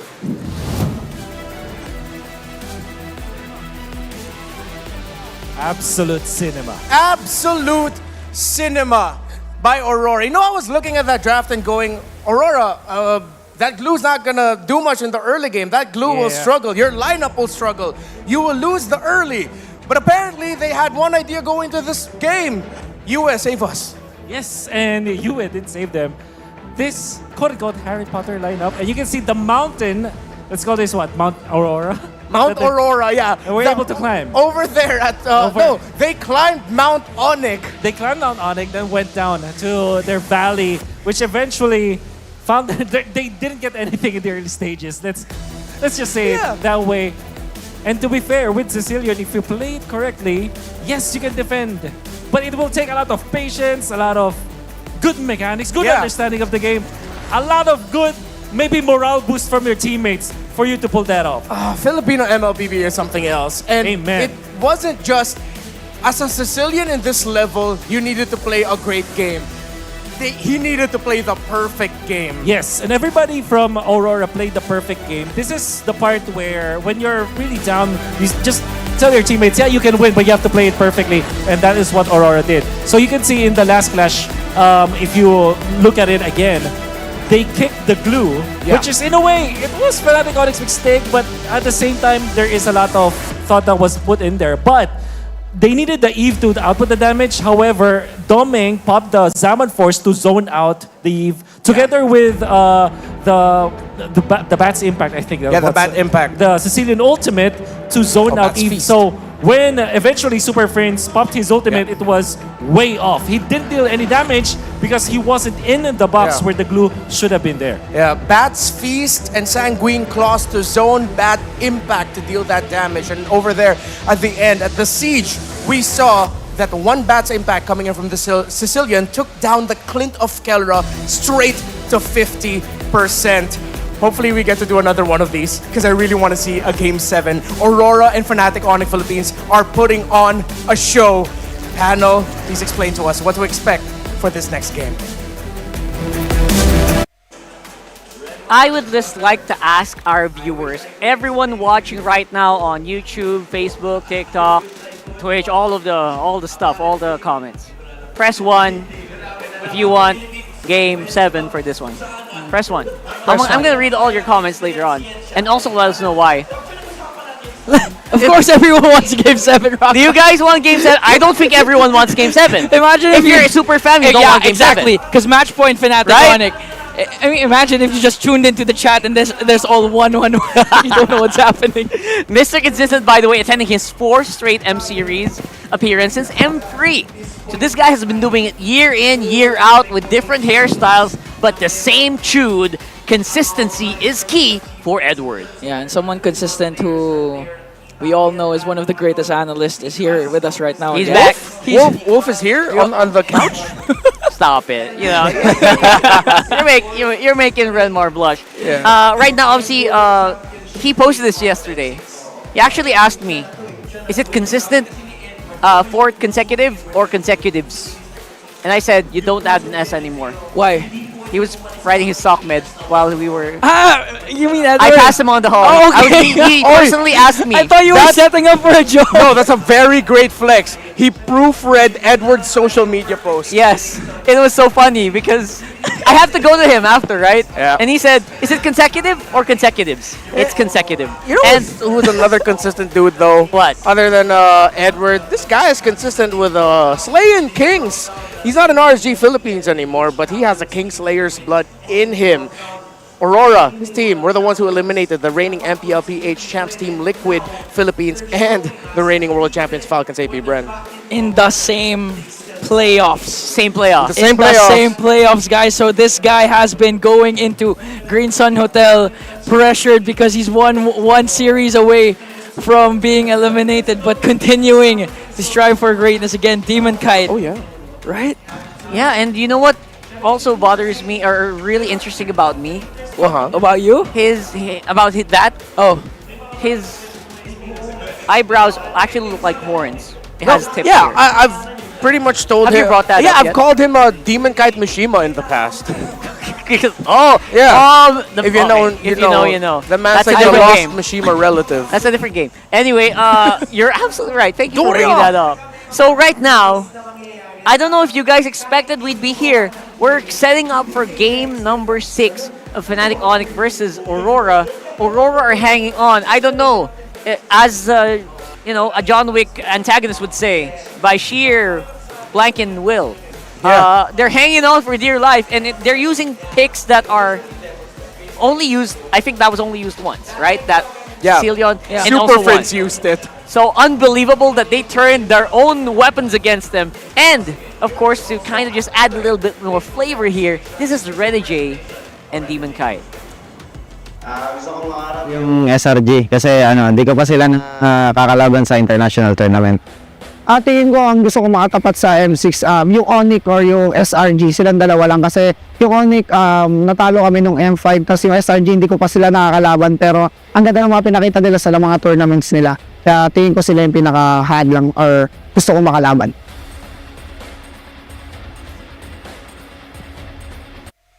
You know, I don't blame him.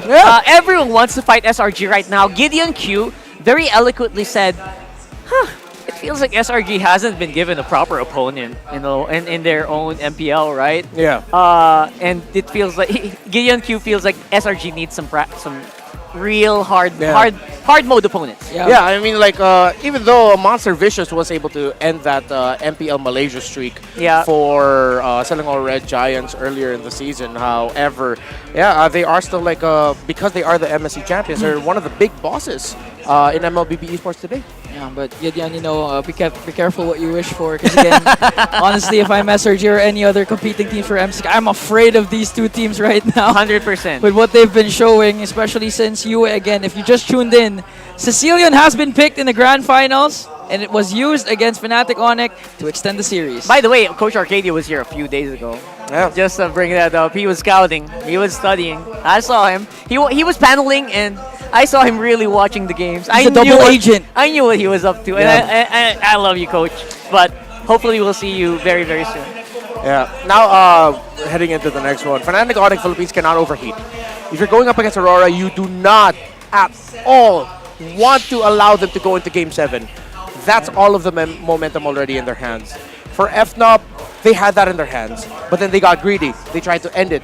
Kirk went behind enemy lines, didn't respect the glue, got taken out. And that became the theme. Them not respecting the reach of the damage that the Sicilian already had, which is surprising to me because they played the Sicilian. Shouldn't they have been a little bit more familiar with facing off against that? They know how to play this hero. Super Prince was the first guy who brought it up in Season 14. Yeah, and right now, Aurora has selected the blue side, but I'm actually curious because so far it seems like blue side's not looking good. Yeah. What's actually the win rate for today? I believe blue side has lost 3 times. It's quite mixed. It's mixed. I think it's 50-50 coming into game. You're right. Yeah. Interesting. All right. So that's something that Aurora has to overcome to bring it to a free to a game 7. It's starting to become more difficult. But then again, Aurora has already made a very difficult game work out for them.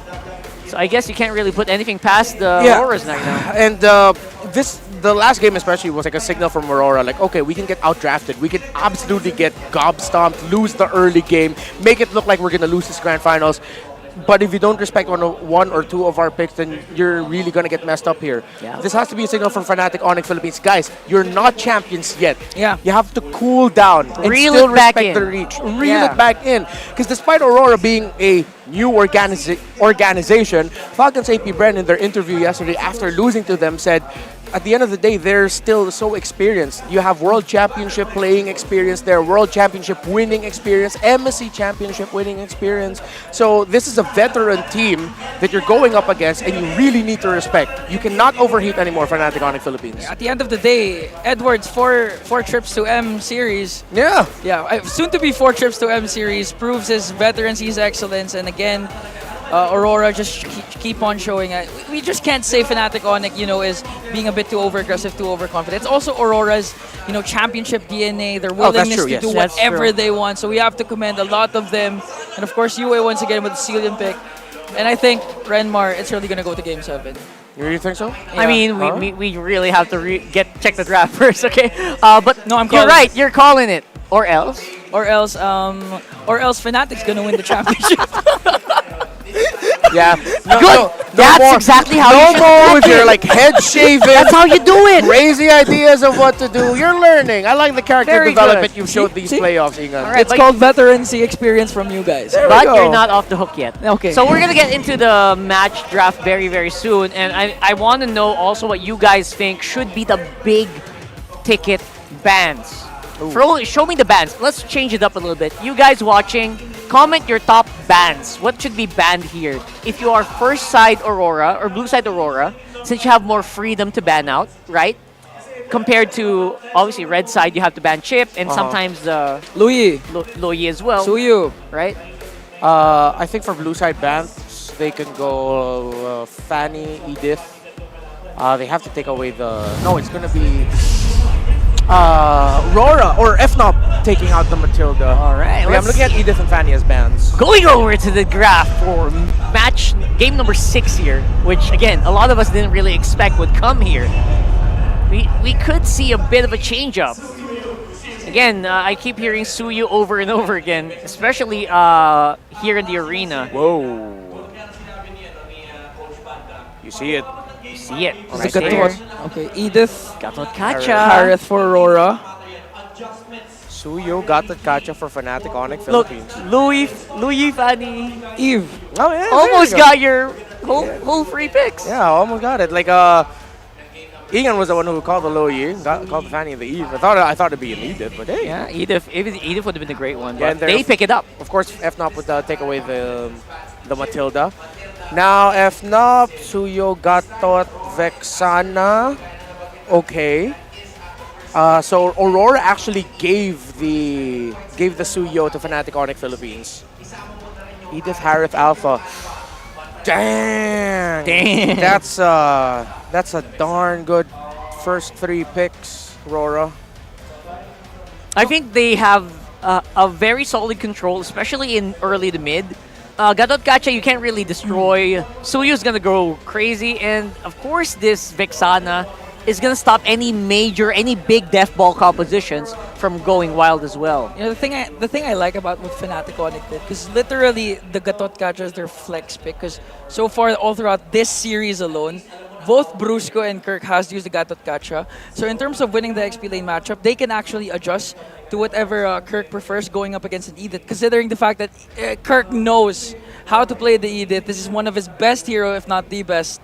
So let's see how Fnatic Onic swerves this kind of lineup. Because a while ago, if you recall, when they picked this Gatot Kacha, their last pick was actually a Phoveus that they swerved into. That Aurora definitely didn't expect. That's why they were able to take. I forgot what game was that. Was it game 3 or 4? Game 3. Yeah, game 3. Well, could have been 4. Yeah, 4. That's right. And we are getting into the second ban phase here. Beatrix is going to get banned out by Aurora. Rafaela and Faramis are banned out by FNOP. So that should be something. Yay! That should be something, right? I've missed this. I missed this. Rome for. Oh, What? Oh, wow, they're hammering down on the Keldra picks. Yeah, could be tough to Lunox here if you're Kelra. Alice? Still got the Claude, but you don't see enough picks right now. You can pick your roamer now. Oh, or sorry, EXP laner. I really think this is gonna go into the hands of Brusco. Right, we got Hylos open. We got Moskov locked in for Kelra. We're gonna leave their roamer / XP laner for last year for Fnatic Onic. So, oh wow, okay. I'm quite sure this Edith is an Edward pick. So right now for Aurora, the Tig, Mid-Tig, sorry. Rome Tig and, sorry. Tig still open. Tig or Cho. Tig Cho. And then Aurora. Aurora. You call it. I'm with thinking Filipino Renegade panel Tig as well. here. Yeah. I'm calling it Renegade Tig. 2 options for each. Tig Cho, Aurora, Zask. I love the Zask throw there. That actually does feel like it can kind of. Oh! Renicho. Oh, you called it! So Renicho and Aurora for you. And I know, if you did your homework, if you're FNOP, these are very common Aurora picks. This is not looking good for Fnatic Onic PH. What's a good thing to pick here for last, though, for them? Phobius. Oh no, but it's the alpha. They have to think, are they willing to get the Phobius? Or do they go utility here for Rome and just switch Kirk up to the Gatot Gacha? Something that won't be immediately cancelled out by Aurora. The Frigid Glacier, Pride of Ice. What if they just end up going Tig? Oh no, but there'll be Purifies there. And big ticket ultimates against lineups that have like a second life, like an Aurora, shouldn't be. You're gonna get punished, right? Ruby. Yeah. That's Ruby Rome. Yeah, this is an answer to the Cho, answer to the Harith, but Ruby into the Edith doesn't have the most glowing record. That's right. It's maximum disruption here. That's being presented by FNOP against Aurora with a very, very good swing pick. You know, it's funny. I was thinking about Ruby and Edith, right? How they fare against each other, whether what position. They're very 50-50 in their record this season. Similar to this game, it's a tough call. 50-50 for me. Fermi Game 7. You think? You really think we have a Game 7? Yeah. I mean, it's not far. Again, toss a coin, maybe throw it over, and we'll see. Leo and Naisu give us game number 6 here in the Land of Dawn. Defiant to the end, the light refuses to die. One game at a time. No other team has pushed the league's top seed like this. Welcome to Mobile Legends. Taking them through the ringer. That's what Aurora's done, and it looked like it was almost done business the previous game. Looked like a 4-1. Looked like at that point, but hey, that's not the case because now we're here in game 6, and you got to give it up to Aurora for what they did. They dug down, made it work, and now with this lineup, Leo, I like both of them, and I have to agree with Renmar. At this point, I'd say 50-50 because both of them have their strengths in the early game, and both of them have their strengths as the game scales up.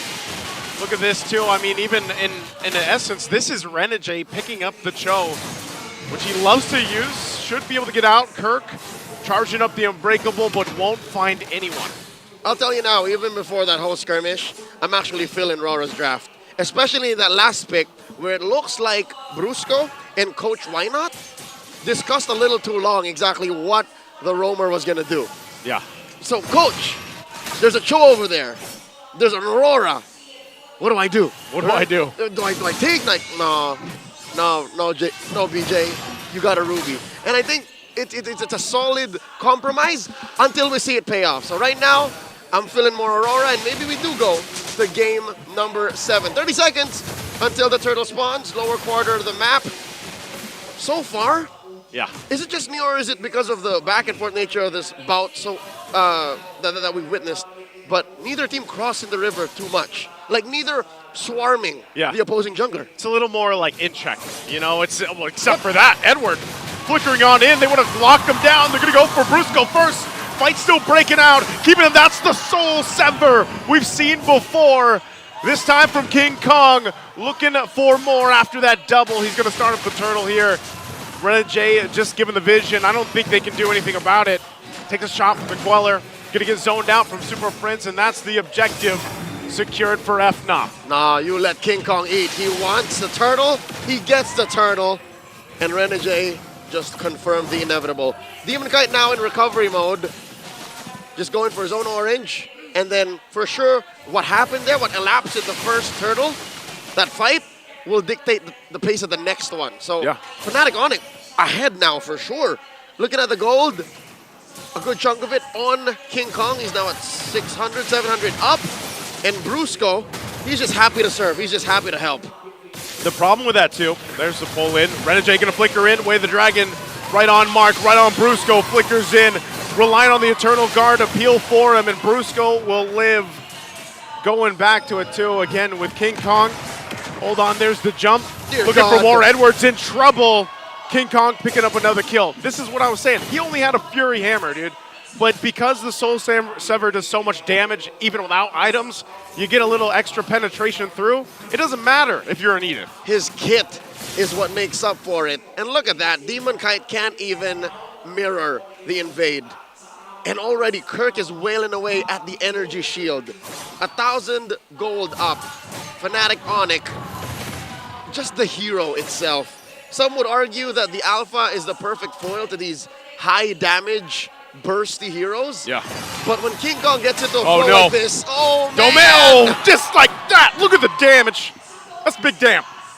You can't stop that. That is the image of Big Damn. You look at Big Damn in the dictionary. It looks like that. Here's more. Looking for more, and Renegade feels it too. What's going on here for Aurora? That's Exhibit B. That's Exhibit B. And the turtle hasn't even spawned, so this definitely sets up Fnatic Onic for more wins on the map. They're at 2,500 gold up already. 4 minutes in. Demon Kite just built his War Axe. Edwards in trouble. AOG! AOG running the mark. Spear of Alpha to answer. Again with the Soul Sever. He's going to jump in under the turret. Kirk finally goes down. They're going to battle it out. They lock down King Kong. Won't get away from the Hitman. Looking to turn the tide here, Aurora. They take a little bit of poke damage. Brusco and Super Prince here, but they might be able to take this turtle. Huge bounty. Huge bounty on King Kong. And now suddenly Aurora in control. Second turtle going over the Northern Lights. Renegade just doing work. Keeping him at bay. Might be looking for more. Again with the kick. They go in. Demon Kite. Who's he going to be able to get? Again, he gets pulled this time by Brusco. Could be in trouble. The Soul Sever going to be used, and Demon Kite left to the whims, and Renegade tries to help out. King Kong still alive. They lock down Kirk. Kirk looking for more, but they'll disengage. This is now a battle in Game 6. It's a fight. Aurora may have overstayed their welcome. Maybe 5 seconds too long. A few feet too deep into Fnatic Onic's jungle. And what did that get him? Well, to be fair, Demon Kite is closer now to King Kong. What is that, like 600 gold in between? Yeah. It definitely was much worse like 2 minutes ago. He made some big moves, and they had to. Like, that whole thing, the way they responded down at the bottom lane, kind of started them getting back into position. So this is exactly what Aurora needed because, you know, just a little bit ago, the lead was already ballooning past the 2K mark. Yep, approaching 3. And with Doming here, picking up the Starlium Scythe, I'd reckon Renegade might want to start picking off random heroes hanging out up top and serving up a kill to Doming so that they can make some leeway there. King Kong coming out of the bush. I'm not so sure if Fnatic Onic knows that there's 4 members of FNOP on the upper quarter of the map. They make a concealed play. Is this wise to try and kill Kirk? He's a chunky boy. They might try to trade around here. Kirk just going to AOG on out. The turret, though, is going to be taken. Meanwhile, up top, Doming was forced out of lane, so it's going to be a trade across the map for the tier 1s. All right.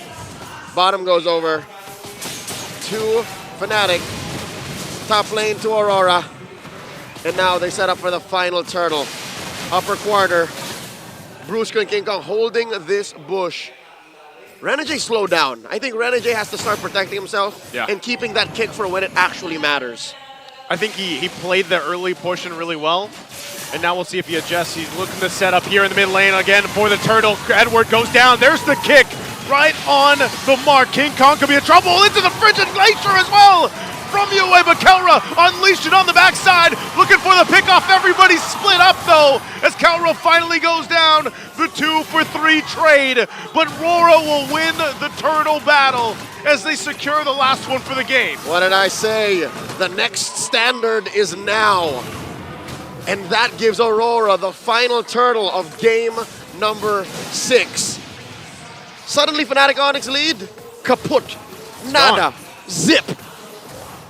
And they're pushing up top. Bottom lane is still in control. Yep. And suddenly, Fnatic Onic have to check bushes now more often. It's clear that Aurora are in the driver's seat. And I'm not going to say it's all Renegade, but he played a big role. Anyone who says otherwise is wrong. He's played a massive role in this. And what you're noticing is he's angling those kicks right on the mark towards UA. A lot of times if he's kicking one, it makes FNOP respond, and then they get set up into a frigid glacier. Like, that is as choreographed as it gets. I mean, look at him right now. He's providing a ton of vision too. He's fine. Might actually go in for something, not committing to it. But this is what has to be handled here. FNOP has to be able to go ahead and contain what Renegade's trying to set up. He forces out so much for so little. It's economically unfair for Fnatic Onic to respond to Renegade, but that's what he does. That is what the Hitman does best. He did it yesterday against Falcons. He did it the other day against Blacklist International. Yep. 8.5 minutes in, the Lord is spawning in the upper quarter, and they're making sure that the long lane is He's gonna good. get pulled. I'm offended. They're tired of Renegade dancing in front of him now. King Kong jumping towards UA, looking to crash him down. They'll take out UA in the exchange. Doming has to pop the Zaman Force, but they'll back off after losing at 2. Demon Kite still in the mid lane, trying to keep things together. And seemingly, Renegade is the anchor being of Aurora. He goes, UA goes, and suddenly the offensive maneuvers of Aurora are like, all right, we're back in the back seat. We're back in the ropes. And because of that sudden response by Fnatic Onic, they can't control the long lane anymore. The lane is pushed in. Yep. Fnatic has 1,000 gold up. And they have to find a way to get Renegade back into that flow. They have to trick Fnatic Onic into thinking, we can't do this, not without killing Renegade. I think this is where you really, again, have to be able to find the mark if you're Renegade. He's going to get spotted out of that bush, so won't be able to play from that angle like he did previously on that last turtle. So still, the stalemate right now for this Lord take. And what makes this such a difficult job for the Hitman is Brusco. I think you keep your eyes on Brusco, and you already know where Renegade has to go. And they can't be in the same spot. If Brusco gets his way and gets a good hook in, that ruins Aurora's entry point. See, look how Brusco's keeping that pixel brush. That's key for Fnatic Onic to keep this Lord dancing. All he has to do is sit there too, you know? He's even got that flicker available, so it's a little bit, if he decides to, they want to go for it and go for that pull with the I'm offended flicker. They can. They can actually set it up, but they don't have to. They don't have to force it. And the only one who can really afford a hook check is Doming. Because Doming has the Purify. Yeah. But if you purify that hook, you're missing out on so many other things you need to purify. The AOG, King Kong stun on a charged surge, Super Friends' ult. It's literally a bad idea. So that's why Brusco single-handedly is also keeping Fnatic Onic in the game here, in the Lord Dance. They'll still take the calm approach for it. Gonna go in. Actually, there's the pull into the Eternal Guard. The Spear of Alpha, though, from Demon Kite. Will be able to find 2. It's a double for him for now. And King Kong on the defense has to get out. This could be a Lord take for RORA now after a great setup. Yue was just too much. He dropped bombs, ice bombs, blizzards on Fnatic Onic, and that led to a Lord score. Couple of kills too. And I thought it was a good engage. I could have sworn Brusco was going to change the tide of battle. I thought Super Friends was going to drop a good ult. Yeah. This was, again, a showcase of the patience that RORA has to play around with. Even if it's not Renegade starting those fights and starting them up, if they just respond the correct way with the tools they have, with this lineup against Brusco pulling them, then they can win those fights because it's so devastating. No matter where FNOP goes with this lineup, if they're bunched up, they get frozen and then a Spear of Alpha or vice versa. It's really difficult to escape that kind of setup. And so how do they approach that fight? What's worse for Fnatic Onic is they actually want to keep fighting. They actually want to keep playing footsies. But the fact that Aurora hide themselves so well makes it difficult for Kirk and Brusco to find a sure hit. Yeah. I'm looking at Kirk stacks on the Thunderbelt. Oh, look at the junglers. It's looking lethargic. I'm pretty sure that's at single digits right now. Both junglers just handling up that far lane up top. Lord slowly making its way down the bottom. We're going to have to keep an eye here on King Kong. Which way is he going to go? Is he going to look to actually sandwich off RORA? Lord finally being worked on here by FNOP. Looks like he'll just get the call to go back to base. They defend for now for Fnatic Onic Philippines after that Lord.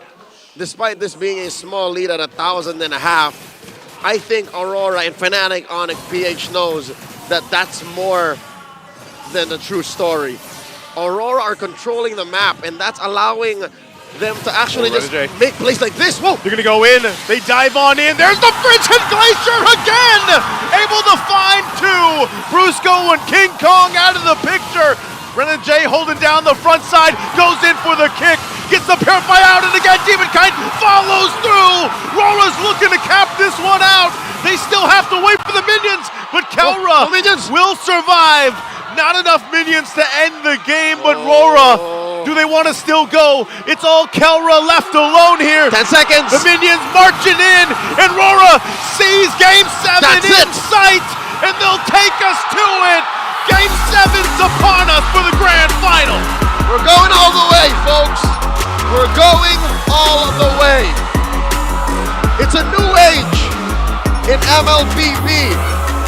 It's a new age for the Filipinos. And it's these two teams leading the charge, and this is how closely matched they are. Game 7 in the grand finals. Let's throw it over to the Infinix Game Tambayan to analyze what we just watched.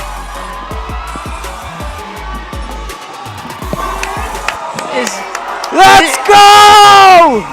Is there like any way we can just not analyze, just look at the screen like that? I told you, Game 7. Game 7, Can you help me get that? Can you help me get that? Can you help me get that?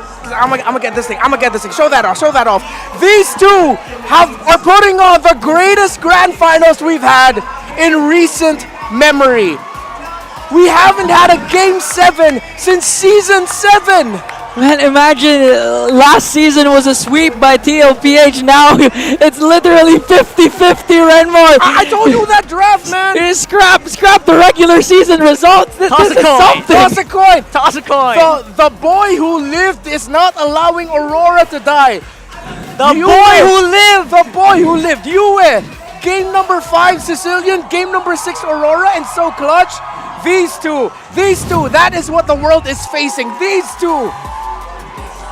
The boy who lived, of course, compounded by the smiling demon right there on your screens. One of the most consistent alpha games we've seen all playoffs long. And this man had a wide smile on his face because every time Kirk and Brusco entered, Demonkite was watching out. Melt the frontliners of FNOP and they have nothing left. And it was easy for Demonkite to do this because he was reserving the Spear of Alpha for... Wait, look at that man. Look at that. Exactly. It was easy for Demonkite, to save the Spear of Alpha for those crucial initiations wherein Kirk and Brusco was going in because of the aggression of Renegade and, of course, Yue. We've seen the Jitcon do not even the Way of the Dragon, just paired up with the Frigid Glacier. Like, those moments... Oh my goodness. All right. I just don't understand it. Sorry, brother Demonkite. Love you, but this is Renegade's game. Not for me, it's Yue. If that, yeah, I mean, Yue obviously, right? But if Renegade didn't play the way that he played today, and obviously Yue, I was already counting on Yue to be like this anyway. Yeah, now again, I was talking about this earlier where that would,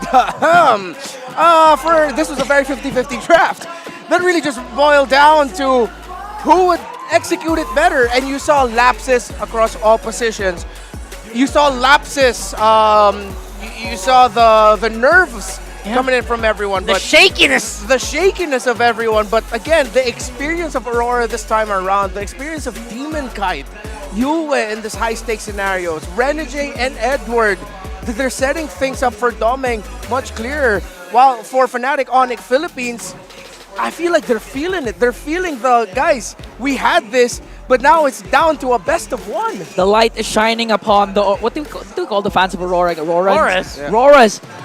You know, the thing is, Valentina, synonymous to Yue, but this time I think it's the Aurora because Literally yesterday, the game-winning play for Aurora against Falcons AP Brown was the flicker in Frosty Breeze from Yue, and now the Frigid Glaciers 3 consecutive times, man! Yeah. Ingan Bayos, Ingan Bayos, Bayos. He's Okay. trying to say it like that. You know, yeah. He's just trying to be really I think energetic. Aurora's really, you know, proving to us right now that I don't know what else they have to prove, honestly. Both of these teams, they have nothing left to prove. Yeah, that was, again, the most 50-50 draft I've seen the entire playoffs. Ruby, going into that one, has never lost against an Aurora, no matter what position Ruby was played. But that's just me. I know the others have more to say. Got a lot more to say to you guys. Wolf is not done. Of course, they're throwing it over with Midnight just for the analysis. It's not an MPL Philippine Finals without a Game 7. Welcome back to the analyst stand. My name is Midnight. I'm still with Wolf. Wolf, how are you feeling? Oh, I'm fine. I'm happy. I'm hyped. You should ask the crowd though. MPL Arena, are you not entertained?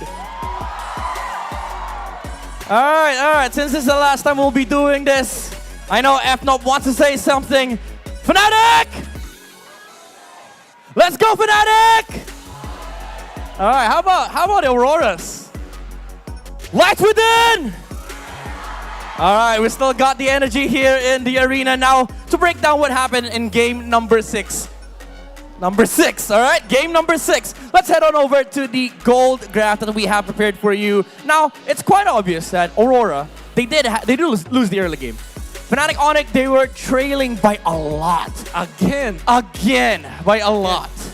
I think at this point, Aurora members are mountain climbers. So now how many times they climb mountains of gold in order for them to take it back. However, I still feel that it's the chemistry of Aurora that allowed them to be this way. For example, whenever Edward jumps, there's always the follow-up from the Alpha. And when the Alpha jumps, there's an eventual follow-up coming out from the Aurora, from Yue, which kind of makes me think, okay, maybe the members of Aurora know each other so much they probably finish each other's sentences. Yes. Because that's what we felt like in that game. The wombo combos from Aurora were perfectly executed. Yeah, it's a back and forth battle between Aurora and FNOP. As you can see, both sides held the gold advantage. Even by the 11th minute, FNOP was still holding the gold advantage over Aurora. But what they didn't hold was a team fight advantage. As Wolf has mentioned, it's always the layering of spells, the jumps coming out from Aurora MLBB, and of course the true damage coming out from Demon Kite. As it's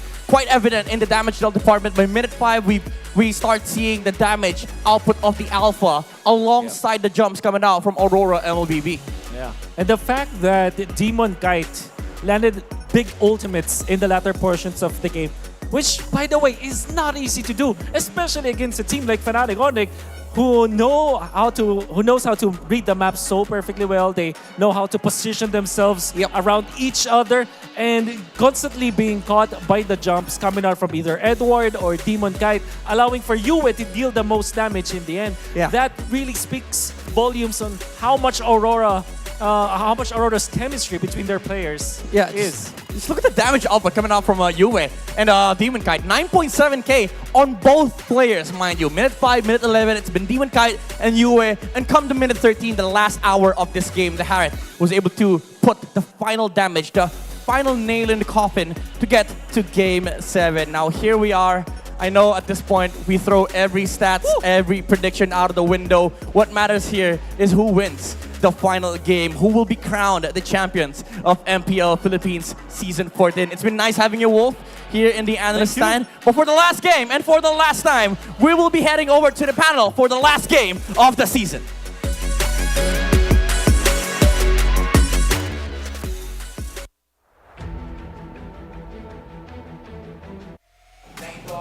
Can't believe it. One whole season accumulates to one of the most exciting, the closest grand finals we've had in a long time. Love the stat you brought up. We haven't seen a game 7 in years. Since season 7. Years, bro. 7's the lucky number for this whole day, literally. Yeah. MLBB being nominated for 7 awards. Now we're on a game 7. Last game 7 was literally season 7. Yeah. And What else? Chandel's casting. So Chandel's casting. Oh my goodness, Chantel! Chantel and her curse, man! And, you know, I'm sure the mirror curse is also kind of there somewhere. I don't know if what he did. Yeah, there's so many watch parties going on, man. Too many watch parties. I don't know if Gideon's streaming. I don't know if I know. Drex is up. If anyone is missing this, I don't know anymore. What's up? What's up, you guys? If I miss any other casters from all over the world, we love you all. Sorry, but we love y'all.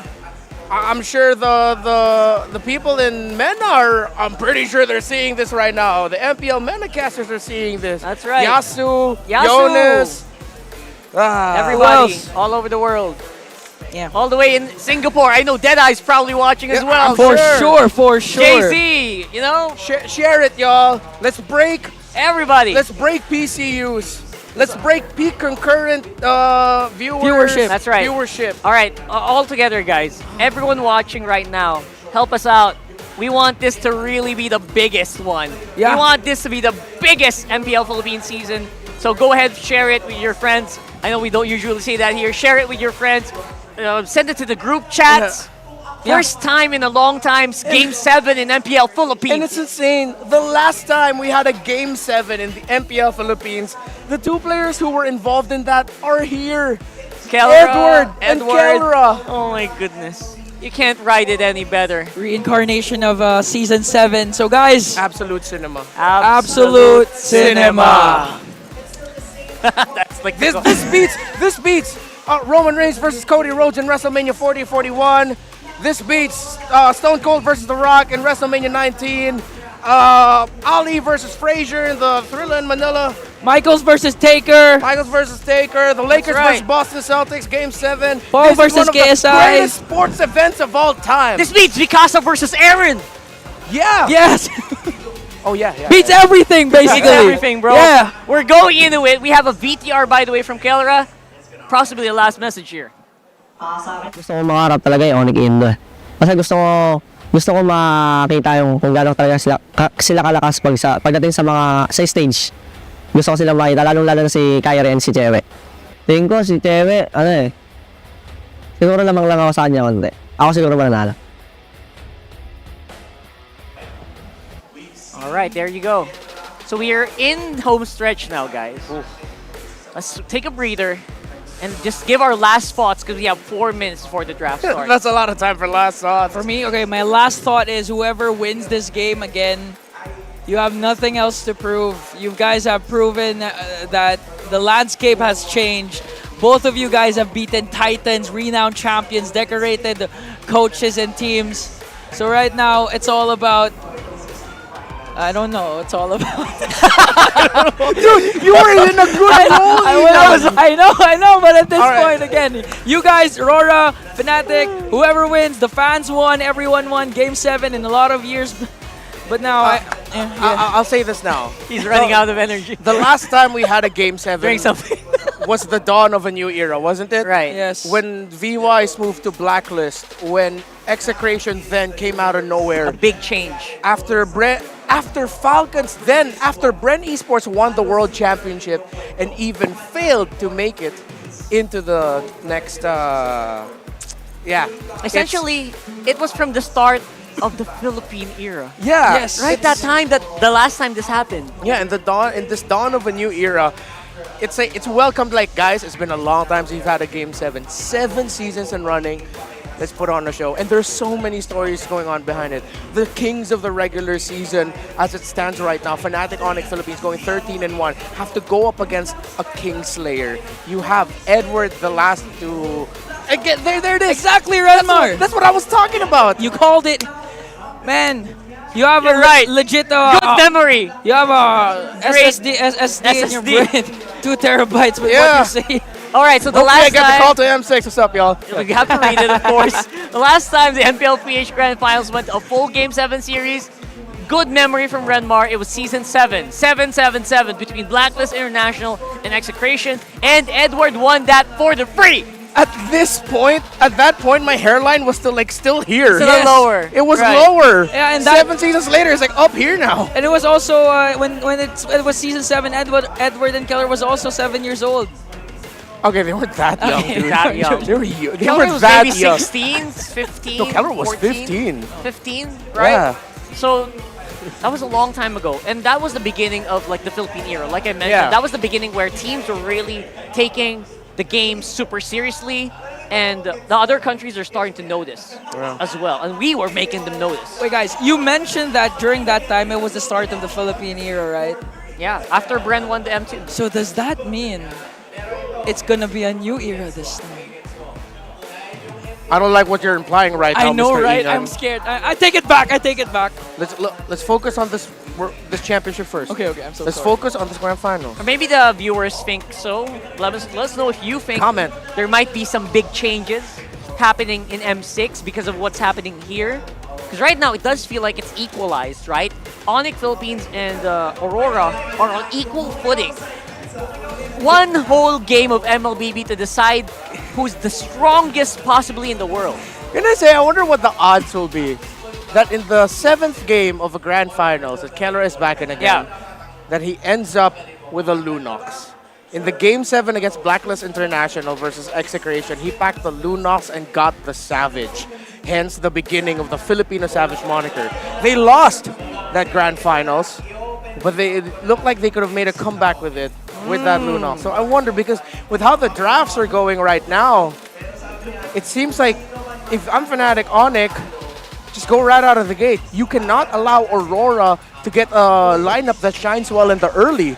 You need a lineup that scales up fast and challenges their mid-game 8-minute, 7-minute power spike. Man, if that happens, that's long-term storytelling, man. Absolute That's cinema. Absolute cinema. That's long-term storytelling, and it's also very ironic that you're gonna pick the guy with brilliance against a team that loves lights. Yeah, that too. And use it to beat them. You couldn't have written it any other way, I feel like. This is, again, the greatest season we've had in recent memory. That's right. And this is looking like it's going to boil down to be our greatest grand finals ever. We're getting ready for it, guys. Here comes the draft for possibly one of the biggest games right here in MPL Philippines Season 14. And Fnatic Onic on blue side. What about it? Well, the Suyo is the question. If picks such as the Low Yi, the Edith, will be taken away early or opened up for them, are they going to change? I don't think they should go for a super drastic move in the draft. Chase the power, chase the Edith, or chase the Edith, Suyo, Phoveus. Those have to be the first picks. Yeah, for me, just give Kirk really a hard time. Don't give Kirk the Edith. I actually want to see a 5-man mage ban on Super Friends. Whoa. Just ban out the whole squad. I'm that dumb. But here we go. Ladies and gentlemen, game number 7 goes into a draft. What's your command? And FNOP will take away the Harith from Domain. Great respect. Good respect as well with the Fanith. And they go for the Edith. So this could be a Suyo. You're not going to rush the Phoveus just yet if you're Aurora. I think they have to get the Suyo now. Suyo Gatot could be an option. Or steal the Eve from Super Friends. At the same time, they still have a potential Valentina, so I think the Suyo Gatot would be a good option here for... Yeah, so we were in agreement. Yeah, Suyo Gatot. Among the planes. Oh, there's they the steal the Eve. Valentina. Oh, that's the Eve. Yeah, they steal the Eve. What a move. What a move by Aurora. And they go... They said Suyo later. No, I think the Demon Kai doesn't want to go for Suyo. I think he wants to go for Alpha. Oh, That's right. Gatot. Oh my goodness, Gatot Eve Alpha would be great. The immortal one chose Suyo to ends up vanquish with the Fnatic shadow Onic Philippines. to play this world. Oh. All right. So at this point, it does feel like the Edith is going to be so pivotal. Again, you can kind of stretch it out to whoever. But I don't... It's starting to look like Aurora might slide into a bit of a composition that relies so much on the death box. Yeah. And that might be a double-edged sword. Do you get your mid right now? Do you just go Valen? Time and tide wait for no Beatrix so early on! That's Okay. a big power play, FNOP. But this is what we said.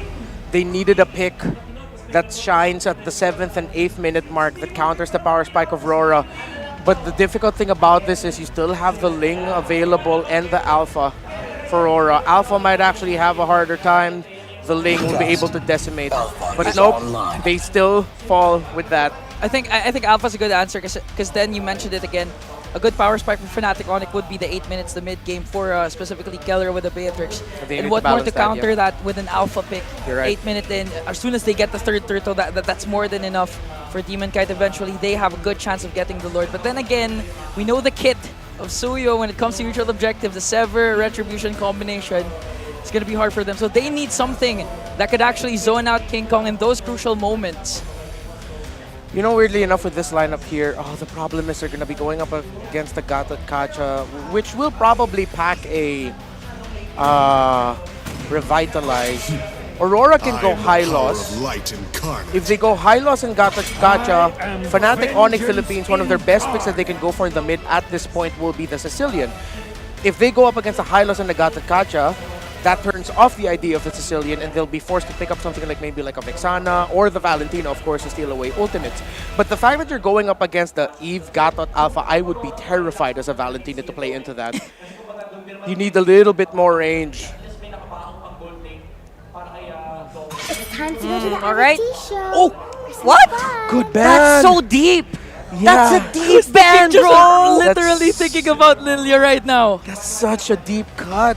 They take away one of Super Friends' historically best heroes ever since his MPL Philippines Season 10 debut. Especially against a Death Box. Yeah. Right? If everyone's grouping up together, Lilia would have been so great. What is Domin gonna end up with here?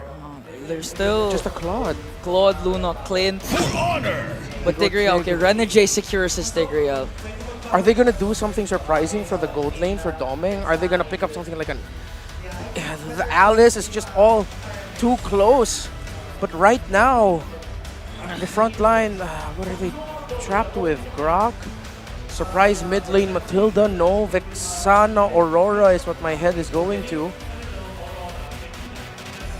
Is Minnow a good roam for Fnatic? Too soft. Too soft, right? Minnow will struggle here. You're still the Cho though. Yeah, the Cho, but difficult. They need to go tankier. It can't be pick-off style. And again, they're gonna have to face against a lineup that is a big ball of... Oh my god, is this the Estes lineup? Even Vexana. Is this the Estes lineup? No, it's still the Cho. Aurora, Okay. no way, right? No way. Oh, sorry, Tigreal. Yeah. Now, here for the gold lane. Who is it? Alice? Alice or Claude? Are we thinking Alice here? Weirdly enough, this has a lot of frontline for a Bruno to shine. Oh. And Brody. You know, those kinds of heroes. Did he get picked at all? You still have like Melissa and Iksha available. It's such a wide pool. Clint. Clint. Okay, they go for the It's the backline more burst. stable guy, closer to your front line, right? It's closer to your front line so they can respond faster if someone goes through. So it's not that bad, but the range is a little less. The lineup of Aurora can reach the backline of Fnatic Onic Philippines easier. This puts a lot of pressure onto Kirk and to Brusco to make sure that they get the Eve, they get the Clint.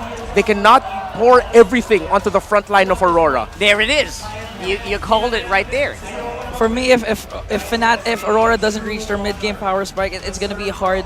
Yeah. Especially as Fnatic Onic snowballs with King Kong, Suyo, and Keller as well. But still, for me, 50-50 like what you mentioned a while ago. All right, everybody, throw out and get your coins ready. Here we go for game number 7 of the Grand Finals. It's been years since we've gone this far. It's been months since anyone has ever made Fnatic Welcome to Onyx Mobile sweat this way. Legends. Aurora have made mortals of gods unless they're both gods, one game away from winning the championship. Welcome to Game 7. It's Fnatic Onic Philippines versus Aurora MLBB. Oh man, I had just realized that I have not been part of a 7-game series just yet since I started casting back in Season 8. And I'm so happy that we finally have it here with two amazing teams that have been defying odds all season. Welcome to your first, Joseph, and this could also be the first for many here in this bout. Many athletes putting everything on the line. Brusco flickers away. Again, look at that. Just how locked in both the teams are, that even if you have to defensively flicker, Kirk was right there. The other thing that I'm excited to see and point out is, as we get a glimpse right now for the gold lane, is it's a classic matchup, right? This isn't the Magic gold lane matchup we see a lot of times. Both Marks people. It's both Marks people.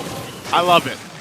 It's what they need to do. And between them, they're both capable of playing these two marksmen, right? You've seen a Clint in Kelra and a Beatrix in Doming. Now Kirk gets pushed in deep. King Kong reciprocating the action, taking that small camp away. And Renegade just chasing. Renegade just clearing out. Brusco living in Demon Kite's face. I wonder how this feels too for Renegade, you know, just he got his hands finally on the Tigreal here, but Brusco is playing his signature hero on the other side. And you know that with that Tigreal, you have a couple options. Either you respond to when Brusco sets things up, or you can also be the guy on Tigreal and be a little aggressive. There's the flicker. Good dodge there coming out from Demon Kite. First turtle for the taking here. They're going to start it up. AOG! Getting in position. There's a jump. Not connecting, but Demon Kite will get the turtle. King Kong goes down first. And now looking for more. They're on the hunt. Brusco should be able to get away, but RORA comes out with a win in that one. 2 minutes in, first turtle down. Brusco protecting King Kong's orange buff. It's very rare that you see King Kong cornered like this. It's been a while since we've seen King Kong get deprived of his resources this early on. And Demon Kite commits Grand Theft Orange. 1,000 gold ahead now is Aurora. Joseph, I hate to say it, but is Fnatic Onic running out of tank in the gas right now? I think it's more so this, Leo. They haven't been tested like this. Like you said in your intro and in the game, when was the last time Fnatic Onic went through this kind of testament through a series, especially this long? That's where it really comes down to even the mental endurance of the players here. Then this might be their true test. Look at King Kong, slow rolling his theft of the orange, taking a small camp along the way. Edward catches him. Still a little baby there, RWM. Gonna be able to get out, knock up through Kirk. Oh no, he's in trouble! King Kong gets punished again, and Demon Kite says, get out of my jungle. They've cornered the beast and slain him twice now. Edward canceling the AOG, getting inside Fnatic Onic's head. And now Demon Kite's gonna clean up house. They're about 2,000 gold up now, and the second turtle hasn't even spawned. This is pretty crazy because for a player that is so integral and part of the success of FNOP. That's the regular season MVP. That's the regular season MVP. He is now falling behind in terms of trying to keep up with the pacing being set. And Demon Kite has adjusted throughout the series, got his hands on this alpha, and is just proving to be a nuisance. Sometimes he doesn't even get caught because he defensively uses the Sphere of Alpha. And then re-engages. Turtles up, and just as quickly taken down. Aurora, 100% turtle take rate, 4 minutes in. Oh, this is trouble right here for Fnatic Onic. They're going to have to go ahead and just kind of buckle up at this point. We know the statistic, 2 turtles back-to-back for a team, what they can do for the early game into the mid-game here. So they might try to, scrap up what they can. You can see the placements here for King Kong, where he's going. Even though we got punished last time, he doesn't care. He's still going to be in the jungle of DK. And that's what led him to be such a successful jungler in the regular season. Continue playing the map. Continue finding resources until you can get there. And in this series alone, in this 7-game series, we've seen him do this with a Nolan. Yep. Now, with a Suyo, that's a whole nother story. Looking at the item game, about 1,500 between Kelra and Doming. Dear God. Whoa. Doming is on a gold mine. Where did he get all that money? Where is it from? Because everywhere else it's equal down the middle. Aurora have successfully funneled everything to Doming. That was nearly just the farming and all that turret gold. The shielding, and I guess he was double laning. I don't know, man. That's a smart cowboy right there. That's a rich cowboy. That's a rich cowboy right now, because they're going to have to deal with that. He's also now on the top side, so they're just going to leave him alone, let him do his thing. Doming farming up. Fnatic will push that bottom turret themselves. They can't get it fully just yet because they can't overextend, and that's another turret now in the hands here for RORA. Clean for Aurora. So far, top lane tier 1 taken down, bottom lane tier 1 taken down. The map is shrinking for Kelra. And King Kong just struggling to keep anything and everything in his own jungle. Luckily, his retribution's still on point, but that means all turtles, they're conceding over to Aurora. Yeah, this is going to be the 3 for 3. I'd be surprised to see FNOP try to fight this, but they don't even get a chance. It's so quick to go down here. This is looking really good for Aurora right now. Nice, comfortable lead at 2.6, almost 3K up. Under the 7-minute mark, all 3 objectives in your favor, and they can play around the map now as they set their eyes on the tier 2 here in the top. You mentioned earlier how Renegades Tigreal can actually play both offensively and defensively. I don't see him playing defensively or reactively at all. If anything, his mere presence is sending shivers down Brusco's spine. Brusco can't even cross the river right now. That's not what you want to see in a show. It's not what you want to see, man. And maybe, you know, this is now up to King Kong to just play the map. He's going to have to do the best he can, but I'm even worried for him because if he's pushing somewhere else, there's so many tools to go ahead and try to catch him. And that's exactly what they're looking to do now. Renegade is still going to be used. King Kong will spawn him out with the Queller. But now, again, tier 2s are being pressured. We saw Fnatic Onic do this even the previous game this early on. Mid lane, toss up from Kirk. From Wrath going to be used. Demon Kite won't land the Spear of Alpha. They still want to fight. Eternal Guard going to be dropped down too. They're going to try to fight. There's the kick coming out from Brusco. And Renegade goes in, finds the lockdown, and Demon Kite's taken out by Kelra. They're still hunting for more. Kelra! Domang falls. Kelra trying to buy time. Yue and Edward chasing him down. Kelra, will he be able to get the space he needs? RORA loses 2. The gold standard gets away with murder. Fnatic Onic's first win in this 8-minute game. 2 kills, 1 on DK, another on Doming. Those are the 2 perfect targets. Everyone else is just an accessory to Aurora's success right now. That is what Fnatic Onic needed. How did they set that up? An amazing play. It started with Kirk playing footsies, faking it, Primal Wrath. All right, they engage, popping their rule manipulation. Next thing you know, Kelra was in the back blasting him. Oh, that's what you got to watch out for. I mean, he even used that flicker, right? So they're not going to have a couple of these battle spells now for this fight. Not so for RORA will go ahead and start things up. They know have the advantage with the ultimates that they have. They still have to respect what FNOP can do. That's all of them in there. Lord now on a 10th of its health. They're going to go for it. There's the jump on in. Renegade going to be in trouble, and Demon Kite gets the Lord. Spear of Alpha going to be able to lock down King Kong and Brusco. Edward trying his best, but he falls next. The 2-for-2 trade, but RORA gets the Lord. Damn straight, Joseph. At the end of the day, Aurora win that trade. A roamer and an XP laner for a Lord, the opposing jungler, and the roamer. The math checks out. Aurora maintaining composure, recovering from that 2 free kills that Fnatic Onic scored about a minute ago. Looking at the items, luckily, Kelra has been farming up. He didn't die in that exchange, so he's now just down about just under 1,000. Yeah, he's still got some catching up to do. I think there's a future here. I think if some way, somehow, the Sonics just pour everything on the gold standard, on the Filipino Savage, he can get over his trauma from losing to Edward. 3 years ago. He can get over his trauma losing to Demon Kite 2 years ago. It's got to come here, now, culminating in this moment. They're all going to have to lock in here on the defense. Even if it's this first Lord here, they should be able to work through it. Another turret going down. Fnatic Onic holding on to what they can. Holy Shield still actually up here on the top side as they clear out the minions and keep the shields alive for now. Even in mid. Key use of the magic flare. King Kong in no man's land. He's in the pixel brush. Oh, he gets spotted.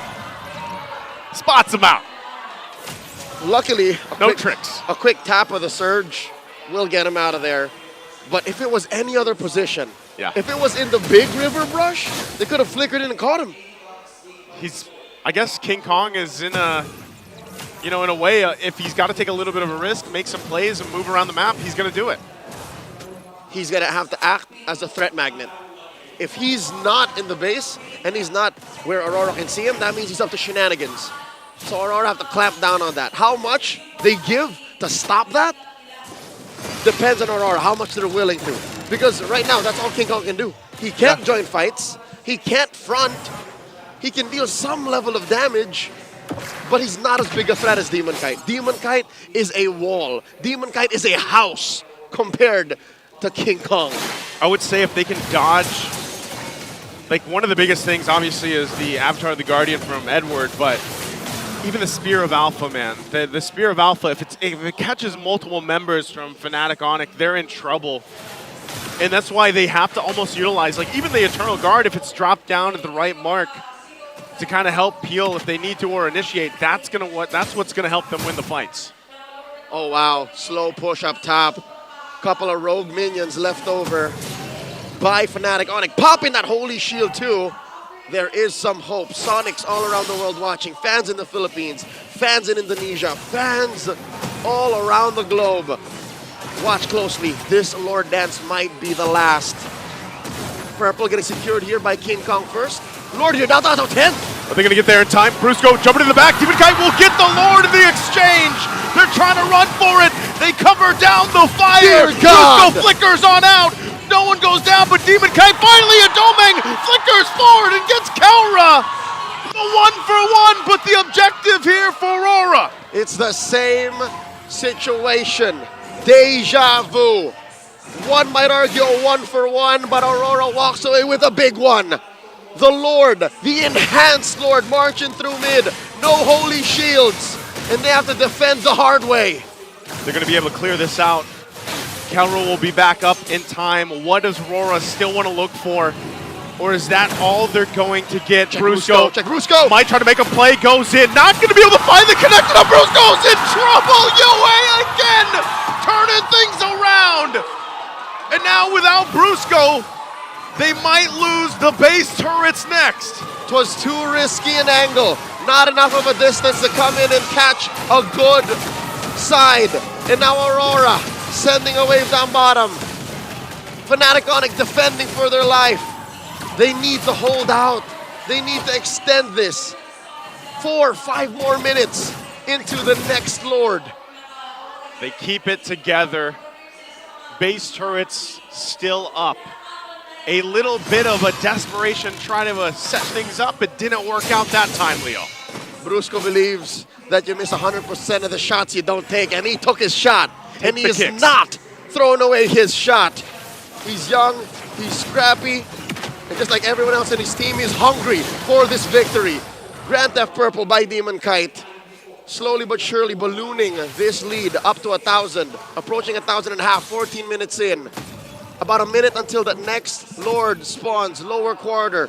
Luckily for Fnatic Onic, that is the long lane for them, wherein it's the softer side of the inhibitor. So, you know what?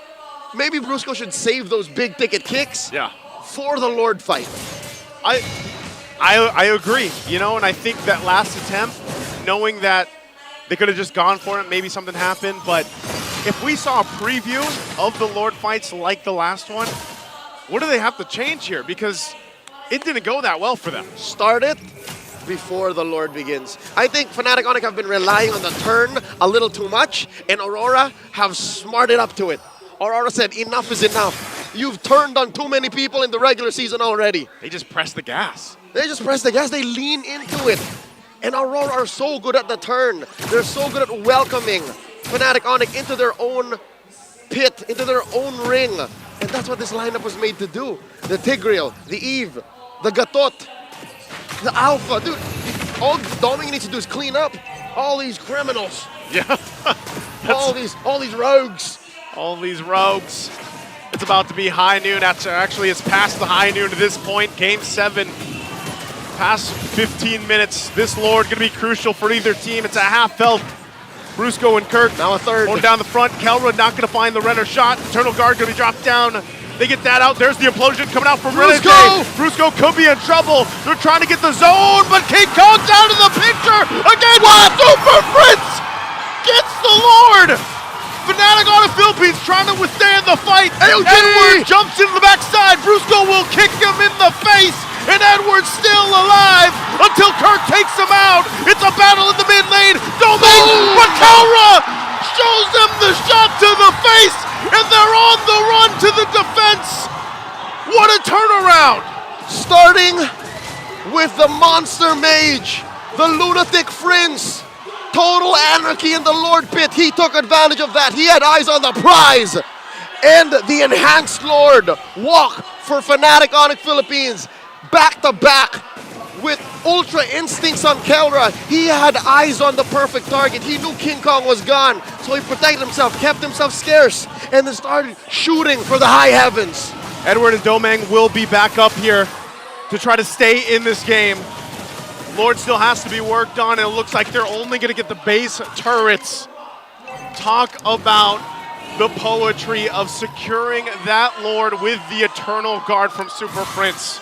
The back and forth, the ebb and flow, the beautiful and brutal exchange between these two world-class athlete teams. If you're not watching this right now, you're missing out. This is what you pay attention to if you want to see peak MLBB. And the only thing between them is an inhibitor and 2,000 gold. How? How is it that close? Yet still seemingly both teams engage as if their lives depended on it. Leo, I'm not even complaining. We are here on the desk and I am entertained. I wouldn't want Game 7 to be any other way than how this has been for the past 18 minutes. And it brings us back to that. The Lord coming up in a minute. Are they gonna try to make a play? Are they trying to get a numbers advantage? Because now the defensive items come into play with this. Now they start juggling. Demon Kite just picked up his immortality. Demon Kite also has a winner crown, so he can jump in. Spear of Alpha, front, and then come back, deal extra true damage. Fnatic Onic have to accept that fact that the box does not belong to them. They have to play outside the box. They have to bait the box. They have to live in the box to be able to understand how Aurora do it. And look at the damage dealt by Yue. It's just so sticky. A box, the real world manipulation, but Super Prince is a one-of-a-kind mage. Super Prince comes from the same DNA that Few, Sanji, Yue, Sans, they're all the same breed. They are, man, and they come in clutch when it's needed most. And that is a huge factor for both these ends, both these teams here. Lord has already spawned, upper quarter. This is an evolved Lord. Dare I say, whoever scores this might as well take home the championship. River Control going over to Aurora first to the scene. They do take the Little Wanderer. Renegade still has his flicker, still has his immortality. So there's a lot of engage on Aurora. How does Fnatic Onic juggle all of those factors? Can really be either team here that decides to start things up. King Kong will make his way to the fight. Or is he going to try to push and play something else here? Lord might get soft reset here. Where's King Kong going? There it is, King Kong taking the long way around. Flanking from the east. Doming can't see. Demon Kite either. Renegade pushing them back in. Lord down to a 10th. It's down to the 10th. He might be too late. Lord already secured the jump in from Edward. They might call the fight. King Kong, is he going to go for Doming? Takes off a couple shots. He gets the Wind of Nature out, but he'll disengage. The timing wasn't right for FNOP. Fnatic took a second too long. They had the set up. King Kong couldn't get there safely and fast enough to be able to get the pincer. Aurora scoring the Lord. No casualties either side. Not even a flicker spent by Aurora. There was one on Kirk in trying to jockey for position. Looking at the items, both marksmen refuse to go barefoot. Both marksmen understand that rotations are the name of the game. It's the map. And what's King Kong doing? What was this? Joseph, is he back? Is he going for the back door? He looks like he might be. He's actually just going to handle that wave. He was using retry. He sees it. They see it. He has to go home. He has to go home. He's going to go home. They got to defend here. Lord's going to be worked on. Eternal Guard already dropped down. There's the box once again. The AOG is going to be used. They're clearing out the minions. Edward trying to get out of the Spear of Alpha coming out from Demon Kite. Kirk gets the killing spree and Edward goes down too. And the explosion comes through. And they turn it around. 4 members of RORA are down. And Domang will try to go to base, but FNOP, after a decisive team fight victory, will prep up to march in, and Doming, he can't even get back to base in time. It's all on him. It's all on him. From a dominating regular season to a hard-fought grand finals, the Sonics will not be dimmed by the lights of Aurora. They stand unbreakable. And new MPL Philippines champions, Fnatic Onic Philippines. I said it before and I will say it again, Leo. They are too damn good. They are a force of nature, seemingly unstoppable. Since the season started, here tonight they were made human, but they were also made immortal. Tonight, they claim their kingdom. Kelra is now crowned. Kelra finally got the coveted championship he's been after for so long. Golden. Super Prince. Golden. Kirk. Golden. Brusco. Golden. King Kong. Golden. And let's not forget Kelra. The Filipino savage, the gold standard. Through the leadership of Coach Hayes and Coach Why Not. Spider Miles ever the supportive teammate. And their management led to this moment. What a run, what a season. What a grand finals we had here, man. So good, so competitive. Even on the other side, you gotta see it, you gotta love it. They are the heralds of the new age of MLBB. They are the new standard bearers of the Philippine play style. These two took us to Game 7. Aurora MLBB, a threat on the world stage. No one can take that away from them. Oh, man. Again, Aurora, they were doubted throughout the regular season, and look how far they came. The only team to bring a team like this, Fnatic Onic Philippines, the distance to make them sweat. You gotta give a round of applause to them because boy, oh boy, I can't wait to see them in M6. Tonight, the light did not die. The light will shine bright once more in Kuala Lumpur for M6. And now, Fnatic Onic Philippines will get their moment. It's been an honor to be at your service. Naisu and Leo bringing you the action, and on behalf of all of the English talents, Rockhart, Renmar Santa Cruz, and Ingan, we hope you had enjoyed. MPL Philippines Season 14 champions, Fnatic Onic Philippines! Fnatic Onic Philippines, step forward and claim the trophy that's rightfully yours. In 3, 2, 1, congratulations! Fnatic Onic Philippines! The Sonics are standing tall and proud. This title and trophy was destined to be theirs. To present the awards, please welcome to the stage Mr. Marlon Marcelo, Executive Director from the Philippine Esports Organization. He will award the Sonics, who faced every match with positive winning mindset.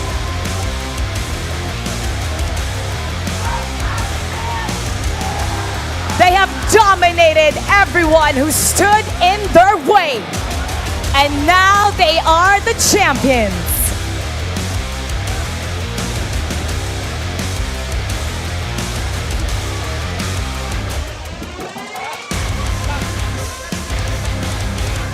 They will now be awarded with their medals. Kelra,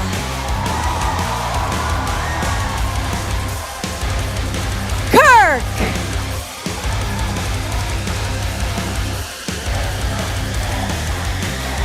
King Kong,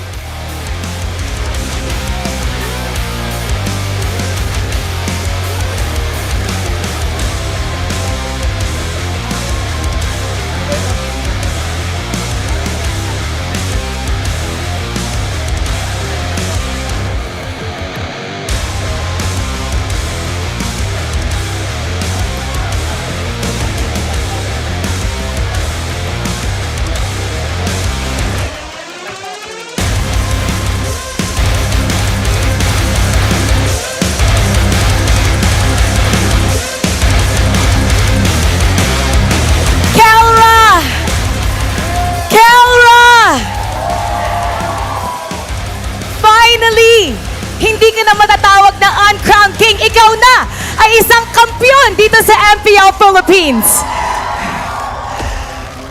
Ilabas mo kung ano ang nararamdaman mo, Kelra. Maraming salamat sa lahat ng nanonood dito, sa mga sumusuporta sa amin. And also yung family ko na mga nagsupport.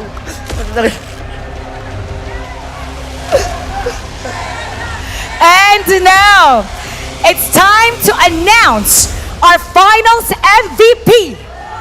Our finals MVP is the one who made great execution in their decision-making and leadership. To award this, it'll be presented by Mr. John Carlo Felix, Sports and Games Inspector from the Games and Amusement Board. The finals MVP is the player who was critical to their team's victory. And your finals MVP is...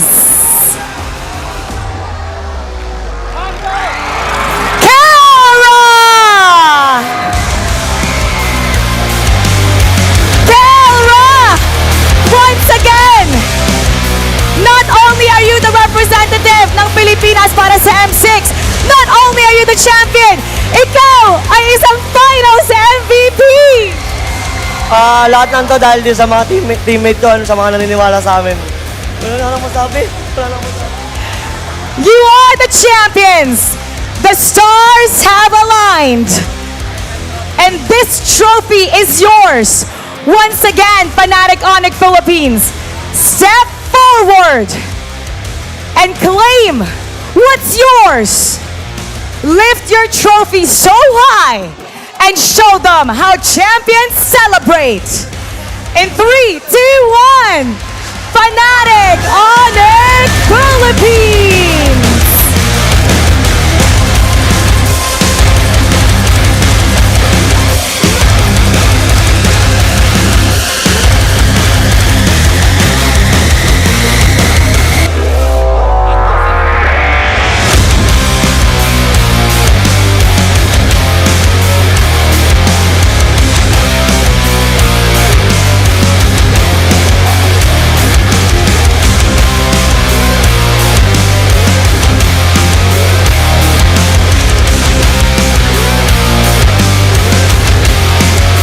Congratulations once again to our finals MVP, Kaura, and our champion, Fnatic Onic Philippines.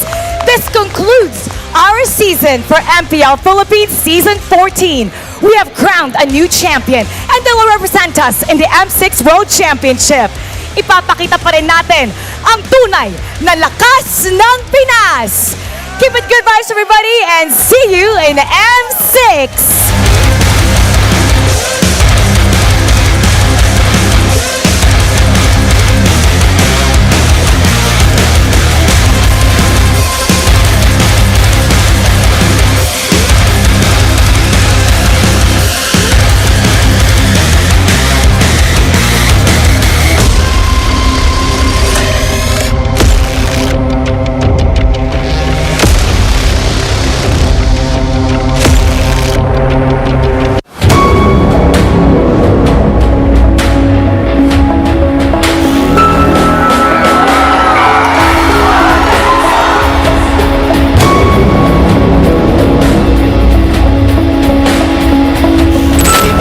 Di ba nandun yung wall, pero sinalubong na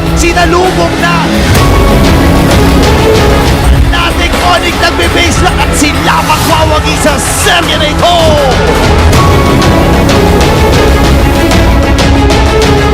Gusto na kagad tapusin ng Fnatic Onic Philippines. Nag-aantay na lang sila ng minions at ang mga Ricos ay nandun din. Super Prince nagpapatay na lang, talaga ng literal. Unang laro na ito ay mapupunta sa Super Cup.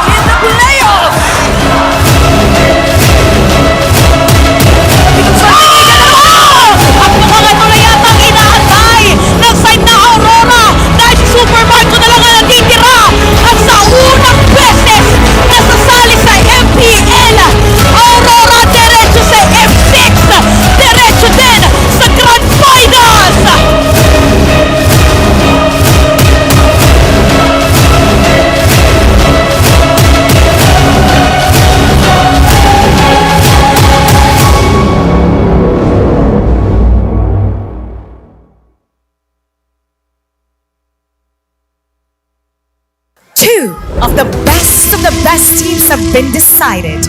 They fought with passion and determination, game after game, minute after minute, eliminating their opponents to stand here today as your MPL Philippines Season 14 Grand Finalists. Oras na para itanghal natin ang pinakamalakas sa Pinas!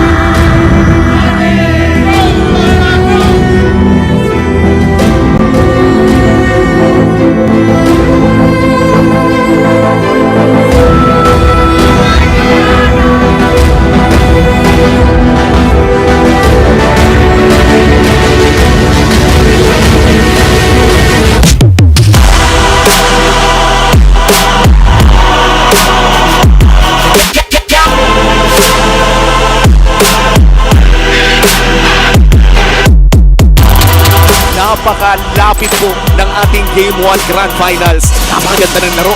At nandiyan ang asaman po, Zero Super Prince, hindi na makakadash away. Merong free hit para yun kay Edward. Habang si King Kong, hindi pala jungle yung pina-farm. Yung base pala ng Aurora. 2-0 para sa Fnatic Onic Philippines. Kailangan daw nilang depensahan, pero hindi yata magpapadepensa dito. Aurora, unti-unting nawawala yung buhay na base. At ang sagot naman ng Aurora, kami naman sa game number 3.